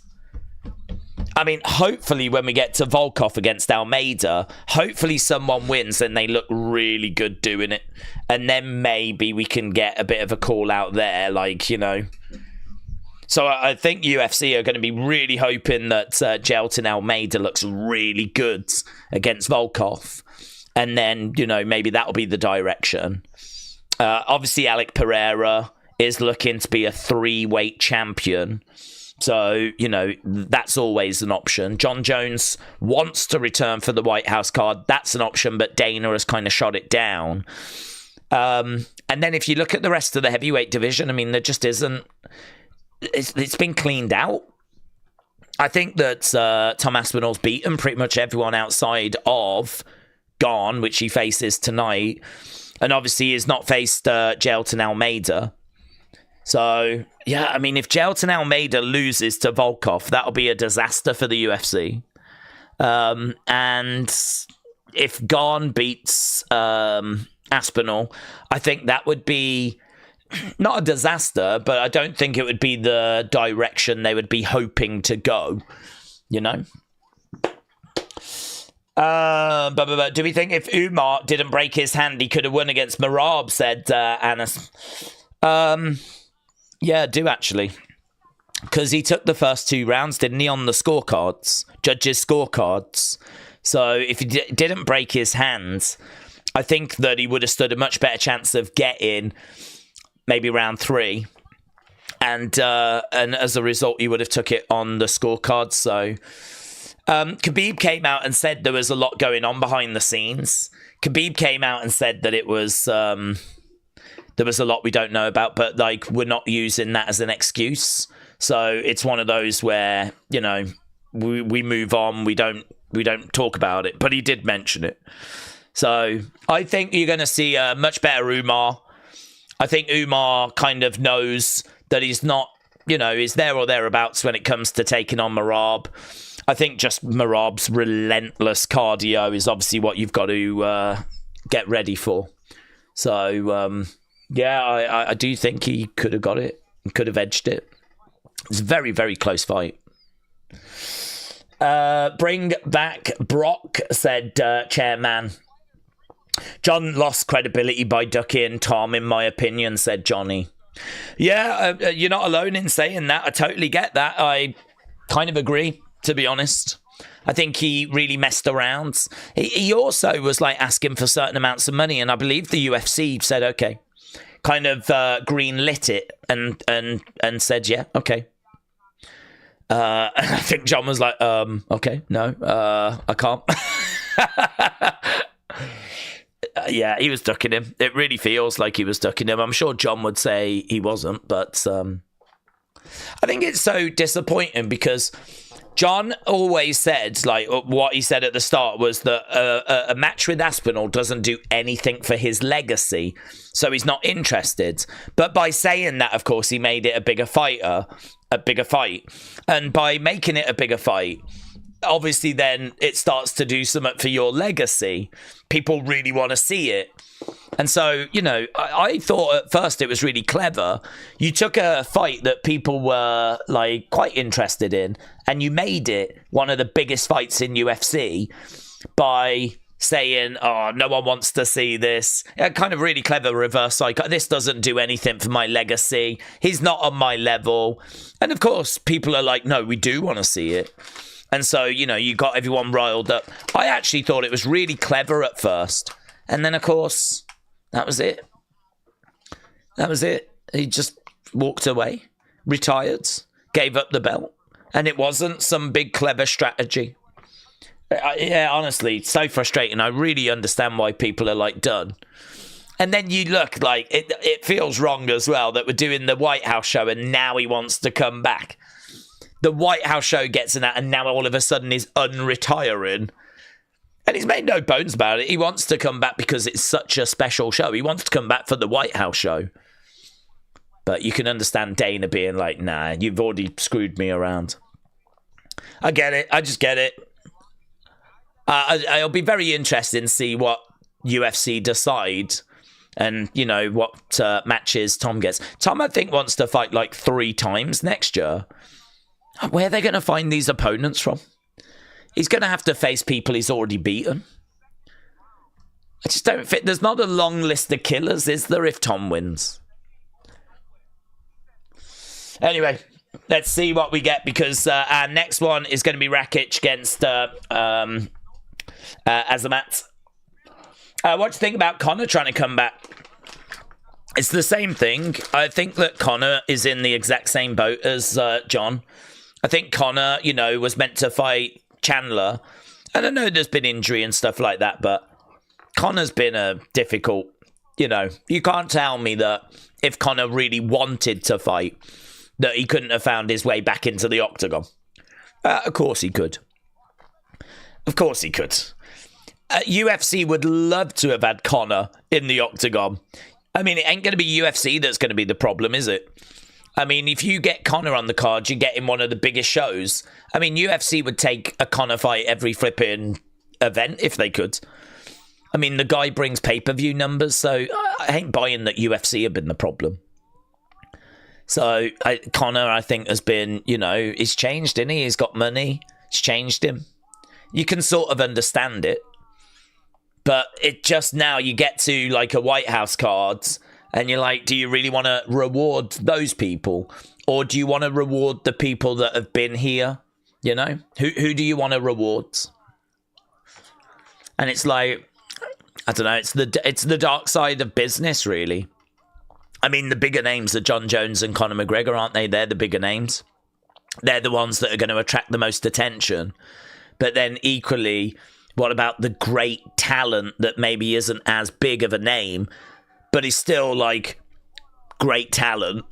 Like maybe Merab or whatever, that's not a Conor, but, you know, deserves that place on the card. That card's going to be stacked, though, isn't it? I mean, all the prelims, everything. It's going to be like a UFC 300 where every fight could be a fight night main event, you know? That thing's going to be so stacked. Merab at heavyweight would be scary, said Cali Rich. Very much so. James said there's 7 minutes added time.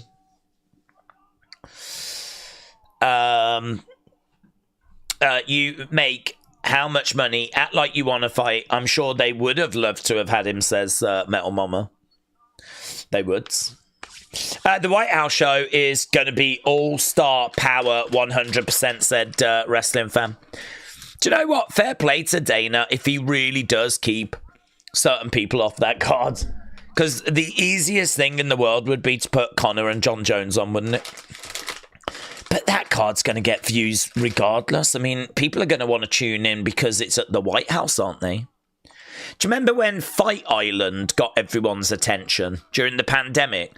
They couldn't do any shows anywhere, so they had to get an island. Or they claimed they got an island, and they were going to do Fight Island. And that got loads of buzz. It didn't even matter who was on that card. Everyone was talking about Fight Island. The White House show will be the same. Ain't going to matter really too much who's on that. People will tune into it.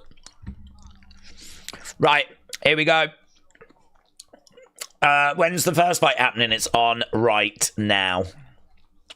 We got Rakic in there with Azamat. Brighton have scored. 3-2 to Man United. 2 very nervy final minutes on that game. If you are watching and you've not left a like, leave a like. It's greatly appreciated. We've got Rakic in the centre right now. We've got Azamat throwing in a big overhand. Rakic with white shorts. We've got Azamat in black shorts. Kick coming into the body there by Rakic. Rakic in the centre, backing up as Azamat. Yeah, he is a lot taller, isn't he, Azamat? Azamat ranked 10th. Rakic 7th. This is a really close fight, this one. We've got the experience of Rakic. Azamat is someone that is undefeated, 5-0. He's trying to grab the legs there, Rakic. He's got a real size advantage. He drives.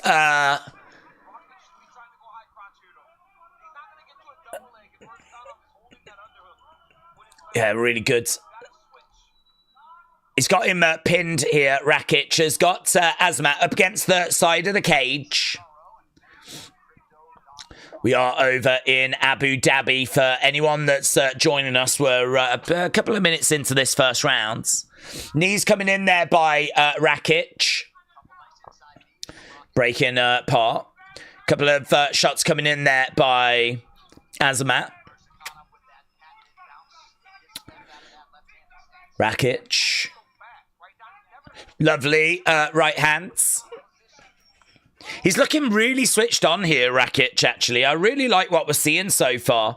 He's not managed to build much of a lead, but it's 3 significant strikes to 1.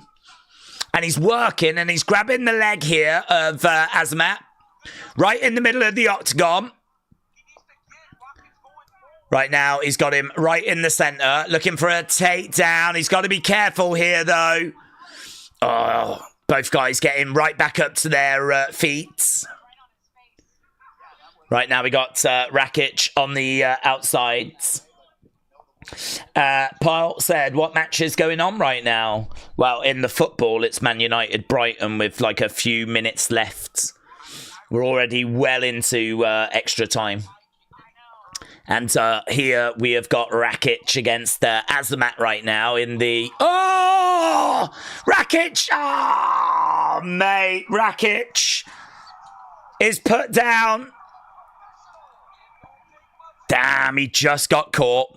He just got caught. The heavy hands of Azamat, just too much. Yeah, we've got a bit of bad blood, a few words being exchanged. Damn, Rakic was looking so good. He was looking good in that fight, and then he just got clipped. And that means that Rakic now has lost the last 4, which is such a shame. Bang, mate. There we go. First match already done. Andy, hello. Shout out to you. 4-2. Wow. Blimey now. That looks like a hell of a game, James. Hell of a game. I definitely need to catch the highlights of that. Amazing. William said Dern is looking amazing. Well, there we go. It is a win for Azamat. It is a win for Azamat, and now they're shaking hands. Listen, this guy, I did not give him the credit he deserved. 6-0 in the UFC now, still undefeated. And that is a really good name to have on the resume. But it does mean that Rakic now has lost his last 4. So there we go. Light heavyweight division is seeing a star really rise. Azamat adding another dub to the collection. Winner by TKO, 3 minutes 11 into round 1.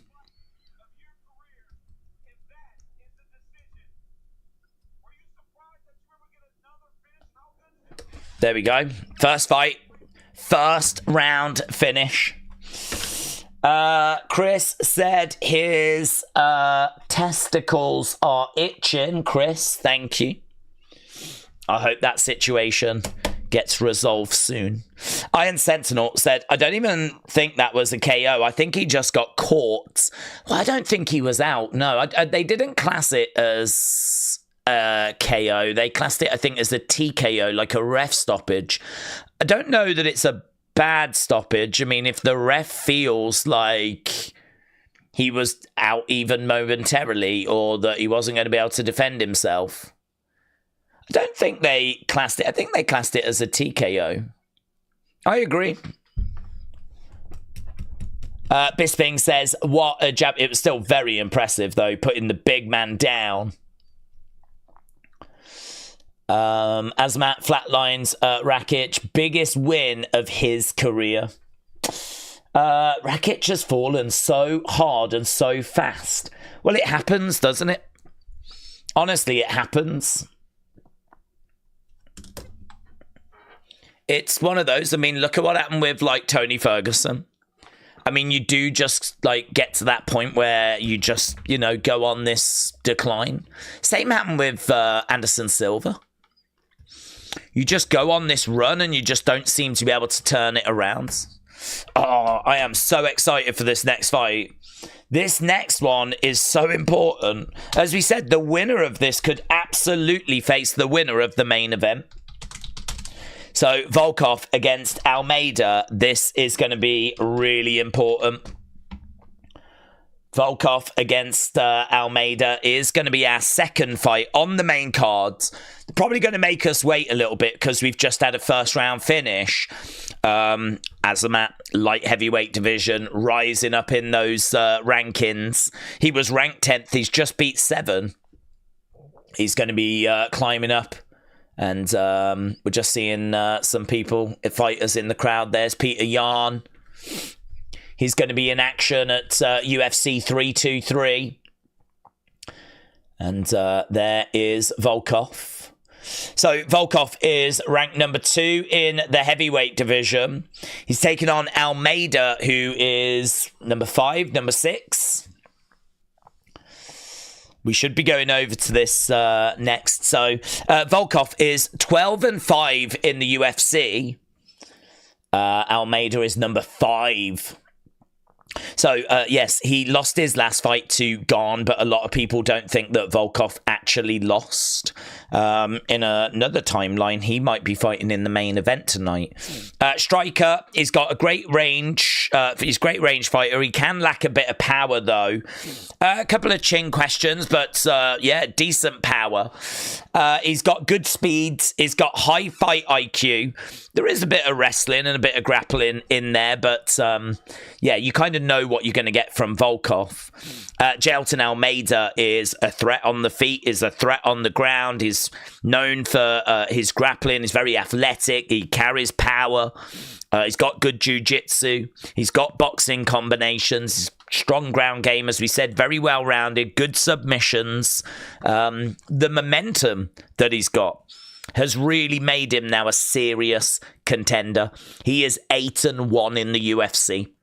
And he's won his last 2 by first round stoppage. Jailton Almeida is definitely someone that needs to be taken serious. But Volkov is obviously a very credible opponent. And as we said, a lot of people think that he actually beat Gane last time out. So this is going to be a very interesting heavyweight contest with the winner very much in the picture for a title opportunity. So looking forward to this next one. Unbelievably, we've managed to get, one of the fights kind of done already. First round finish.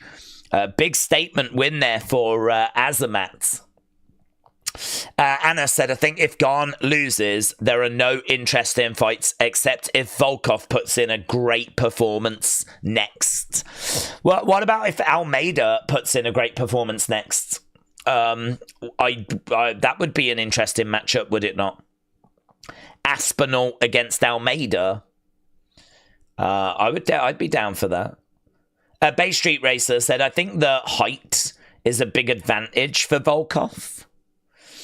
This is going to be a TKO, said Simba VTV. I think Almeida is going to get this, said Based Street Racer. Rakic against Reyes, said Cali Rich. Tom, shout out to you, buds. Hope you're doing well. Hope you're doing well. Yeah, we've seen, obviously, Aspinall Volkov back in 2022.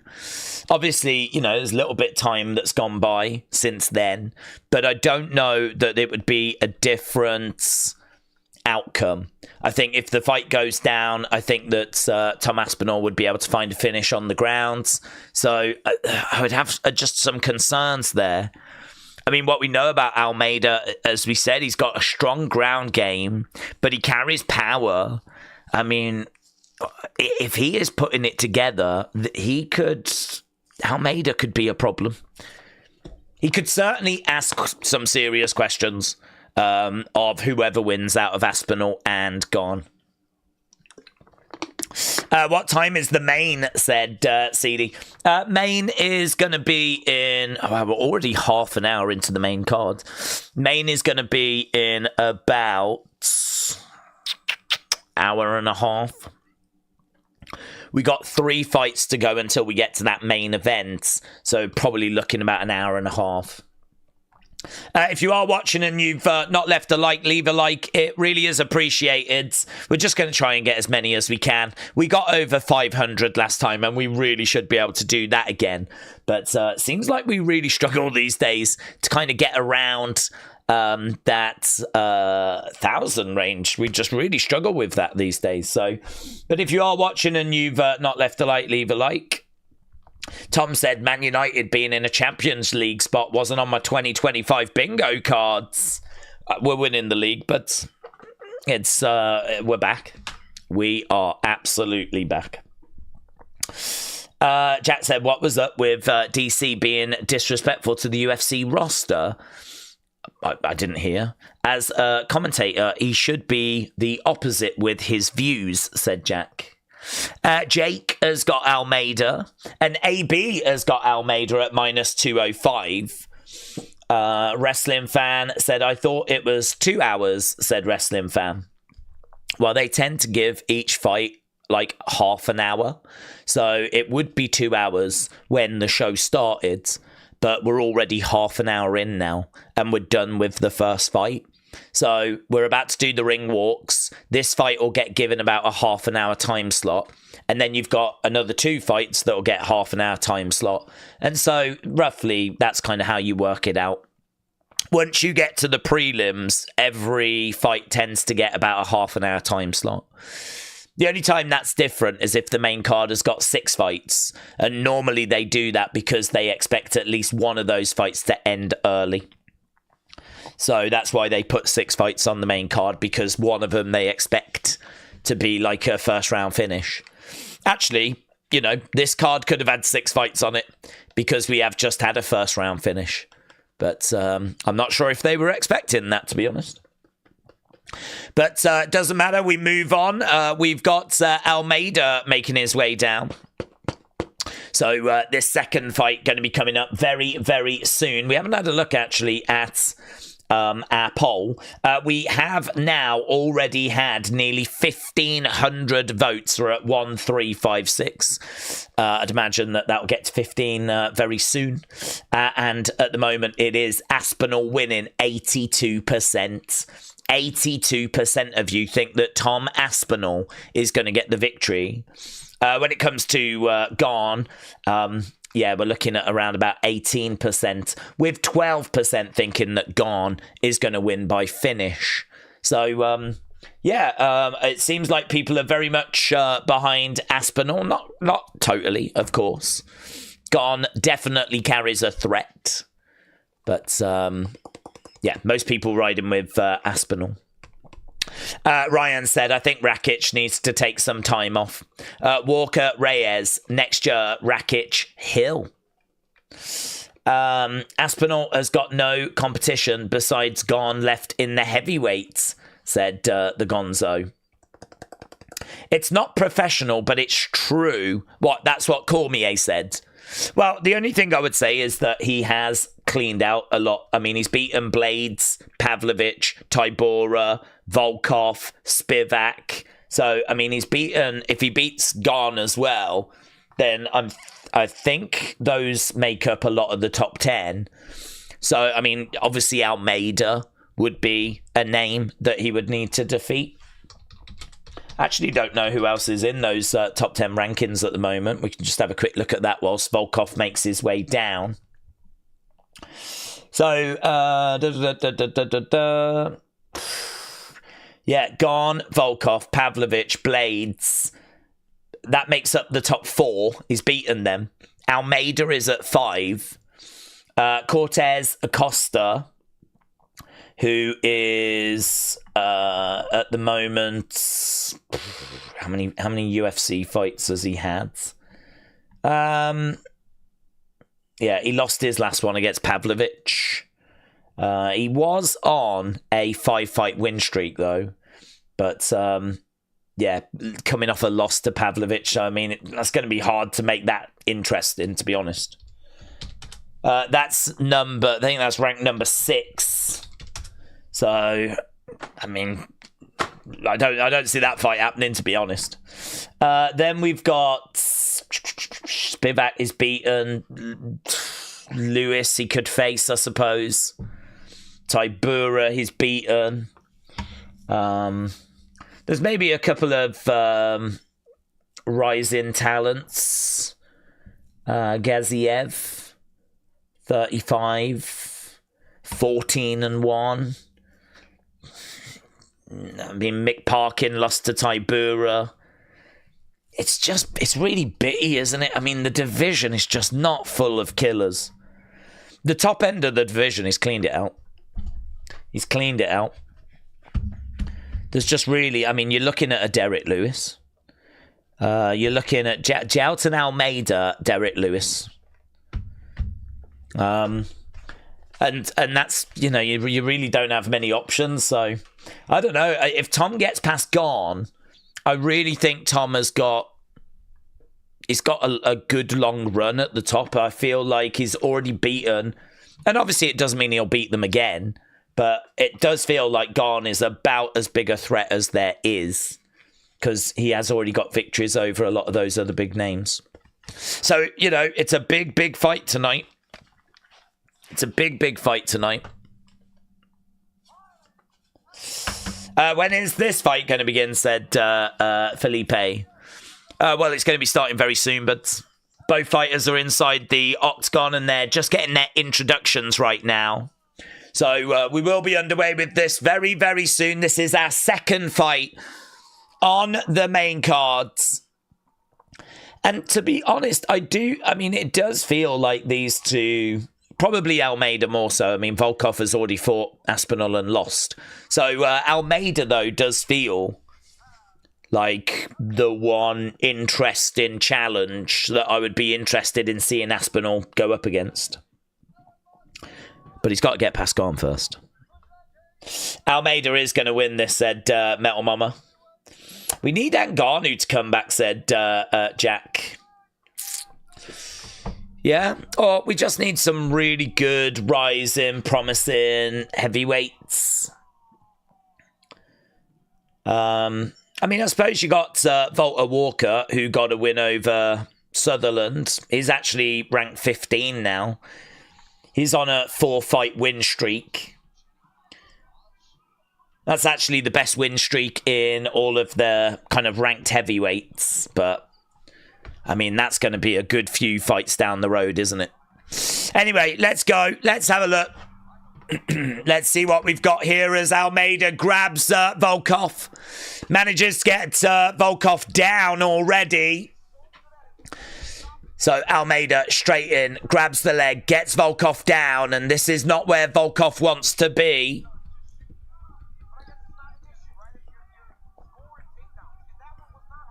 Yeah, no, it wasn't hard. A very early takedown for Almeida. Elbow coming in there by Volkov. Elbows. I think, are they just saying watch the back of their heads? Yeah. Almeida turning his head so that it's the back that's exposed. Referee just having a word with Volkov there. Coming up next, we've got Umar Nurmagomedov. That's going to be great. Then we've got our 2 title fights. So, I mean, it's nothing but big fights from here. Almeida in control. Volkov is down at the moment.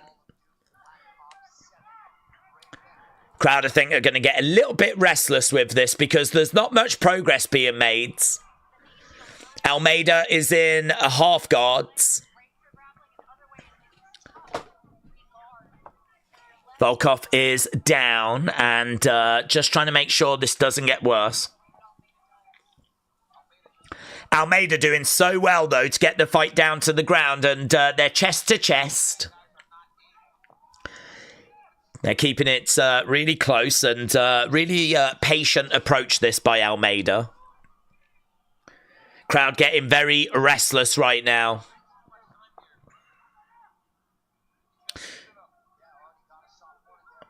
Apparently already having a bit of a warning from the referee. Volkov trying to find a way of getting back up to his feet, though. Volkov struggling because Almeida has got that one leg. Oh, okay, what's Volkov going for now? We're just right back to where we were here, so just over 2 minutes gone so far. Both guys down on the ground, Volkov on his back, and really straight from the get-go, Almeida getting that takedown. And he is just picking up control time. Volkov. Shot coming into the side of the body there by Volkov. Good work there by Volkov. Volkov managing to find a way of getting back up. Shot coming into the side of the body by Volkov.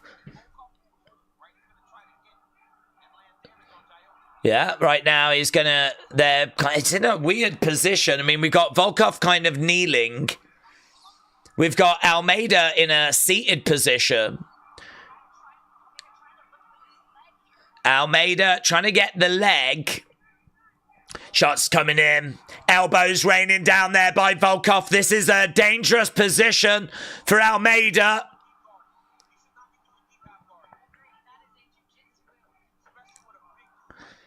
Volkov is looking for a guillotine. I really feel like Volkov had a real opportunity there because it felt like he was very close to a crucifix. If he'd been able to secure the arm with his legs, it feels like the head was then right there for the taking. Even now, it's very close. He has managed to trap the arm, actually.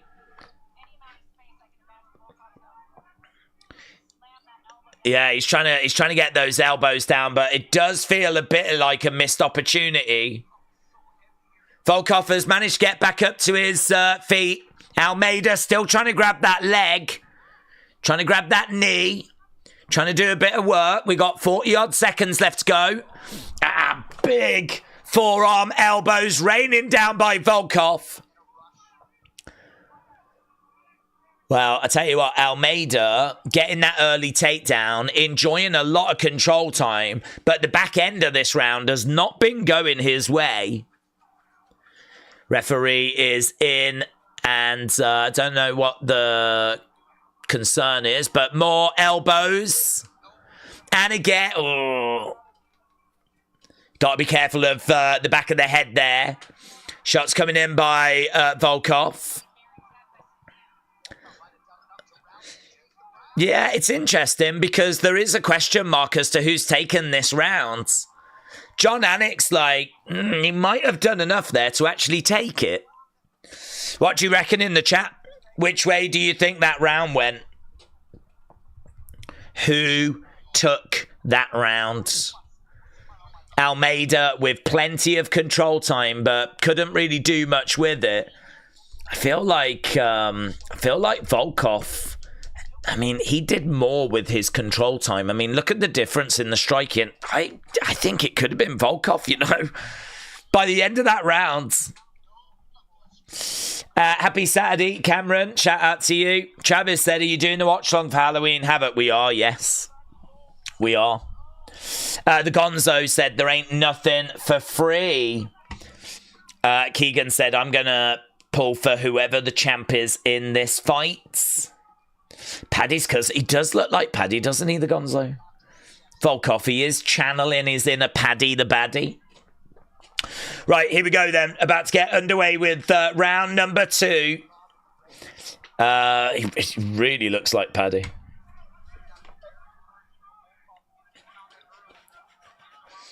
Okay, right now we got Almeida bouncing around on the outside. Lovely right hand there by Almeida. Grabs the single leg. Manages to get that takedown, and he gets it so easily. So easily. Crowd are booing. I don't think they wanted this fight going down to the ground again in this second round. Almeida is all over Volkov right now. Monkeys mate with their own cousins. Don't we all, Chris?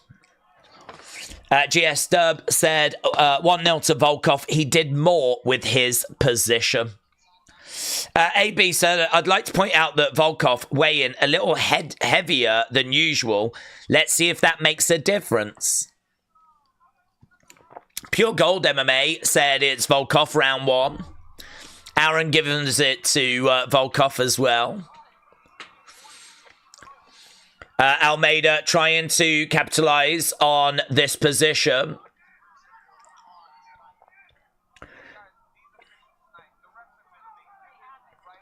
Volkov, elbow coming in. He's got to be careful to the back of the head there, Volkov.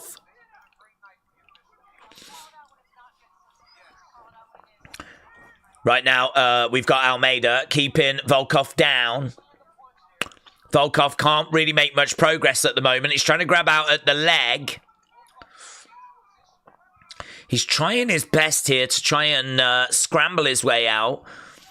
He's got to be careful not to give up the back. Almeida gets the back. Yeah, this is where he's really dangerous. But Volkov trying to get back up to his feet. Almeida trying to drag him down. He's trying for that rear naked. He's trying for that rear naked.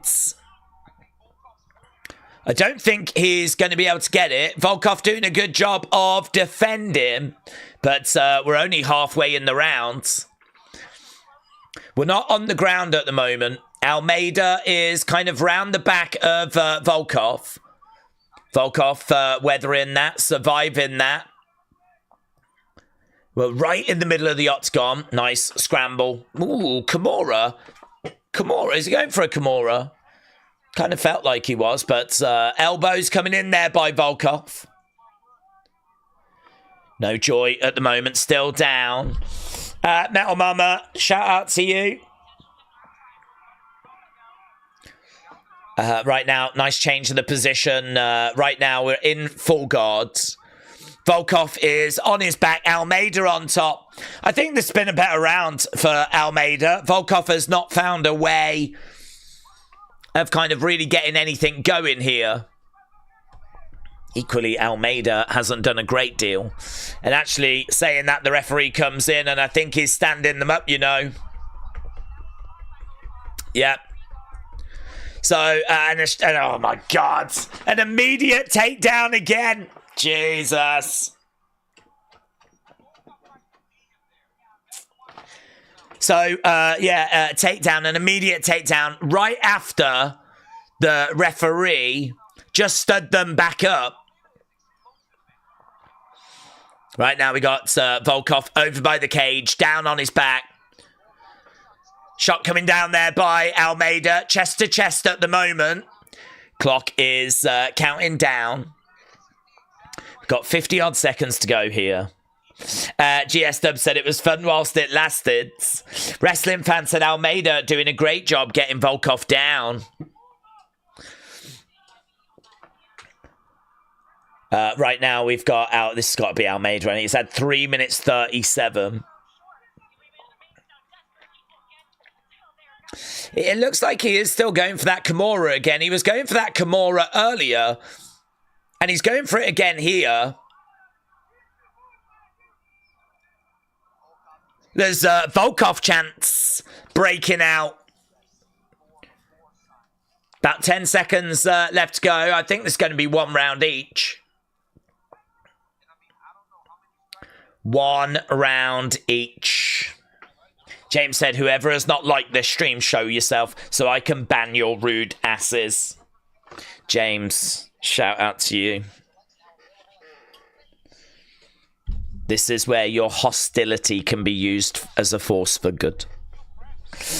Well, there we go. That's the end of round 2. I feel like this is 1 round each. Obviously, lots of groundwork. Almeida is definitely better on the grounds, but he's not been able to do a great deal with it. I think that Volkov did an excellent job of kind of reversing the position in that first round and then actually doing some when he had the position. But I mean, look at that. 7 minutes control time for Almeida. 2 minutes 14 for Volkov. Not much in the way of significant strikes. It's really not a very captivating fight. I mean, it is in the sense of the winner will likely fight the winner of the main event. So it's captivating in that regard.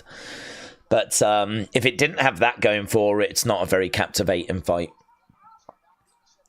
Crowd getting a little bit restless and the referee having to stand the fighters back up in that second round because there wasn't really much progress being made.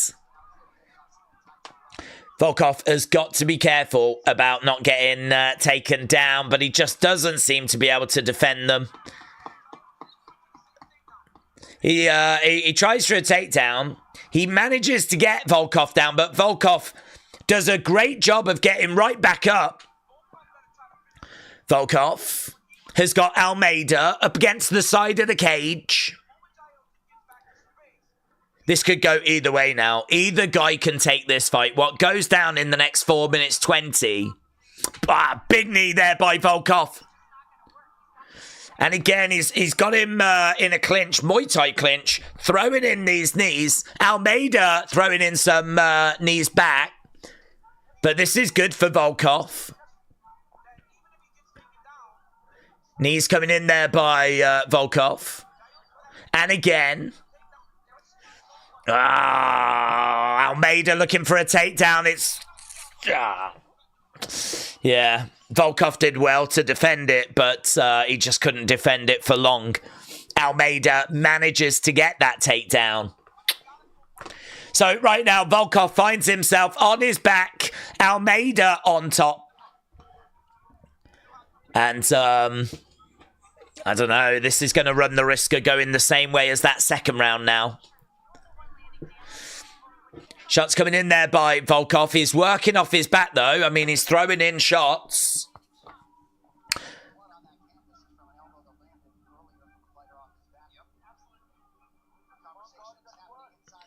Couple of hammer fists coming in, but I mean, he hasn't really got any room to work here. Shots coming into the side of the head there by Volkov. I like the fact Volkov's not just lying there, accepting this position. Right now he's down. We got, again, shots coming in there by Volkov. There's not much coming in by Almeida. Almeida's going to run the risk here of this fight just sort of finishing, and he won't have actually really offered much apart from control. Yeah, I agree with Cormier. Cormier is like, it's one thing to control these guys, but you've got to get some damage. Volkov working. Triangle, triangle, triangle. No, couldn't get it. Oh, he tried, though. He's too good to be caught in a triangle, says Cormier. Right now, Volkov trying to get Almeida off of him. Almeida comes back over Volkov. This is going to be hard to score, you know. It's going to be hard to score because the control time is with Almeida, but what has he done?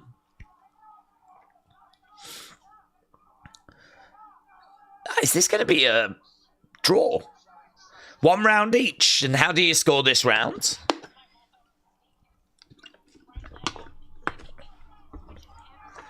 Right now, Almeida getting around the back of Volkov. This could be a big final minute 20. Volkov on his knees. Almeida round the back. If he could get a submission attempt in, that would do it. If he can get in a really nice looking rear naked choke, that'll do it. But at the moment, Volkov total strikes 48-12. Again, total strikes don't really mean a great deal. But it shows the work rate, doesn't it, for Volkov? 50-odd seconds to go. More hammer fists coming in there by Volkov. 45 seconds to go. Again, hammer fist coming in. We got Nurmagomedov coming up next. Very, very popular fighter. Okay, referee once again stands up both of these guys. Shoots in for takedown. Manages to get Volkov over by the side of the cage. I mean, there's got to be something in getting 7 takedowns in 3 rounds. That's got to be worth something.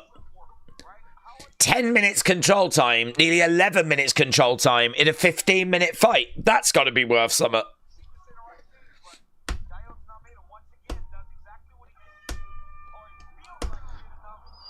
Boos. Boos from the crowds. Cormier said, Gelton Almeida, it feels like he did enough to get victory. Let's go, Volkov, said Azam. DC is trying to get back into Gelton's good graces, says Kendall. Yeah, I think it was 1-1 going into that 3rd round. This is where it gets tricky to score because control time, of course, is with Gelton Almeida. But he didn't do anything with it. And actually, Volkov was landing more shots in that round. But they weren't effective. I mean, they weren't significant.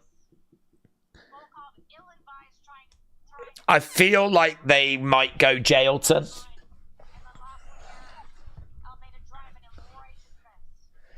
I feel like they might go Gelton. It's like ultimate force cuddling, said D19. Right, well, let's find out, shall we? Let's see which way they've gone here. Full 15 minutes on this one. We got 3 fights left after this.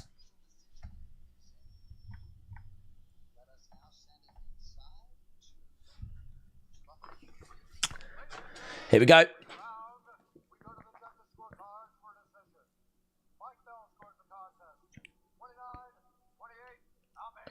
29-28 Almeida. 29-28 Volkov. It's going to be Volkov, isn't it? Wow.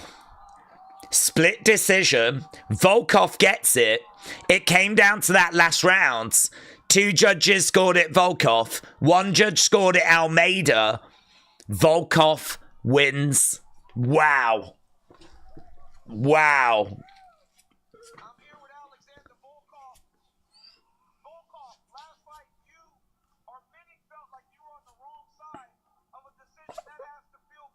Wow.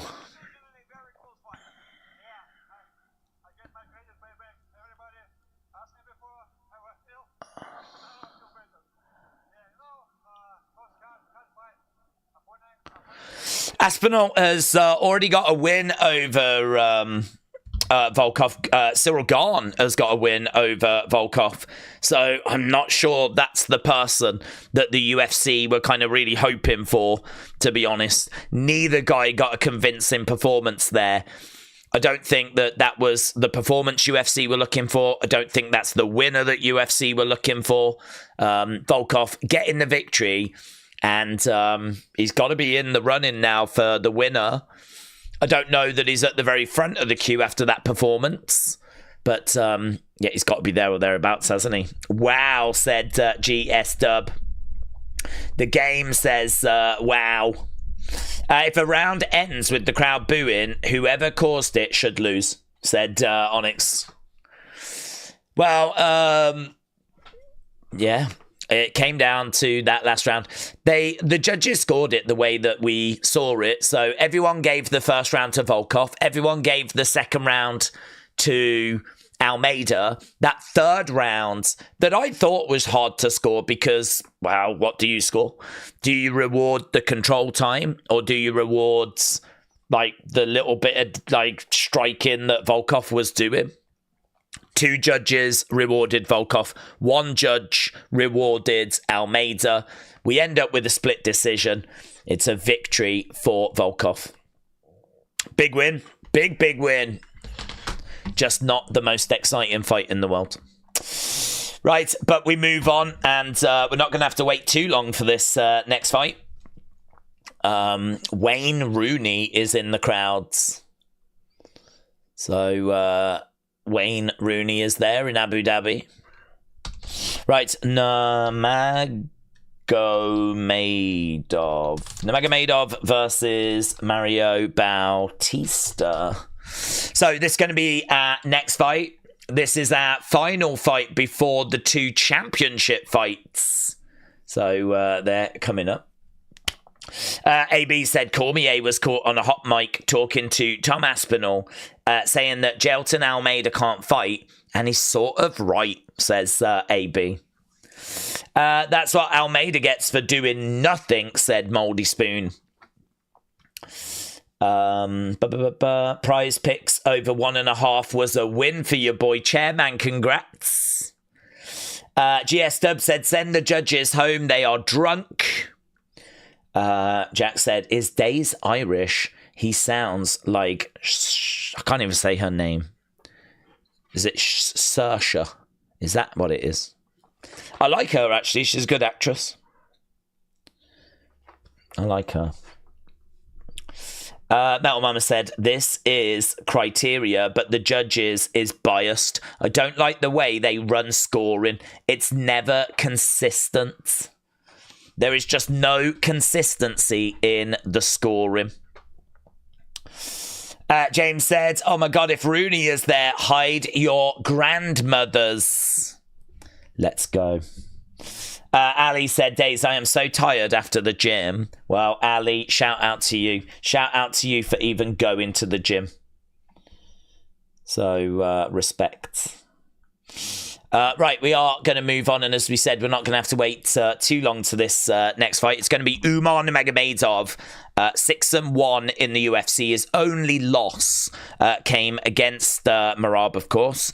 No shame in that, and he was even winning that fight after the first couple of rounds. Brilliant striking, wrestling. You know, he's better than Mario Bautista. He is quite flexible with his kicks. He can land a head kick. He's got a karate style of striking. He's got a nasty single leg takedown. He has got like elite grappling. He's got great fight IQ. He's very athletic. He's very explosive. He manages range well. I mean, he's just so skilled. You know, he really is as good as it gets, really, in the bantamweight division. So he's a minus 650 favourite here. 90% of Tapology have gone for him. I totally expect Umar Nurmagomedov to win. What I'll say, though, is Mario Bautista's on an 8-fight win streak. He's very exciting. He's a volume striker. Very confident, good in the clinch. He's got great wrestling. He's got good combos, good body work. He can get rocked, though. He is hittable. He's got slick jiu-jitsu. He's definitely going to be, you know, a challenge. But I don't know. I mean, honestly, Nurmagomedov is... I won't be shocked if he becomes bantamweight champion in the near future. I expect him to just have too much here for Mario Bautista. This is a real mountain to climb. James said, I looked at a gym once and I pulled a muscle. Yeah, that was a guy called Jim, wasn't it? In a magazine, James. And, I mean, let's not say the muscle that you pulled. Mike said, Almeida is awful. Does nothing with 11 minutes of control. UFC should cut him.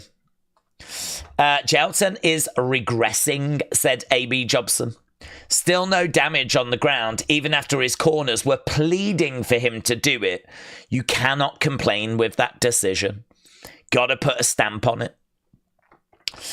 James said Brentford are 1-0 up against Liverpool.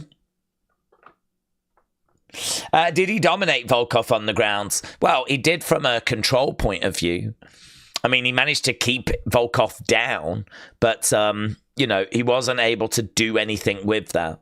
So, I mean, he had a lot of control time, but he wasn't able to, like, you know, turn that into anything meaningful. Days, are you ready for Saturday night's main event? No, I'm not even close to being ready for Saturday night's main event, but I need to get all the streams set up and all that stuff. Of course, we're doing it, but I'm not ready for it. James said, what a night that was. Watch, Umar is going to do the same thing that Almeida did, and he'll win, said Cali Rich. The Gonzo said Umar should win everywhere. Savvy, so Wavi said, let's go. When does the fight start? It should be starting very soon, but that last fight went all 3 rounds. So they're not going to make us wait. And in fact, they're not making us wait because here comes Mario Bautista. So we're getting ever closer. Only 3 fights left tonight. 3 fights left. If you are watching and you've not left a like, leave a like. It is greatly appreciated. Greatly appreciated. We're at nearly 380 likes. The dream since I was a small child was that if this stream could get to 500. I remember saying that to my folks when I was just a small boy. I was like, I hope when I stream on the 25th of October in 2025 that stream gets to 500 likes. And they were like, well, you know, I don't know that it will, but you can only ever do your best. And I was like, thank you, mother. So, I mean, look, it's in your hands. AB said the MMA gods have come to the UFC heavyweight division and saved the world. Are you that excited, AB?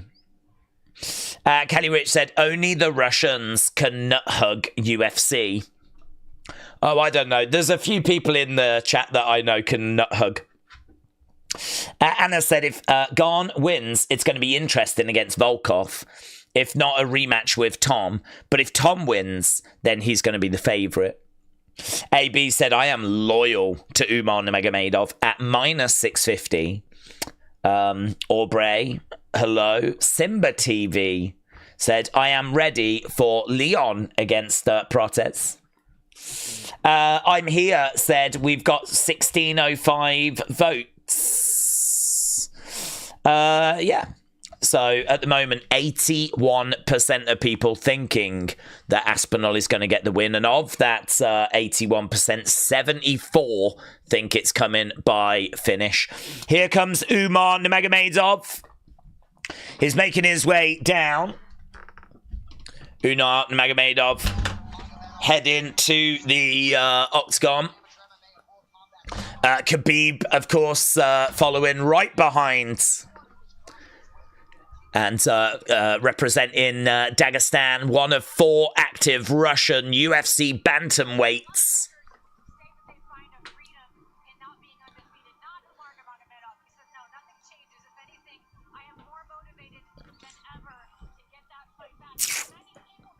Umar is motivated to get that fight back. He wants to get back in there with Merab. A hell of a fight that was. 7 wins by submission. He's got the 5th highest striking, significant strike accuracy in the bantamweight division. Keep the distance and use lots of kicks. That is Daniel Cormier's keys to victory.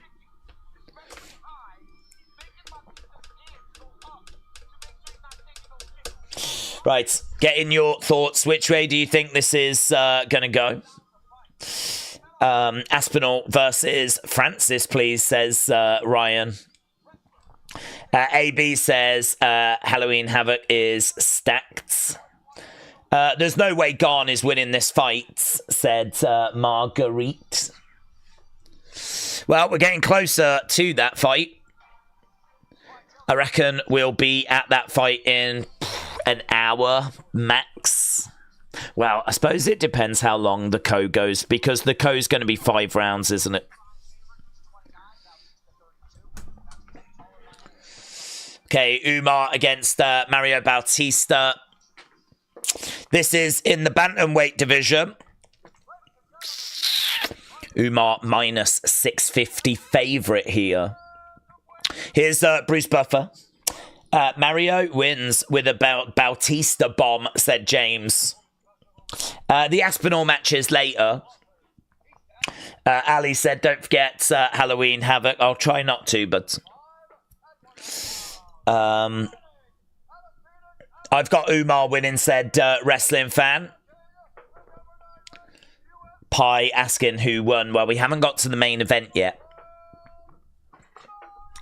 Here's Mario getting his intro. A lot of love for Nurmagomedovs. Not from everyone, but we always see a lot of people around, like, coming in. They really do attract a lot of passionate support.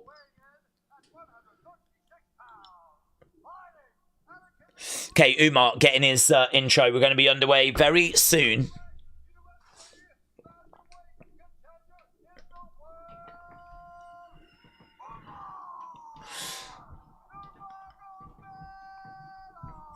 Okay, there we go. Umar getting his intro. Both guys have been introed. Jason Herzog, the referee for this one. And we are about to get underway.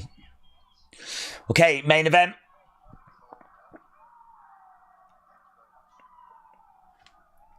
This will be a good fight, mate. I'm really looking forward to this. Okay, here we go. We are underway. Round number 1. Bautista in blue, edging forward. Nurmagomedov, Nurmagomedov managing to get Bautista. He's managed to get round the back. He's taken Bautista down.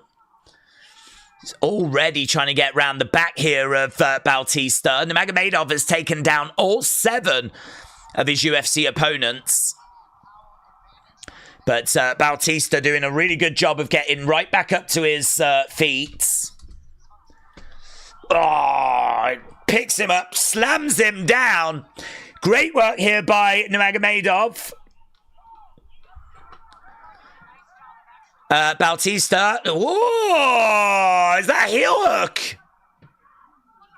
Ah, mate, that looks brutal. He's in big trouble here. He's got to find a way out. That ankle is getting twisted, and, mate, that looked bad. Bautista had that ankle of Nurmagomedov. I don't know. There could be some damage done. I mean, he just had Nurmagomedov's ankle. He was, like, twisting it around. It's like he was trying to dislocate it.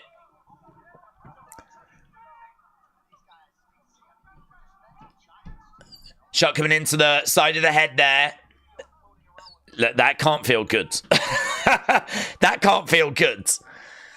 I have no idea if his ankle is going to be okay.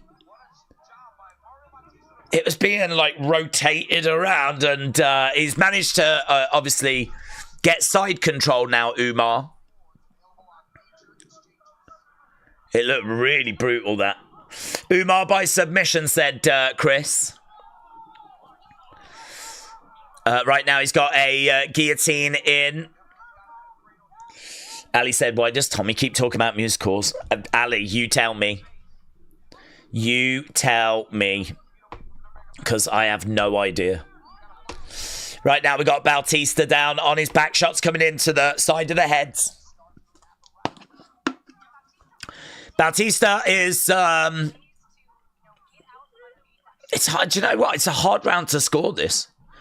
Because that ankle, crank was so good from Bautista. I mean, it really looked moody. I don't know what Nurmagomedov has really done to kind of counter that. I mean, there's been 20 strikes, but they've not been anything, like, challenging. There's been a couple of takedowns. Couple of minutes control time. It's not a round that's had much in it, honestly. Bautista is down on his back with Umar. Just kind of all over Bautista. He's in side control. We're over by the side of the cage. Umar just all over Bautista. We got forearm raining down. Round the back. Lovely work there by Umar. He's getting the hooks in. Hooks are in. Looking for the rear nakeds. It's just all over him. It's just relentless. Bautista goes down to his knees. So he's got him round the back. Bautista needs to make sure that he doesn't. Body locks him. Body lock there by Umar. Right now he's trying to get the arm around the neck. Shot coming into the side of the heads.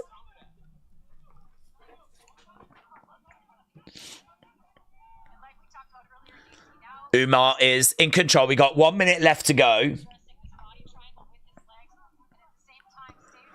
Yeah, right now we got the Magomedov off. That body lock is in.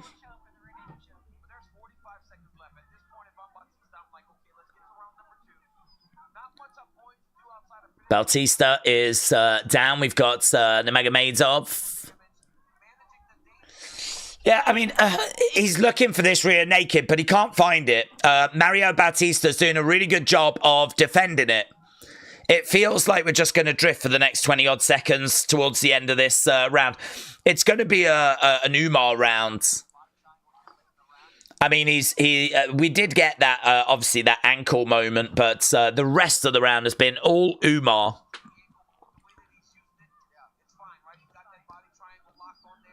Yeah, the commentator's just saying that ankle, it seems fine. Just want to look to see how he walks when he gets up, though, and he does seem to be walking okay.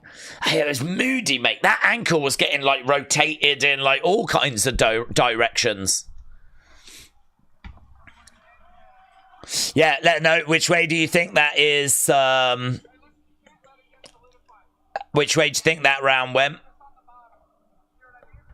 We know that control time doesn't mean everything, but the Magomedov, you know, he was looking for a rear naked. He never quite found it. That sub attempt, though, it does count for a lot. They're just saying to Umar, you're doing great. Mario is coming off very strong so far. Umar seems to be struggling to hold him down, said WrestleRants. Umar secured 2 takedowns, said Simba. AB said the fight is high level. It is refreshing from the last smudge fest. Simba's got it, Umar 1-0. Jill has got Mario for the win. Right, here we go. Round number 2. Round number 2. Kick coming in there by both guys. Kicking at the same time. Lovely kick coming in there by Umar. Bautista putting the pressure on. Umar looking for a counter opportunity. Oh my God. Knee coming in there by Bautista. Umar went down. I don't know if he was going down to try and catch the leg or if it was like a reaction. Knee came in and he kind of went down. Yeah, I need to see a replay of that. I couldn't quite tell if it was a reaction to the knee or if it was like, oh, they're showing it in the little window. It was a kick that came in. No, it was a proper, he got dropped. Yeah, really good work there by Bautista.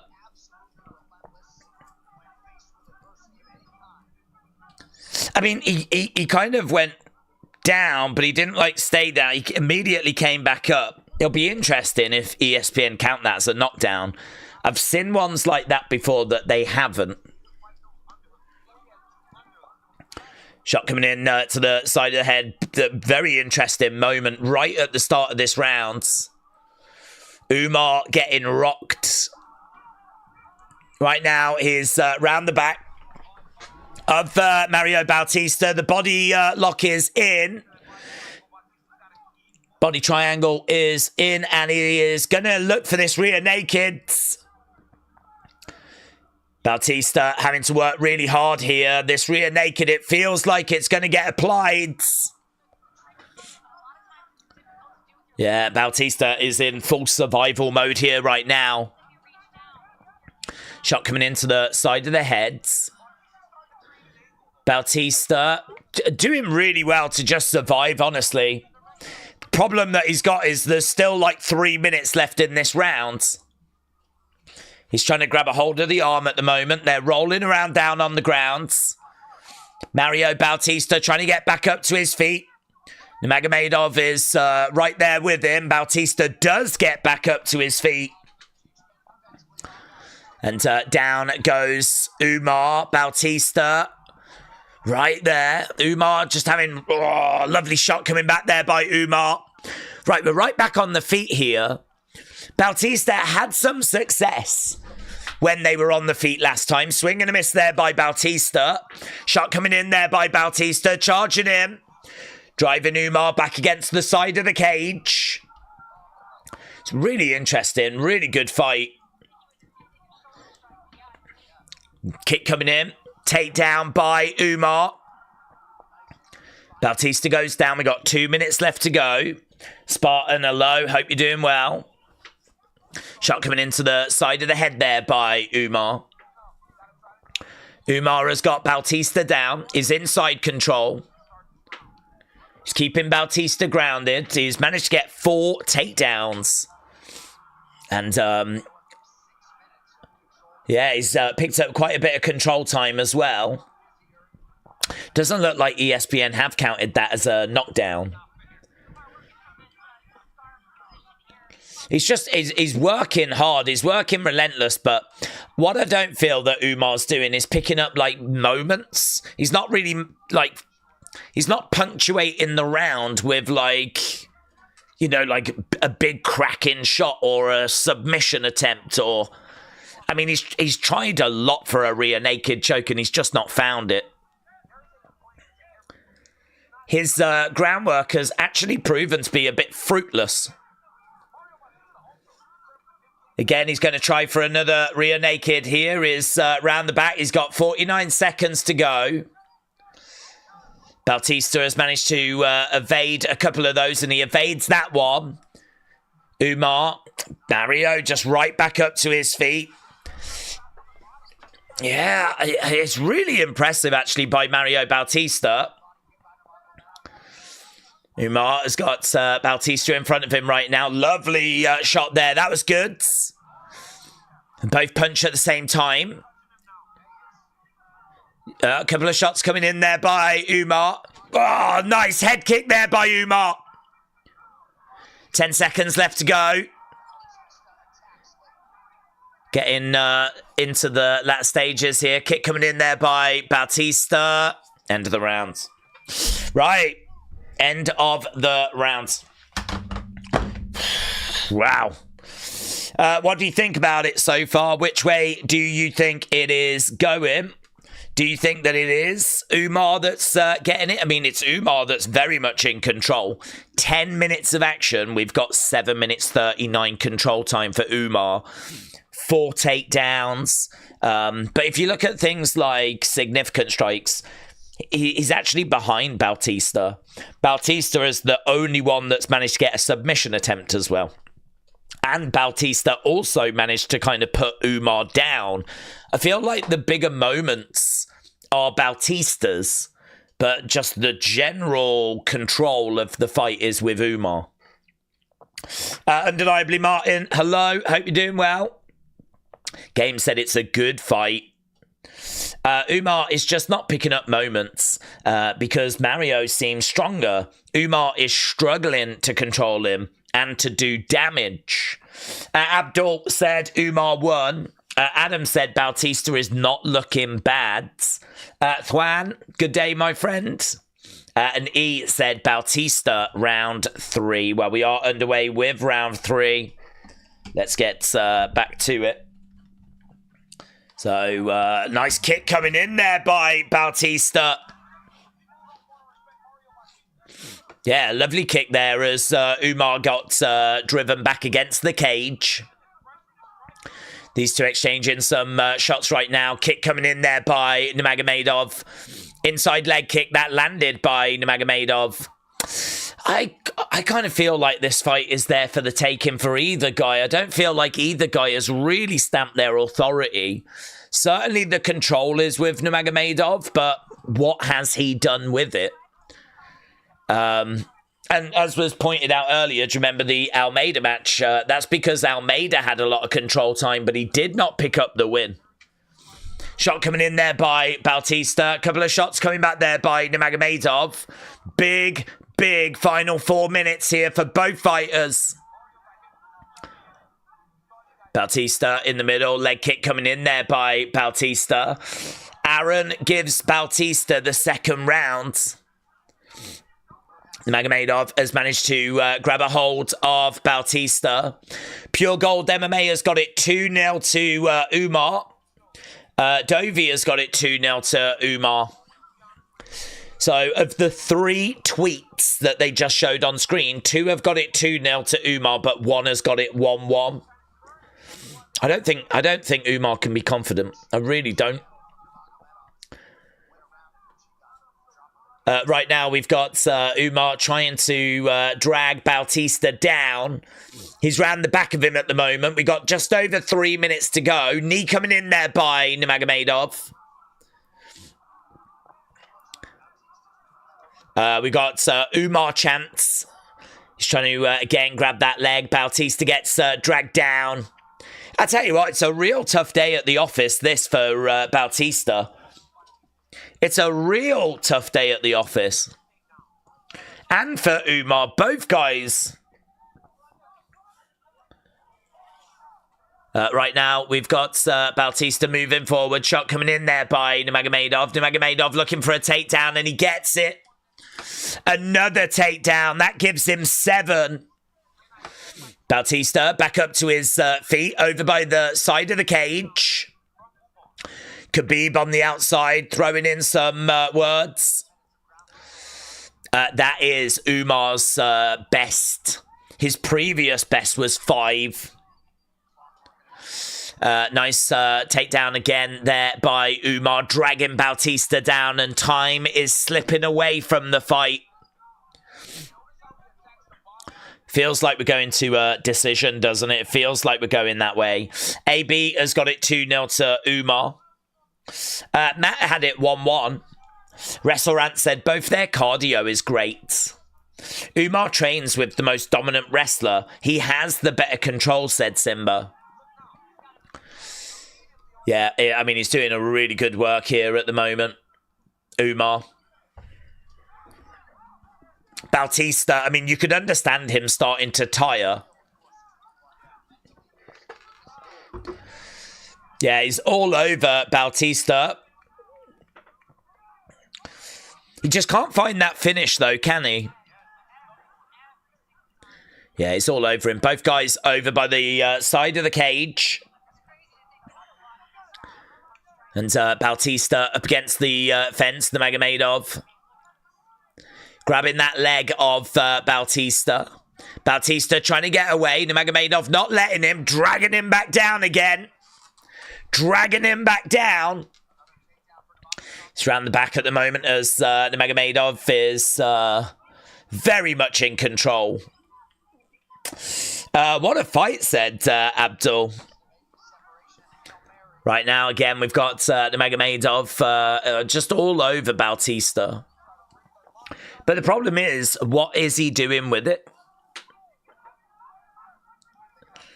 Again, if you look at significant strikes, it's very, very close. Takedowns are not, though. 10 takedowns have got to count for something. Total shots have got to count for something. Kick coming in there by Umar. 4 seconds left to go. Bautista throws in a kick and Umar puts his arms in the air and we reach the end of the fight. It's got to be Umar, hasn't it? I'll be surprised if it's not Umar that gets the win there. It's got to be Umar.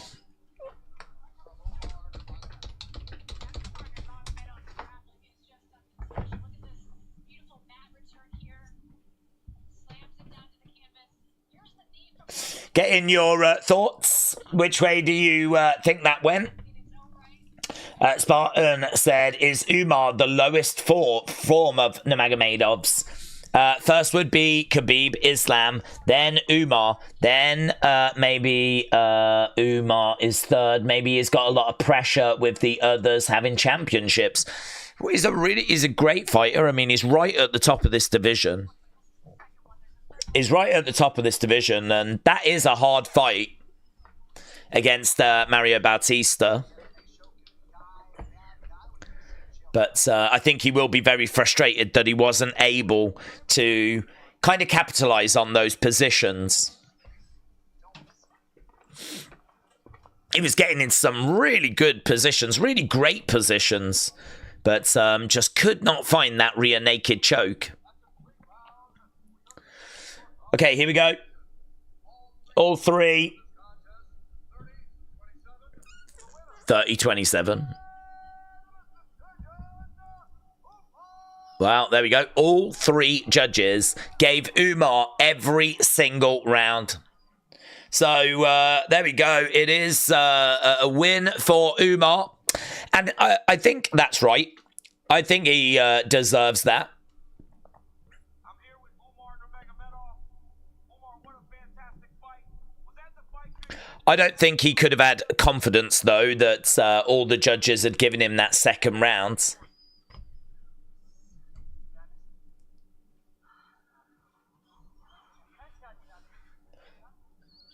Khabib coming over.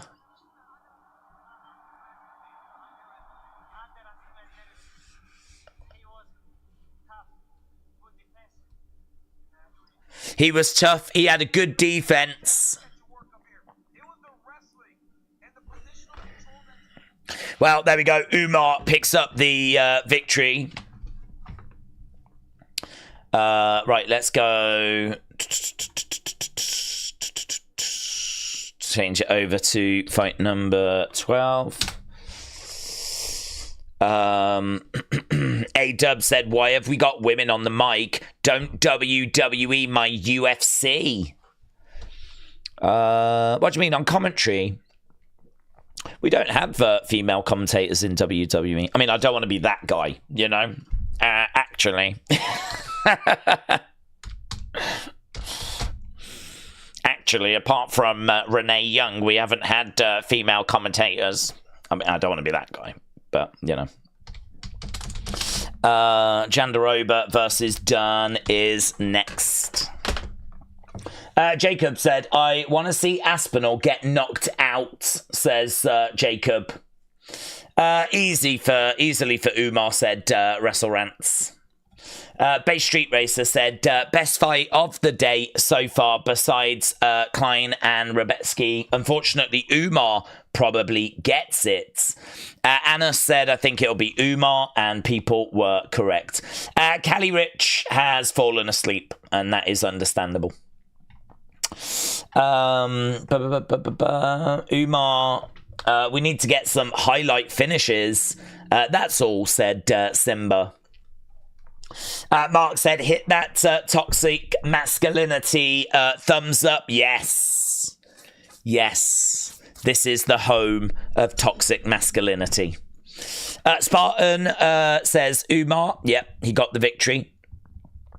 A-Dub said, basically, overseas commentators are better. That's a nice window panel tone on tone that Big DC has on, says A-Dub. A.B. Jobson said, Umar is so skilled. Well, look, our attention turns to the women, because now we have got a vacant women's strawweight championship, and we need to put that belt on one of these ladies. Will it be Virna Jandiroba, or will it be Mackenzie Dern? I think it's going to be Mackenzie. I do think Jandiroba has got a great chance, though. She's got really good submissions. She's great on the ground. Her striking has improved. Obviously, both of these bring high-level Brazilian jiu-jitsu. Mackenzie Dern, though, it just feels like she's got a little bit more on the feet, on the ground. I just favour her to get the win. I don't think there's much in it. I mean, actually, odds-wise, Mackenzie Dern -150, Jandiroba +120. When it comes to Tapology, when I saw it was around about 60-40 in favour of Jandiroba. So very, very close when it comes to Tapology, when it comes to the odds. No one's kind of run away with it. It's very, very close. I am just leaning Dern. But, yeah, these two fought originally back in 2020. Dern got the victory that time as well. But, I mean, that's so long ago that you can't have too much confidence in that. So, yeah, let us know in the chat. Who do you think is going to get the victory in this co-main event? This is the first of 2 championship fights. But the conversation has become a little bit too much about the fight and a little bit less about the toxic masculinity, says Mark. Well, that's because we scared away all those people that were challenging our toxic masculinity. And so there's not really a need to talk about it anymore. Now we can just sit here and be toxic and masculine. And there's no one left to challenge it, so you know, we're eating good right now. Adam said Dern is hot. Yes, that's it. That's it, Adam. That is it. That is what we are here for. Julie said, Days, your stream in almost an hour. My stream in almost an hour. What does that mean? The Halloween Havoc stream. Mate, we'll get to that whenever we get to that. Where is Little Mama, says Mark. I don't know what that means. I need Aspinall to do this job. I left Gane out of my slip because of the hype, said Simba. These are both more of a man than I will ever be, said A-Dub. I'm sure that's not true. I meant sweating, said Adam. She is sweating. Adam, thank you. Thank you. Okay, we've got the video package right now. AB said Dern is a hottie. Savvy So Wavy said I need Virna to win. What, is she on your parlay? Slingblade said let's go Dern. Julie said you could miss the NXT stream. There's no needs. We can do that. Gane is a bum, says Mats. Jacob said I miss Arlovsky. Right. Yeah, get in your thoughts. Who do you think's going to win this one? This is our co-main events. Which way do you think this goes? Do you think it'll go with Jandiroba? Do you think it'll go with Dern? I am leaning Dern. But Jandiroba, as we said, she's got very good jiu-jitsu. She's got good subs, heavy top control.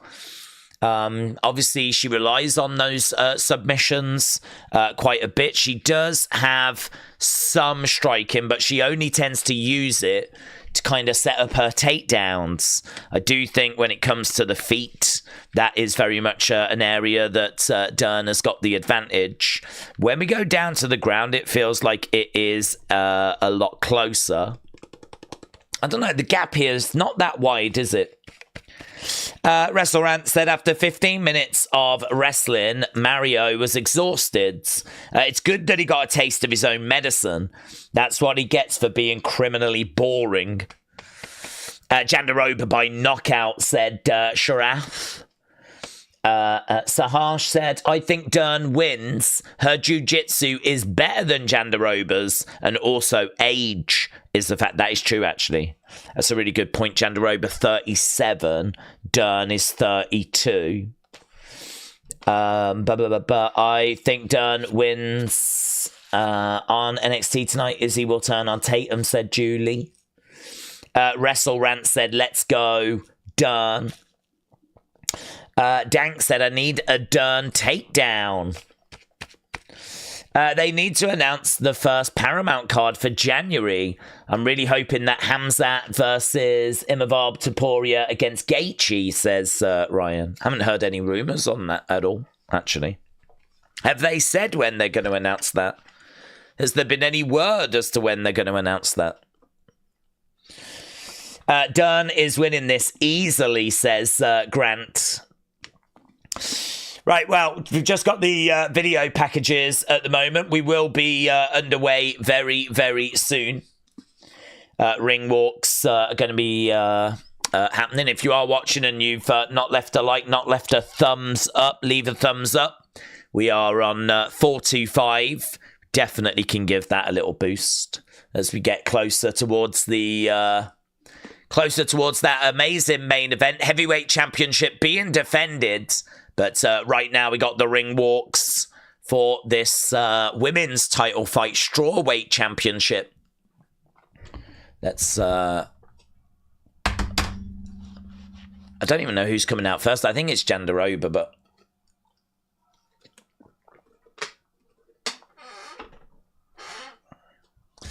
Right, let's go back to the chat. Based on the weigh-ins, Dern is incredibly top and bottom heavy, said Jav. It's Dern that's coming out first. Looking to become the third American-born UFC strawweight champion after Carla Esparza and Rose Namajunas. Okay, so Dern is making the ring walk.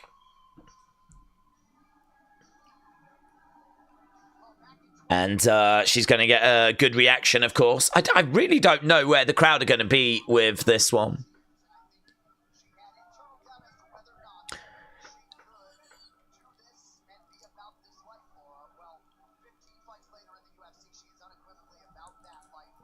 Dern making her way down. R.I.P. Daisy's voice, but yeah, my voice will be cooked. I kind of already knew that it would be, though. I've kind of already mentally, I've written my voice off. I'm actually quite happy with where it is at the moment. I think we've done quite well, considering we've done nearly 6 hours of streaming already.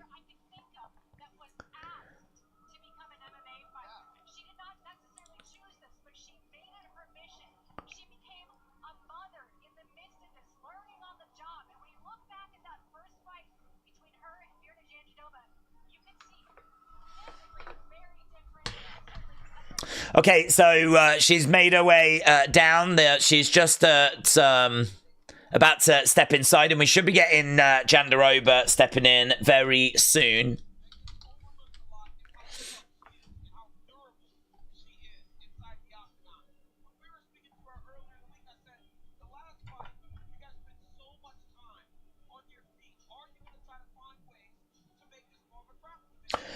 Jandiroba Roses Jr., says Matt 70.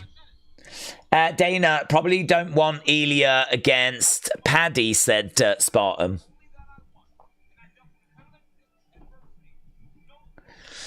Okay, Dern is inside the octagon. Jandiroba about to make her way down. Damn, Liverpool 2-0 for Brentford's. James, it's a goal for Brentford, James. I'm just telling you the news now. No, James, you can't tell me news that I've just told you. I just told you that news, James. Adam said it's 2-0 Brent. No, Adam, you can't tell me because I've just told you. Look, it hasn't even appeared on screen yet, so you can't tell me news that I've already reported. You can't tell me news that I had the scoop on. Adam said Brentford have been all over them. Yeah, I know that from the score, Adam. I just told you that they scored. Right, here comes Jandiroba. Hector said, Dates, was you that football jock who shouted at nerds at university? Yeah, I was the main bully in my school. Something that I'm actually really proud about. Hawks said, James told you that thing that you told him that he told you, said Hawks. It's true, but I was first, and everyone needs to acknowledge that. Okay, here is Jandiroba. Making her way down.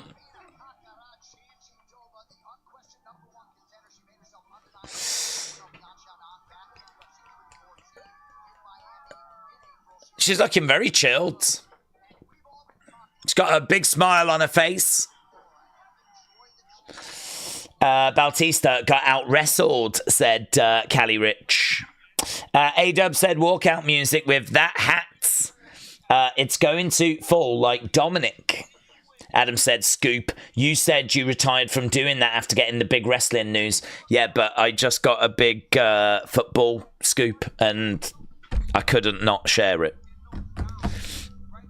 I'm retiring now. I'm retiring from getting football scoops. That was my big football scoop. Brentford scored a second. Umar was fading in the third, said Callie Rich. Right. We are waiting for this one to get underway. Don't forget, you can still vote. We're sneaking our way to 2,000 votes. So we are sneaking our way towards that. Reese, shout out to you. I hope you're doing well. John Doe said it's great to see you back on a UFC stream. Yeah, we were here for UFC 320 as well. But Julie said, can you please shout me out? Yes, Julie. Shout out to you.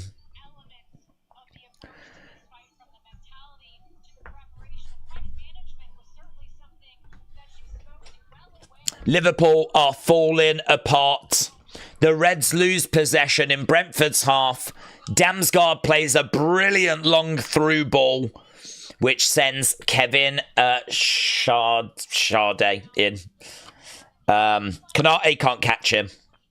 And Sade, the wonderful soul singer from the 80s and the 90s, buries it past the Liverpool goalkeeper.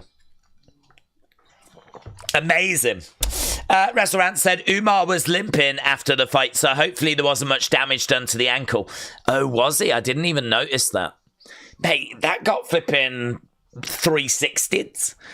His leg was like rotated and like he was trying to flip him remove it.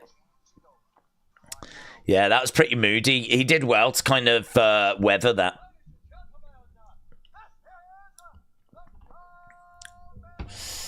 Okay, Bruce Buffer is doing the intros.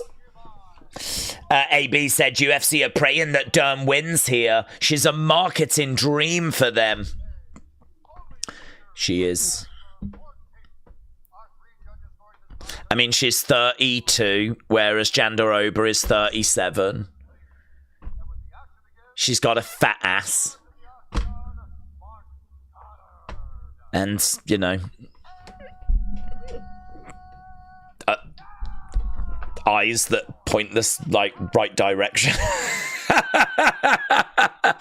Welcome to the toxic masculinity stream. I mean, yeah, Dern is way more marketable than Jandiroba.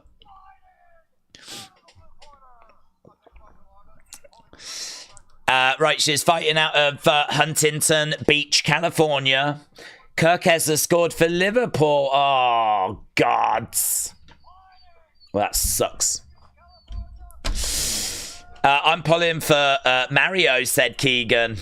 Yeah, I hope Mario gets it done in this match. Dern needs to be confident in her strikes, said Wrestle Rants. God, I feel like it's took absolutely flipping ages to get to this. I like Jandiroba, man. She's put in so much work. Do you know, I would really like for her to win because you're right. UFC don't want her to win. Like, they don't want her to be the person that takes this title, you know? I mean, she isn't as marketable.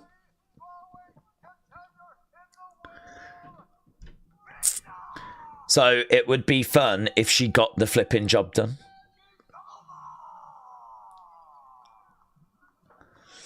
Right, here we go. on the plus side, if Dern wins, we also won't complain, said Hawks. That's true. I'm going to root for Jandiroba, but if Dern wins, it's fine. Great. Okay, here we go then. We are about to get underway, finally, with this co-main event. Obviously, because this is for the championship, it can go 5 rounds. After this match is the main event, the heavyweight title on the line. Both women coming out into the center. Jandiroba with a jab coming in, outside leg kick there by Dern. These two fought before, and it went the distance. It was a unanimous decision win for Dern. Yeah, Mackenzie with a couple of nice leg kicks. Couple of shots coming in straight down the middle. Outside leg kick there by Jandiroba. Kick coming into the midsection there by Jandiroba. Some lovely shots going straight down the middle there by Dern. Again, Dern trying to let the hands go. Outside leg kick there by Jandiroba. Jandiroba, big knee to the midsection there by Dern. Smile on the face there of Jandiroba. Kick coming in there by Jandiroba. Yeah, she is still smiling. Jandiroba just really thrilled to be obviously getting this opportunity. Dern, couple of shots coming in there by Jandiroba. Dern with the right hands. These two are exchanging shots at the moment. Dern is landing a lot more of hers. Yeah, that was a good right hand there by Dern. Okay, Jandiroba trying to get a takedown. No joy. Dern able to deny that. Jandiroba straight down the middle. It does feel like Dern is getting the better of the striking. It's obviously not a problem at the moment. Nice right hand down the middle there by Jandiroba. Couple of shots coming in there by Jandiroba. Misses with the hook shot coming back there by Dern. Jandiroba again trying to get a shot in down the middle. Kick coming into the body there by Jandiroba. Looking for a takedown. She got that one. Wow, that was good. She had to really pick up Dern there to not give her any chance to defend it. Mackenzie down on her back. Jandiroba. Yeah. Dern has got a hold of Jandiroba's wrist here. So right now, Dern is on her back. Jandiroba is in guard. But right now, Dern doing a good job of not allowing Jandiroba to really do anything with this.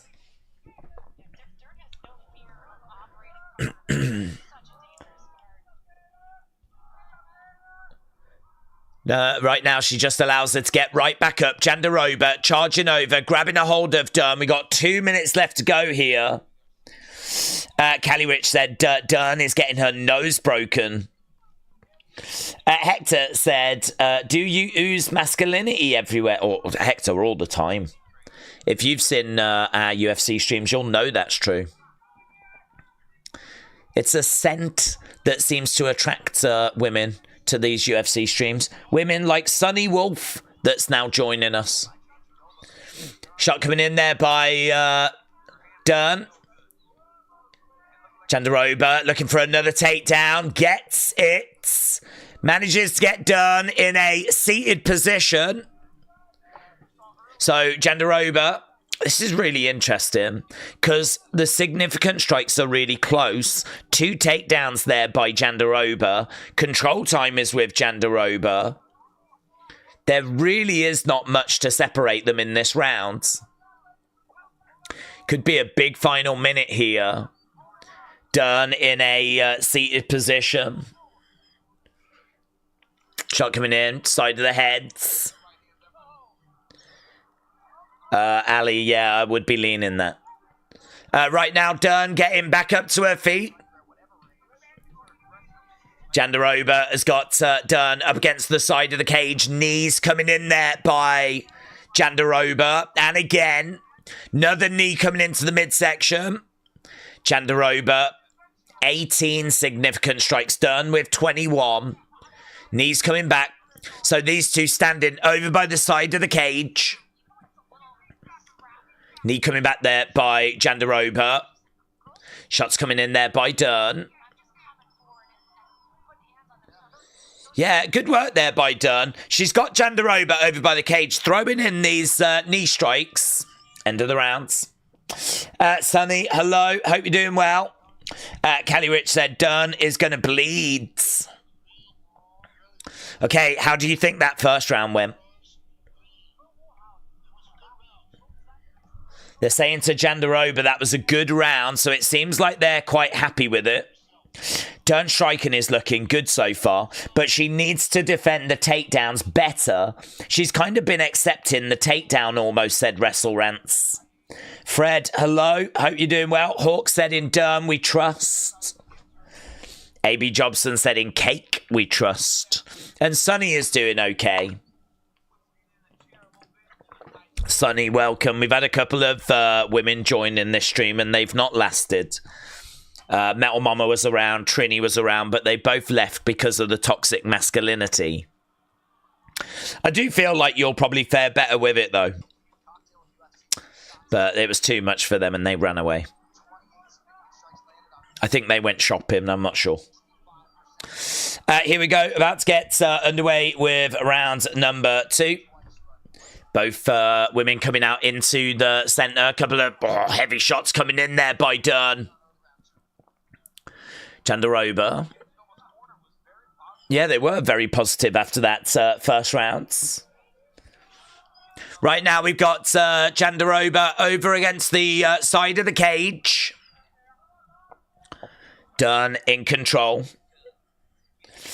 Mark said Metal Mama was scared of the masculinity. Yeah.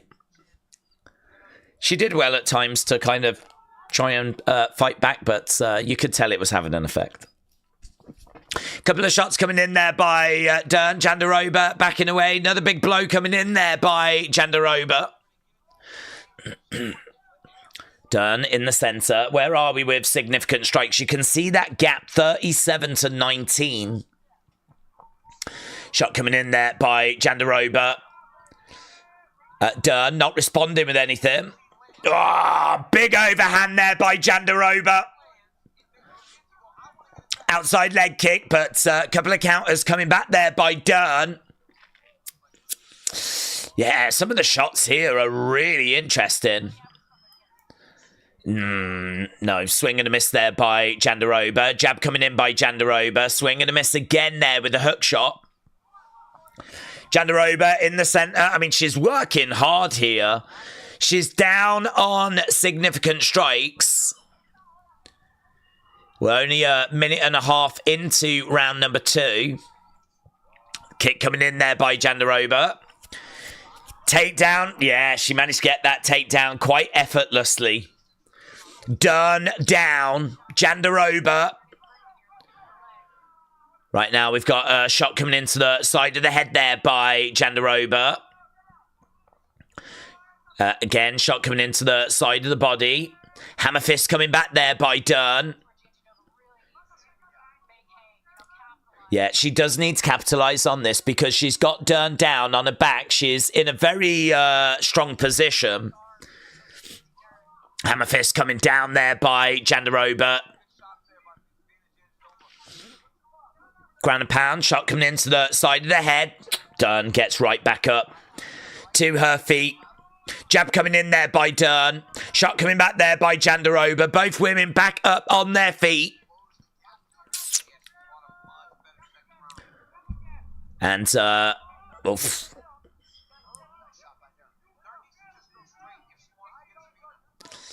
Okay, but swing and a miss there by Dern. You know, a lot of stuff being thrown that's not landing right now. Oh, a real flurry of shots there by Dern, though. That looked good.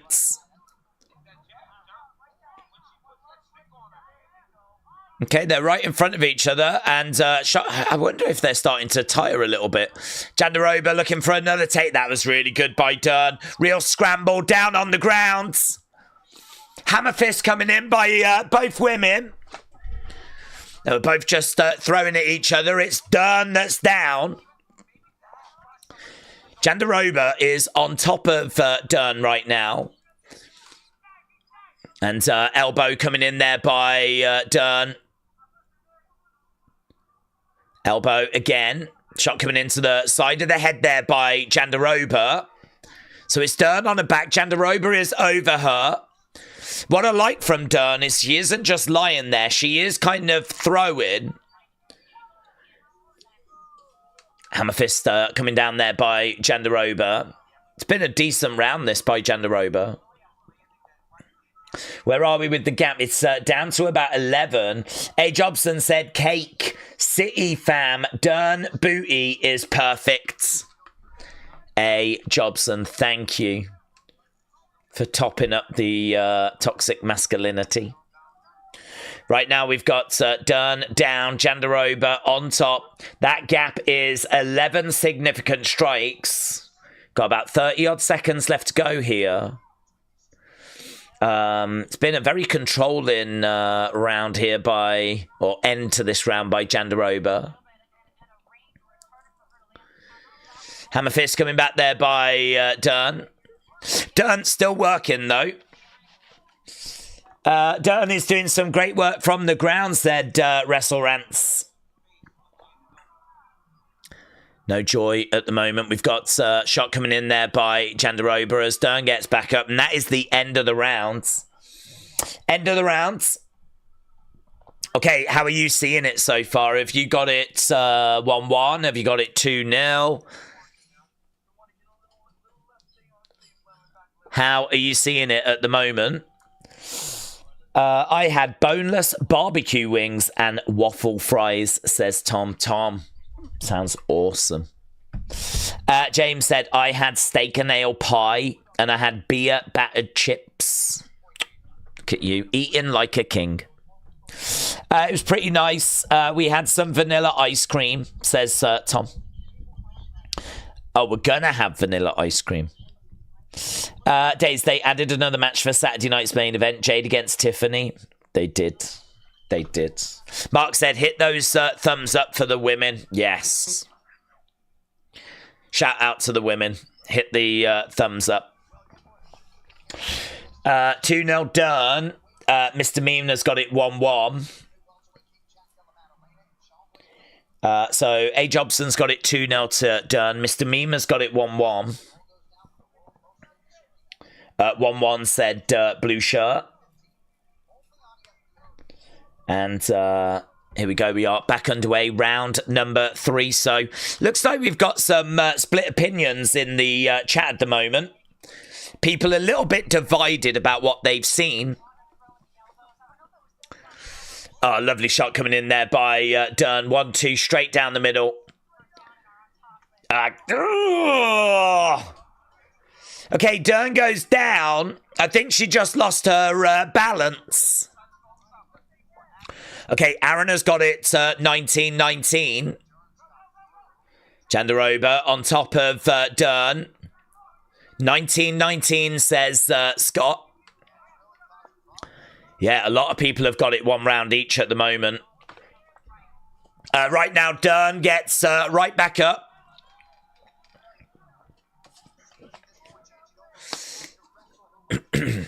Jandiroba jabbing away there at Dern. There's a lovely shot coming back there by Jandiroba.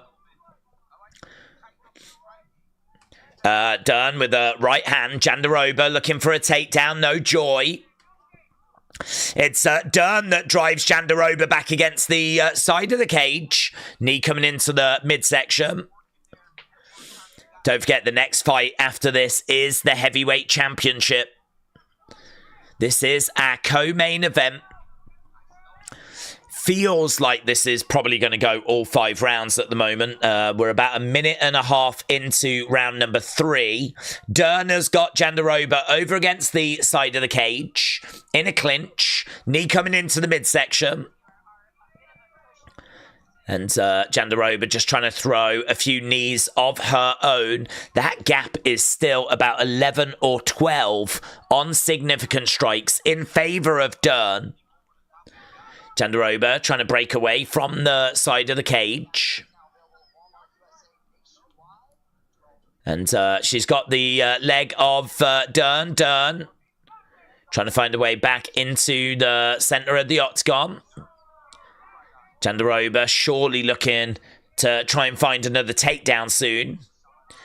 Couple of shots coming in. Jandiroba backs away. She tries for that takedown. No joy. She's managed to get 5 of 10 takedowns, Jandiroba.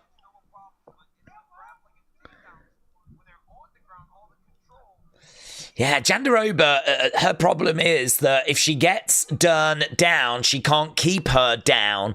And on the feet, she's just not as good as Dern. So it's just really hard to see where Jandiroba is going to get the victory from. There's a bit of damage as well on the face of Jandiroba. I think she's definitely starting to show the effects of this fight. Dern back in the middle. Head kick coming in there by Jandiroba. I mean, maybe if Dern starts to tire, Jandiroba can start getting more success with the takedowns. Maybe then she'll be able to keep Dern down. Find like some... She gets another takedown. Can she find a way of really making this count? Oh, elbows coming in there by Dern. Right now, Jandiroba in guards. She's keeping Dern down. Hammer fist coming in there by Dern. Dern looks like the most handsome cave woman I've seen in the UFC, said Gonzo. Right now, we've got Dern down on a back. Jandiroba in full guard. We're over by the side of the cage. We've got a minute left of round number 3. And right now, keeping her down. OWC boss, shout out to you, buds. And right now, we've got about 40-odd seconds left to go. It's good work by Jandiroba. She's getting control time, but you have to do something with it. 6 takedowns, nearly 6 minutes control time. Those elbows look quite good by Dern, actually, though, from the bottom. And again, Jandiroba, though, controlling. This is going to divide opinion, to be honest with you. Mackenzie trying to find a way of getting back up to her feet, but there's only 10 seconds left to go here. Mackenzie gets back up. And shot coming in there by Jandiroba, end of the round. Right, how are you seeing it so far? What do you think after the 3rd round? It's very quiet in the arena. People are not blown away by this. People aren't going crazy for the action. So I don't know that the fight itself is really bringing the entertainment, but well, it's interesting. They're saying in Jandiroba's corner, we think you won that round. 2-1 Jandiroba, says the game. Cesare Yotha said, done in round 4 by Dirty Sanchez. Let's go. Ali said, Days, is it true that Tiffany is injured? Well, no. WWE put a little comment out saying that she was concerned, but she still expects to compete. I have not seen any updates today because we've been doing this for over 6 hours. The Gonzo said, lack of defensive wrestling and basic defense at this level. Blue Shirt has got 2-1 to Jandiroba. And A. Jobson said, Dern is fading. Mark said, I don't like Jandiroba. Okay, well, here we go. Round number 4.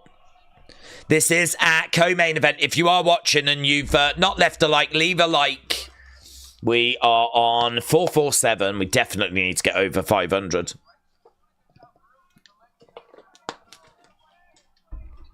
Jandiroba in there with Dern. Inside leg kick coming in there by Dern. Couple of shots coming in there by Jandiroba. Dern is right in front of Jandiroba. Jab coming in there by Jandiroba as Dern is in the center. Again, couple of strikes coming in. Jandiroba bouncing around. Dern doesn't look like she's tiring in this round, or certainly not judging by the start of this round. Jab coming in there by Jandiroba. Hook shot coming in upstairs. 2-1 Dern, said Jack. 29-28 Dern, says Aaron. 29-28 Dern, says Pure Gold MMA. So again, we've got a real split opinion. A good chunk of people in our chat think that Jandiroba is edging it. But the tweets on screen are saying that it's Dern that's edging it. Body shot coming in there. We're into the championship rounds. Big shots coming in by Dern. That gap has just widened on significant strikes. 80-60. Both kicking at the same time. There is around about 8 minutes left of this fight. If it goes the distance, Jandiroba is driven back. Dern grabbing a hold of Jandiroba. Dern is the one that's taking the fight right now to Jandiroba. Knee coming into the midsection. And again. Right now we've got someone yelling elbows. If Daze doesn't at least get over 500 likes, he will never stream UFC again. People might start unliking if I say that, though, James. Right now, we've got Jandiroba trying to find a way from the edge of the cage, and she does. Both women go into the center. Hook shot misses. Outside leg kick misses. Jord the Wolf is cheering for Aspinall. Adam said, even though Dern has been taken down whilst on her back, she's still landing more hits, to be fair. Dern is overrated, said Callie Rich. Dern is right in front of Jandiroba. Inside leg kick coming in there by Jandiroba. Dern going for a body kick. Jab coming back there by Jandiroba. And grabbing a hold of the leg of Dern. No joy. That gap getting a bit wider now. That gap was 20. It's now approaching 30. Mackenzie Dern is definitely winning the striking exchange. Jandiroba's best way forward is to get a takedown, but do something with it. Oh, yeah, she gets a takedown. Mackenzie Dern is down, but Jandiroba just can't capitalize. It does feel like this is going to be Mackenzie Dern, to be honest with you. I'm just struggling to see where Jandiroba's going to be winning this. Shot coming in there by Dern. And now it's Dern that takes down Jandiroba. Jandiroba goes down. Okay, well, what's Jandiroba going to do here in this position? Aspinall and Gane coming up next. Dern managing to get a takedown on Jandiroba, and we might be looking at Jandiroba needing a finish in round 5. Otherwise, Mackenzie Dern might be the new women's strawweight champion. Jandiroba is down in the center of the octagon. I could hear a couple of people chanting boring for a second there. Genuinely. Crowd are really quiet, really not into it.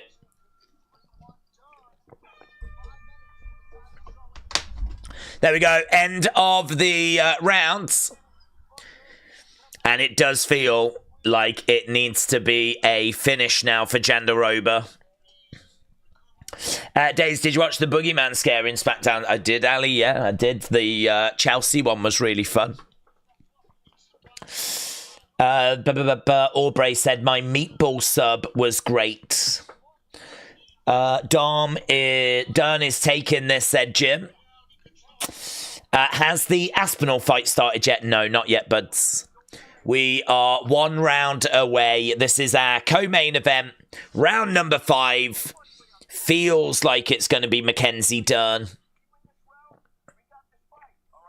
If we win this round, we've got this fight. That's what they've just said to Mackenzie Dern. Jandiroba is ready. Dern is ready. I think Jandiroba's going to need a finish.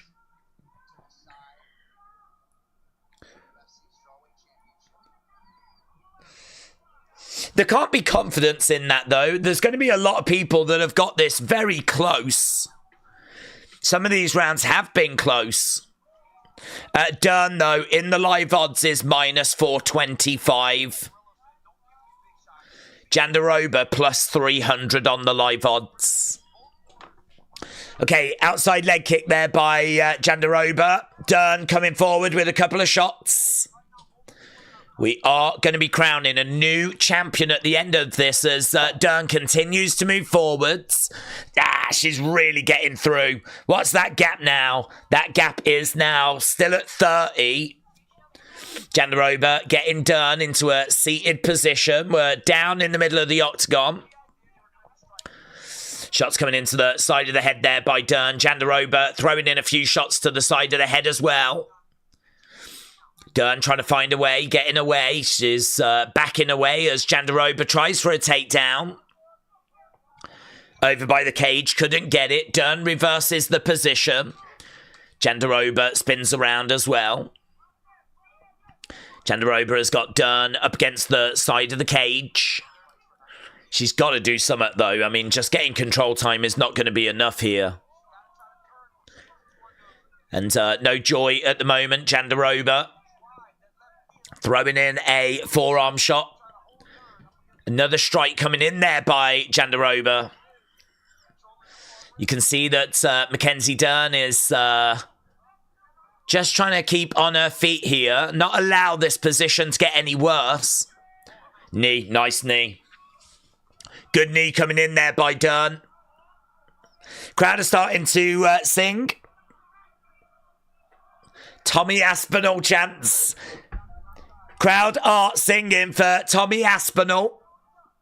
Jab coming in there by Jandiroba. Good support for Tom Aspinall over in Abu Dhabi. Dern in the centre. We moved away. Matt said this is a snooze fest. What's your score after 4, said Mark? I think I'm 3-1 Dern. Couple of shots coming in there by Dern. Takedown there by Jandiroba.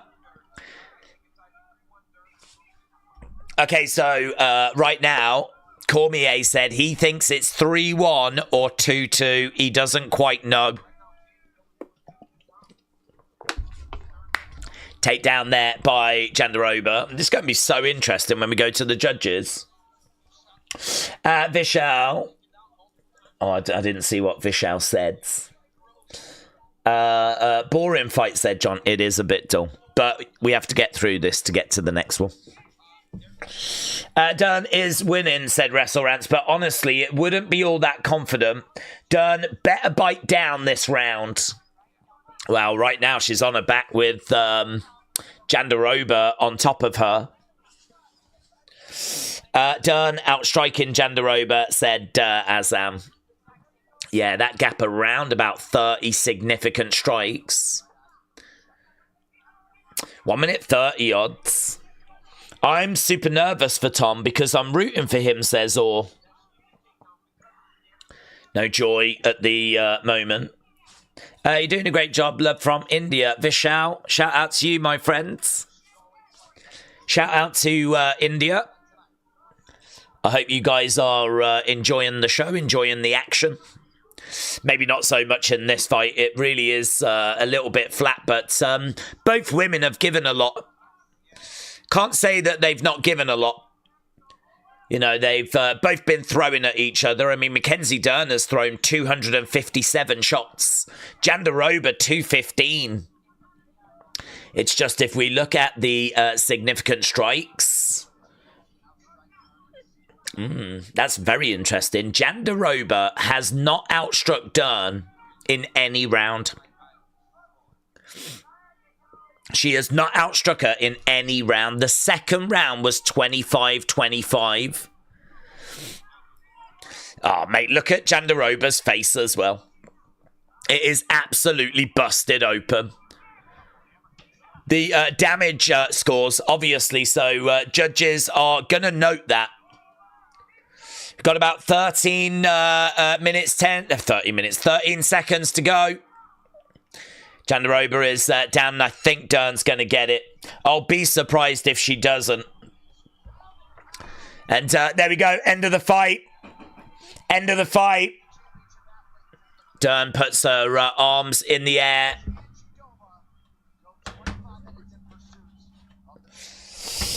Days, I've got about an hour and 40 until the countdown. That is plenty of time. Oh, still got an hour and 40.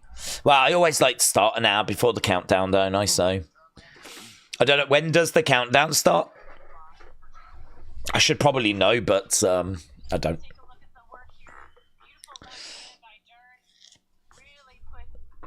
Yeah, I mean, to be honest, I don't know. I'm not doing anything. I might get a coffee, but other than that, probably, start the stream. The dude broke his ankle earlier and somehow still won, said Bay Street Raider. Has it come out that he did break his ankle, has it? Yeah, I think this is going to be Dern. 11 countdown, 12 main show, says Tom. Right. 11 countdown. I always like to start an hour before. At least. Listen, whenever we finish, I will be getting a coffee. I can tell you that much. But then we'll pretty much start. Ali said, why do the bots keep coming into the chat? Because it's just a really fun place for the bots to hang out. They're not really welcome anywhere else, but I am so desperate for views that I do welcome them with open arms. Okay, here we go.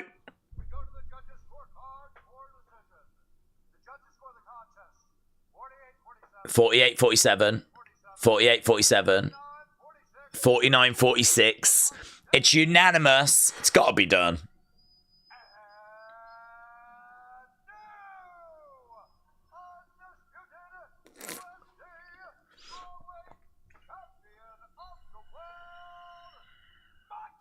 It is done.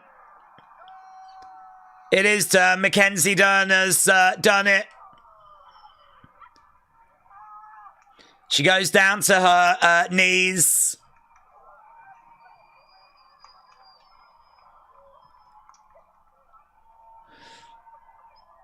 Everyone's crying.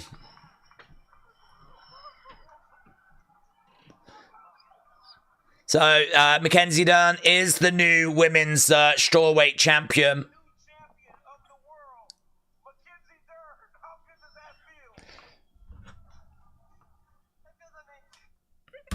There we go. I don't want to see both of the main event fighters winning early. Tom is a good fighter and human, but I want to see him fight all 5 rounds, said Vishal. What round will Tom win in your opinion, said Bence. I mean, look, I think Gane is a good fighter. I just think that Tom is going to overwhelm him. I think Gane is good enough to get through the first round, but I feel like Tom might get it in the second.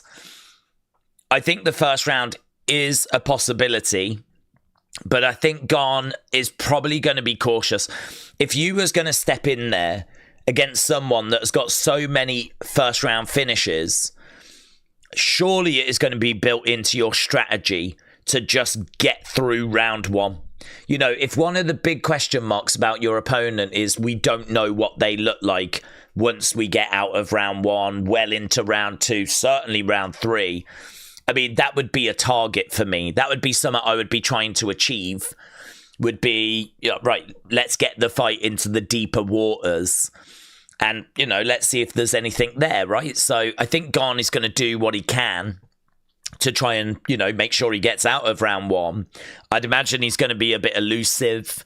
I would imagine he's going to stay on the outsides, use his footwork. Both have got good footwork. And so, stay on the outside. And I think it's going to be a little bit cagey in that first round. I think Tom is going to be the one that's on the front foot trying to find the finish, obviously.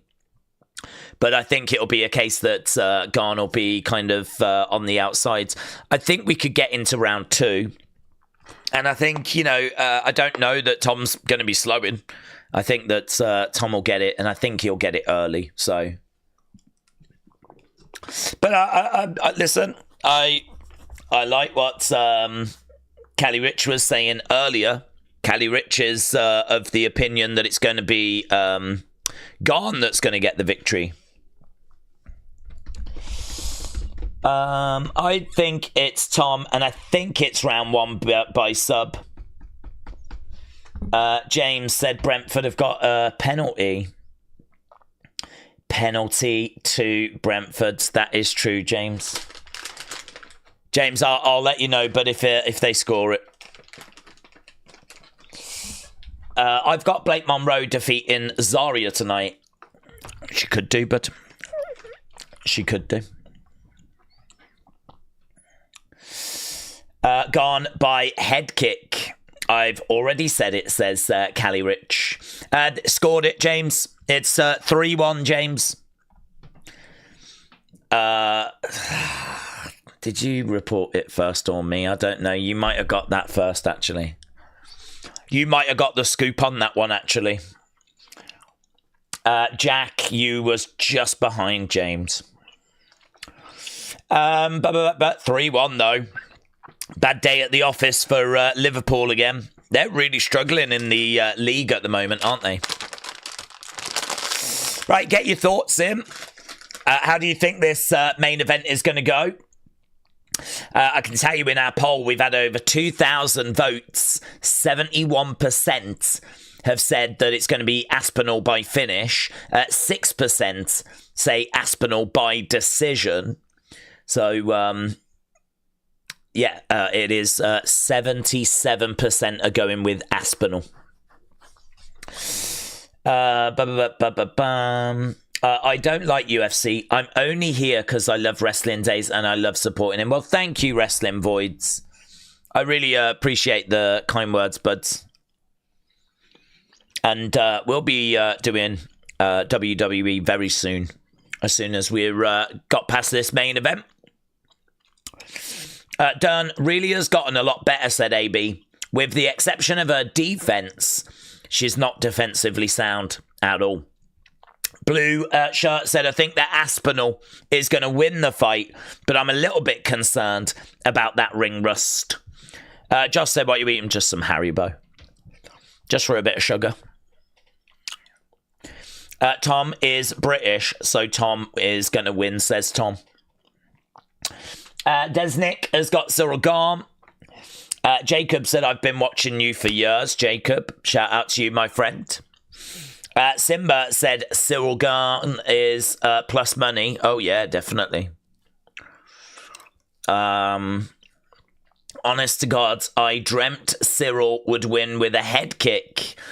Well, yes, sir, he has got a chance. He has got a chance. I think it'd be a big shock to many if Gane was to win this. I don't think many people thought he got the win over Volkov last time out. And obviously he's had a couple of matches against like John Jones and Ngannou, and he's picked up a couple of losses. I mean, there's no shame in losing those fights. Tom's not tested against those people. So we don't know how Tom would do against those people. And we do have a lot of like having to take Tom's word for things. Tom's like, oh, I'm so good. You wouldn't believe how good I am. Oh, my cardio is so good. You know, and it's like, yeah, I mean, we've seen him just beat people really quickly. And he's done it consistently. So he does feel like the real deal. But, yeah, there is a lot there that is kind of unproven. Busy City said, don't underestimate Game. No, listen, I got Tom winning, but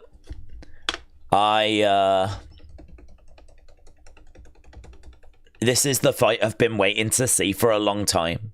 I think Ciryl Gane is a real challenge.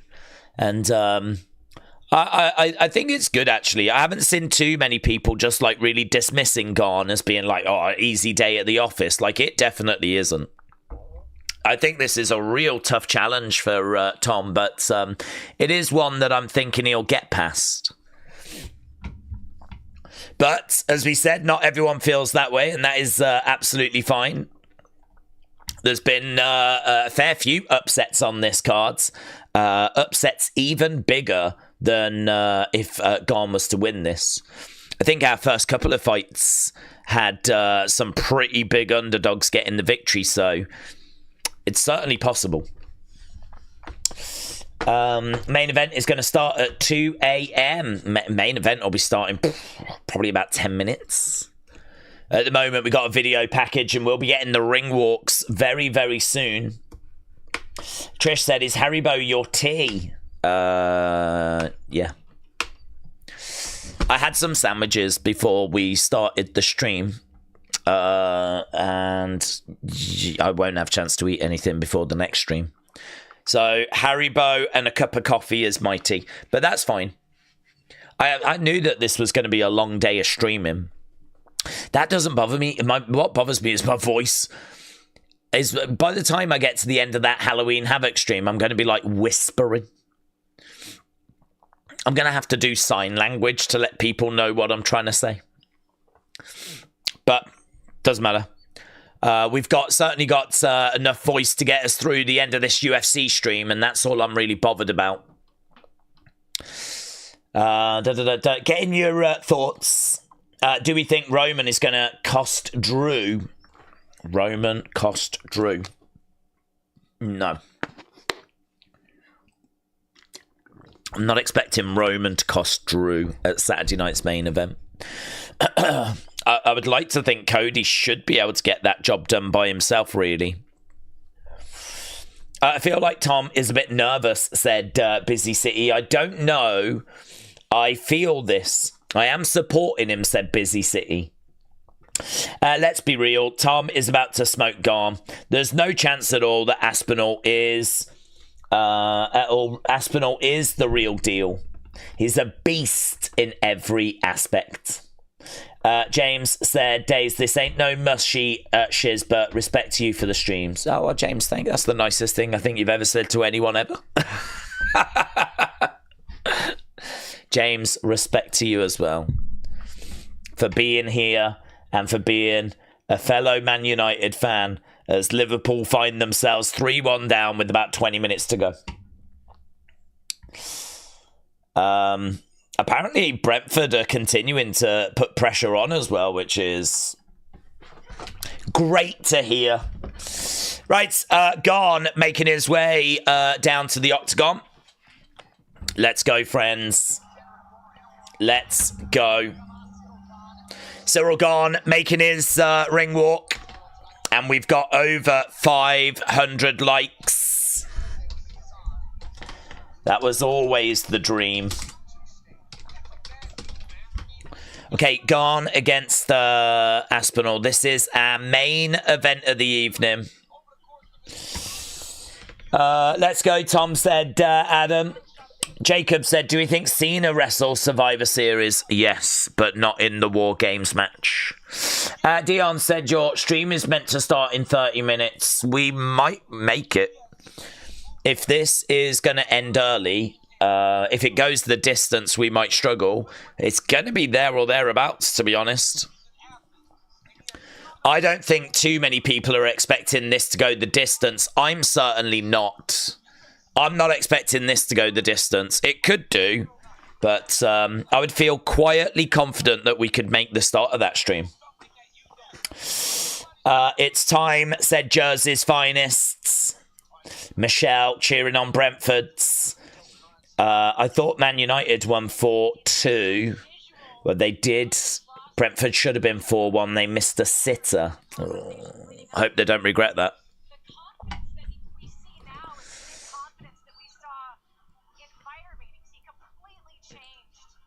I don't know what Gane's saying. I don't know. Gane was just saying like something about maybe has he forgot his cup or something.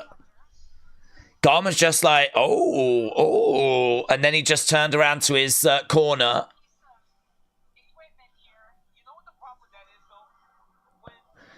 Yeah, is there a bit of an equipment problem? So now he's gonna have to wait, right? Oh no, they let him go in.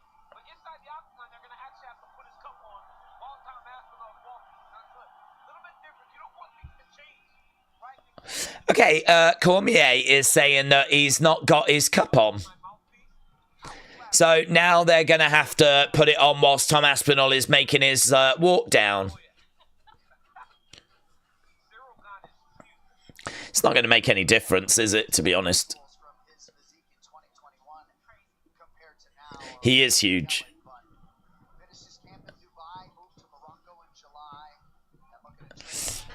Get in your thoughts.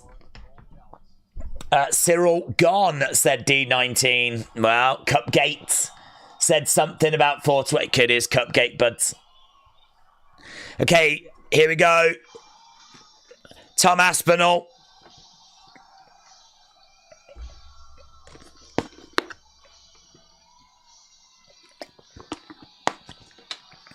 Coming out to Oasis. Bet the house on Gane.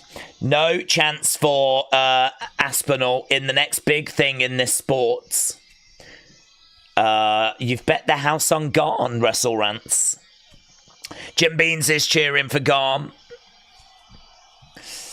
Days, I have to be nice once in a while to keep you on your toes, so you don't know what version you're going to get. Respect. Okay, wow. Love his shorts. Union flag shorts for Tom Aspinall.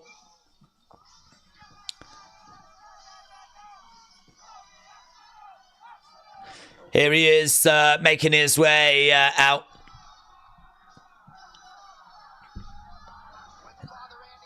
The music changes to move on up.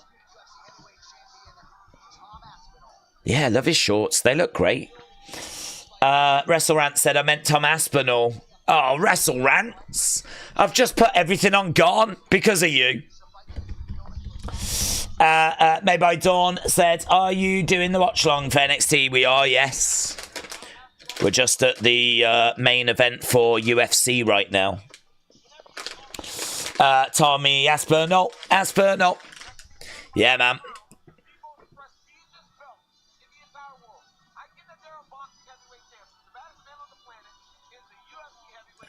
Okay, Cormier says the baddest man on the planet is the UFC Heavyweight Champion.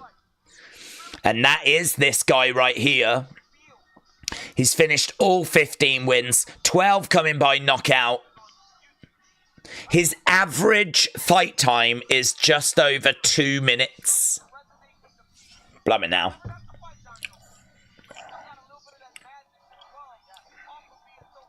Lovely big cheer for Tommy Aspinall.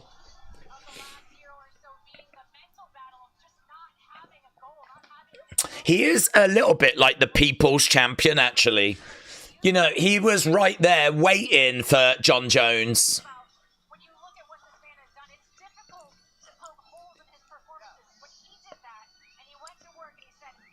I love those shorts.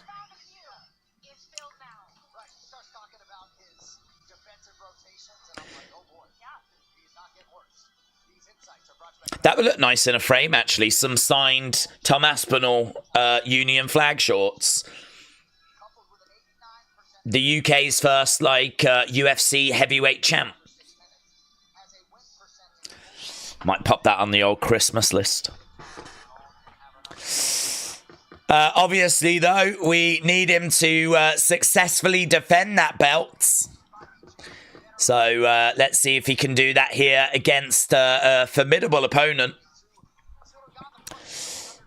Aspinall is 6'5", Gane is 6'4". Aspinall is heavier as well. So as big as Ciryl Gane is, Tom Aspinall is actually bigger. Wow, here we go. This is it. This is it. This is it. Main event.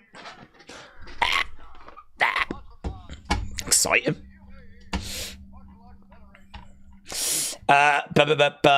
James, we're over 500 likes. Let's go.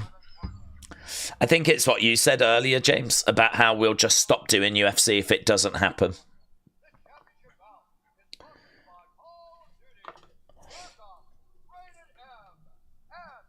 Okay, both fighters about to get their intros. Get in your final thoughts. We are literally about to get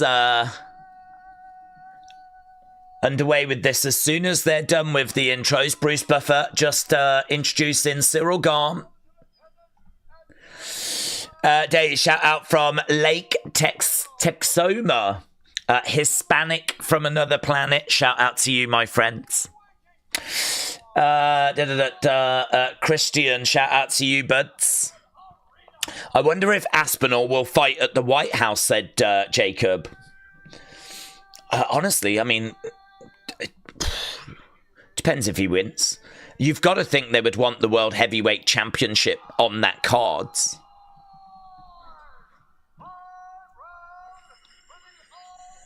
Yeah, good atmosphere, good vibes.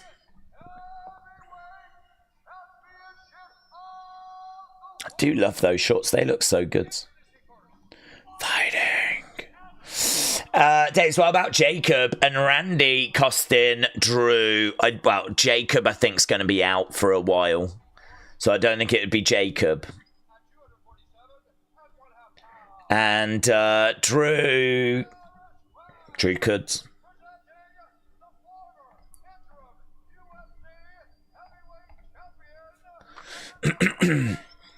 Right, drop some likes, said Conway Gritty. Thank you, my friend. Low hanging fruit, hello.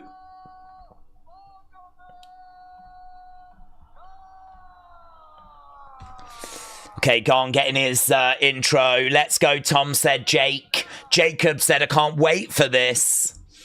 E350 baby said round 3. Jake's still singing the Tommy Aspinall track. Metal Mama, shout out to you. Jake said, come on, Tom. Keegan said, Iowa plays Minnesota today. Good to know. John Jones is going to be running down the street yelling, the British are coming, said something about 420. Well, I tell you what, he will be running around screaming if Gane wins. Here we go. Tom Aspinall getting his intro. We are about to get underway.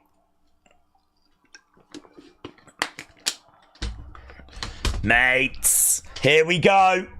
Here we go. Let's end this, end the poll.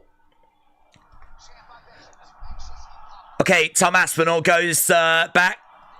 Crouches down. Gane is over the other side, standing. Mate, the nerves have got to be real at this point. Here we go. Heavyweight Championship on the line. Both fighters come out. Touch gloves. Aspinall. Kick coming into the body there by Aspinall. Kick coming in there by Gane. Aspinall trying to throw in a few shots, driving Gane back. Gane takes a few steps back. Aspinall right in there. Ooh, nice little shot coming in there by Gane.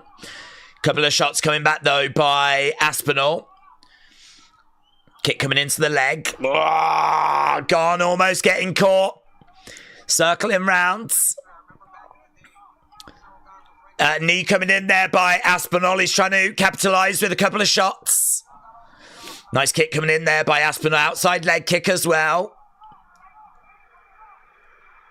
Gane standing his ground in the centre. Aspinall with a slight feint. Gotta tell you, not expected this by Gane. Gane being a lot more positive than what I was expecting. Standing his ground in the centre. Aspinall looking for a takedown. No joy. Ciryl Gane. Again, we've got Aspinall in there. Gane. Head kick. Head kick coming in there by Aspinall. I think it was well defended by Gane.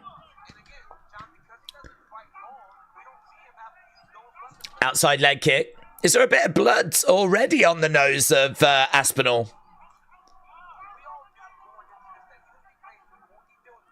Might be a bit of blood coming down the nose of Aspinall already.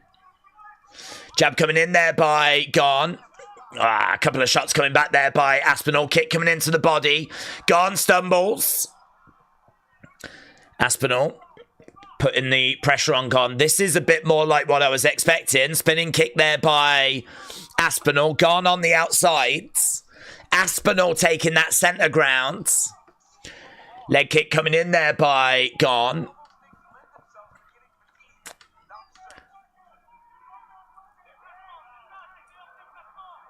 This is more like it. Gane on the outside, circling round. Aspinall being patient. There's no need to rush. It's very even contest at the moment. Jab coming back there by Gane. Tom in the middle. Outside leg kick. Switching stance. Outside leg kick there by Aspinall.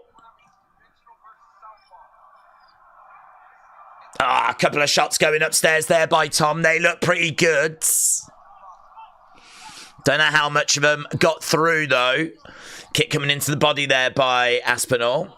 Inside leg kick there by Gane. Gane again on the outside, circling round. Pace of this has kind of slowed. Crowd are really alive, though. Tommy Aspinall, chance breaking out. Jab coming in there by Gane. That looked good.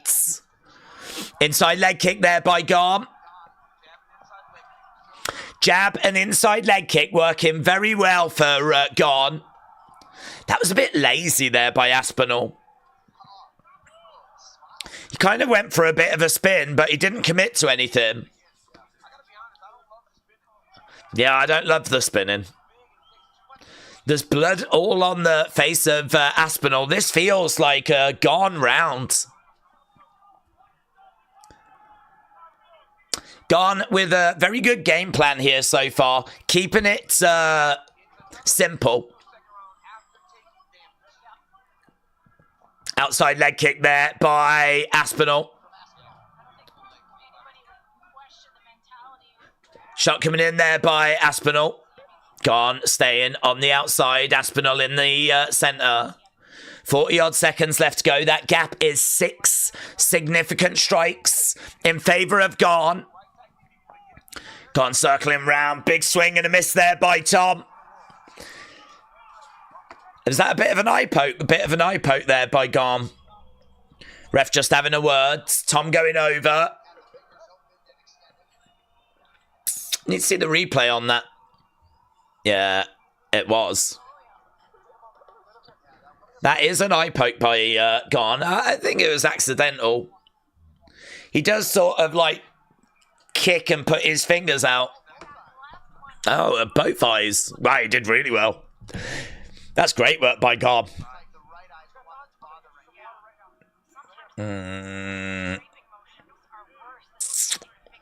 Eye poke at the moment. Let's go, Gane, said Jess.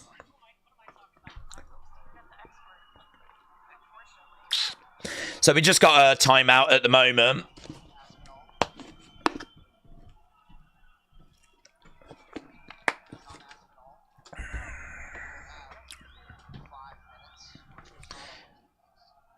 Okay, so we've had a minute timeout. We're nearing the end of this round. I'd say it's been a really good, tidy start by Gane. I don't think there's too much in it. Aspinall standing his ground in the center. Gane just working the jab, working kick.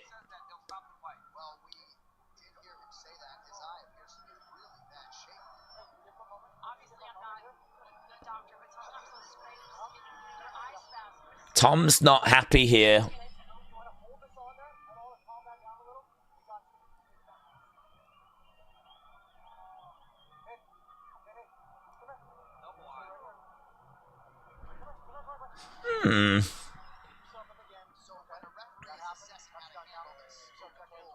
So we could have a problem here because Tom is not happy, you know.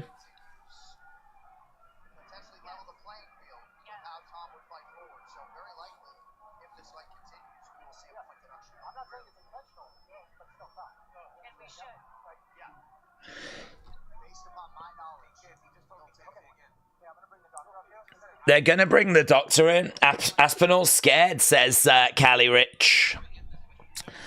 Eye poking.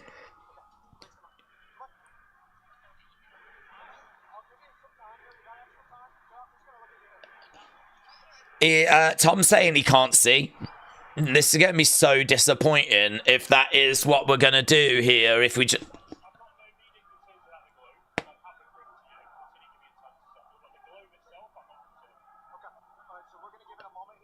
Okay, the doctor said he's not concerned about the globe, and I don't even know what that means.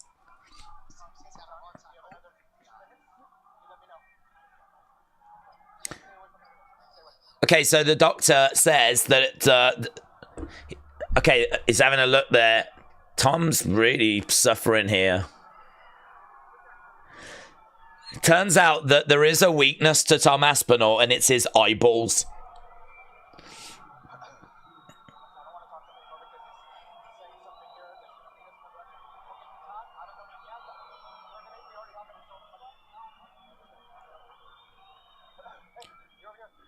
Gone, just going over. Stop the fight, says A. Jobson.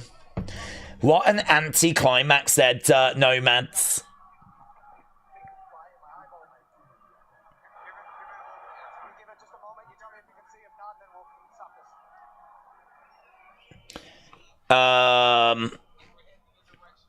This is BS, said Simba. All that waiting, mate.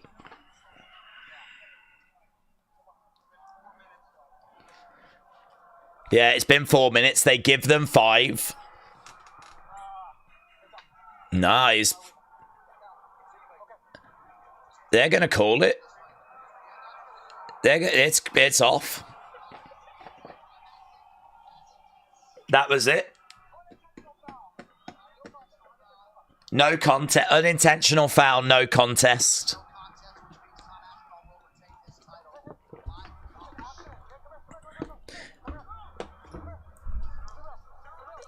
Ciryl is not happy.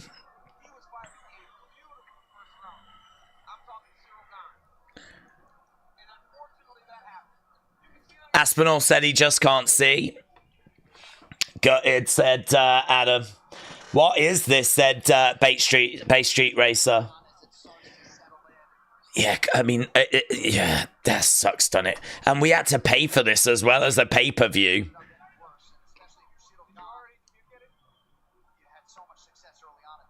Oh, mate.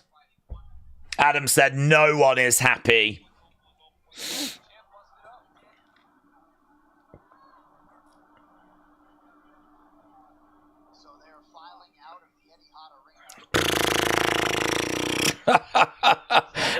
How much does this suck? How much does this suck? Ciryl Gane is down on his hands and knees right now.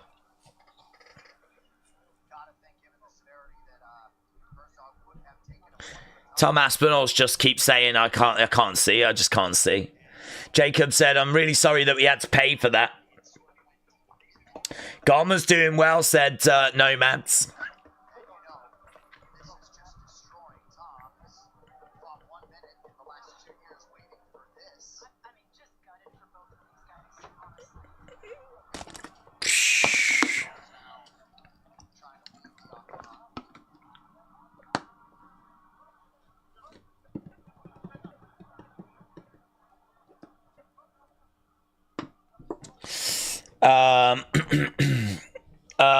Fake. It wasn't even a poke, said Mathis. Mohammed said, I missed the fight. What happened? Well, I mean, it was explosive.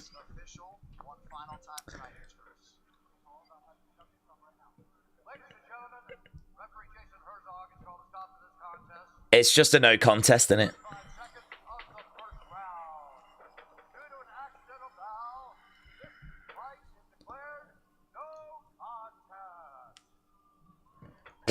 That's it. No contest. Daniel Cormier is in. He's going over to Aspinall. I'm here with Tom Aspinall. Tom, I know you want to go and get medical attention, but talk us through your thought process and what you're feeling right now. Guys, I just got fucking poked knuckle deep in the eyeball. What the fuck? Why are you booing? What am I supposed to do about it? I didn't do the fucking poke. I can't see.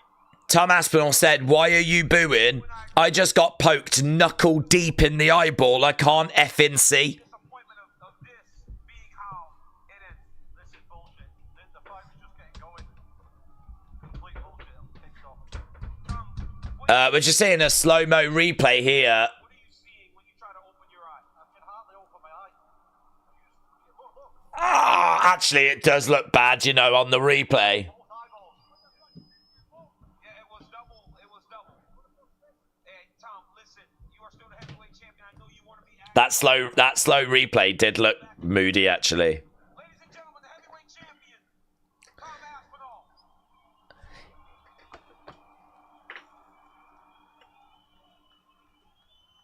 I'm here with Ciryl. Days, is there any rumour for Seth return? No. No, nothing. Halloween in an hour. Aspinall crying is sad, said her. Who won? It was just no contest. Hi everybody. I'm sorry, Tom Aspinall. I'm sorry for myself. Ciryl Gane is apologising. A lot of energy in this fight, so I'm a little bit disappointed, but this is the sport. It's fine. Ciryl, you are fighting a wonderful first round. Tom's reputation is going down, said Silverio. That is a paper champion, says Leo. He did get poked in the eye, but he had better rematch Gone at 3-2-2, said Base Street Racer. I wonder if this is just a big strategy where what we do is we do a no contest and then we do the rematch at the White House, and then that way we can avoid John Jones. I wonder what John Jones has got to say about it, actually. I wonder if John Jones has had anything to say. BS, said Cali Rich.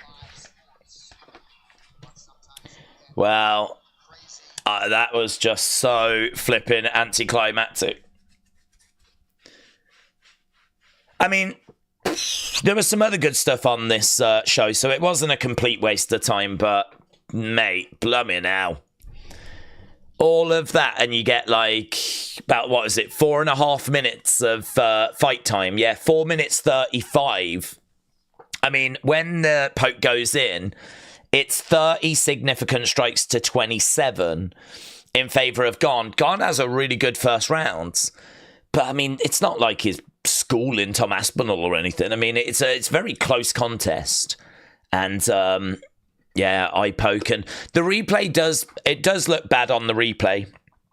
I could believe that Tom can't continue. I don't think that, you know, the disappointment of being excited for this and paying money for this, and, you know, that's obviously going to really kind of colour everything. But I can sort of understand. It's one of those where, I mean, the replay does look moody, but I don't know. I mean, they've obviously got to do the rematch. They need to get the rematch in as quick as possible. I don't know whether we can chuck it on one of the cards that's still coming up and get it in by the end of the year. Maybe get it onto like I don't know. I mean, can we not run it back in November, in December? I mean, they've had their camps. And we've still got some big shows coming up, so we need to get it in as quick as possible. But God, it doesn't really help tonight, does it? Just really sucks. Tom was capping, said Mathis. Days, when is their next one? Actually, don't know off the top of my head. When is UFC 322? UFC 322 is the 15th of November. Main event for that is Jack Della Maddalena against Islam Makhachev. Shevchenko against Zhang Wei Li. Whether you could get this fight added onto that, I have absolutely no idea. Whether they would even want to, I've got no idea. But hopefully we don't wait ages and ages until we get to the rematch. At least Aspinall got the John Jones experience he always wanted, said Mr. Unfamiliar. They'd do well PR-wise to just put it on a free fight night. A lot of folk are going to be peeved that they spent money on this, says Ian. Well, that is true, but UFC is owned by TKO, and one thing we know about TKO is that they are money hungry, and I can't see them giving a heavyweight championship fight away for free on a fight night. I get your logic, though. I agree with it. I don't see them doing it. But there we go. That was UFC. The disappointment was very much real.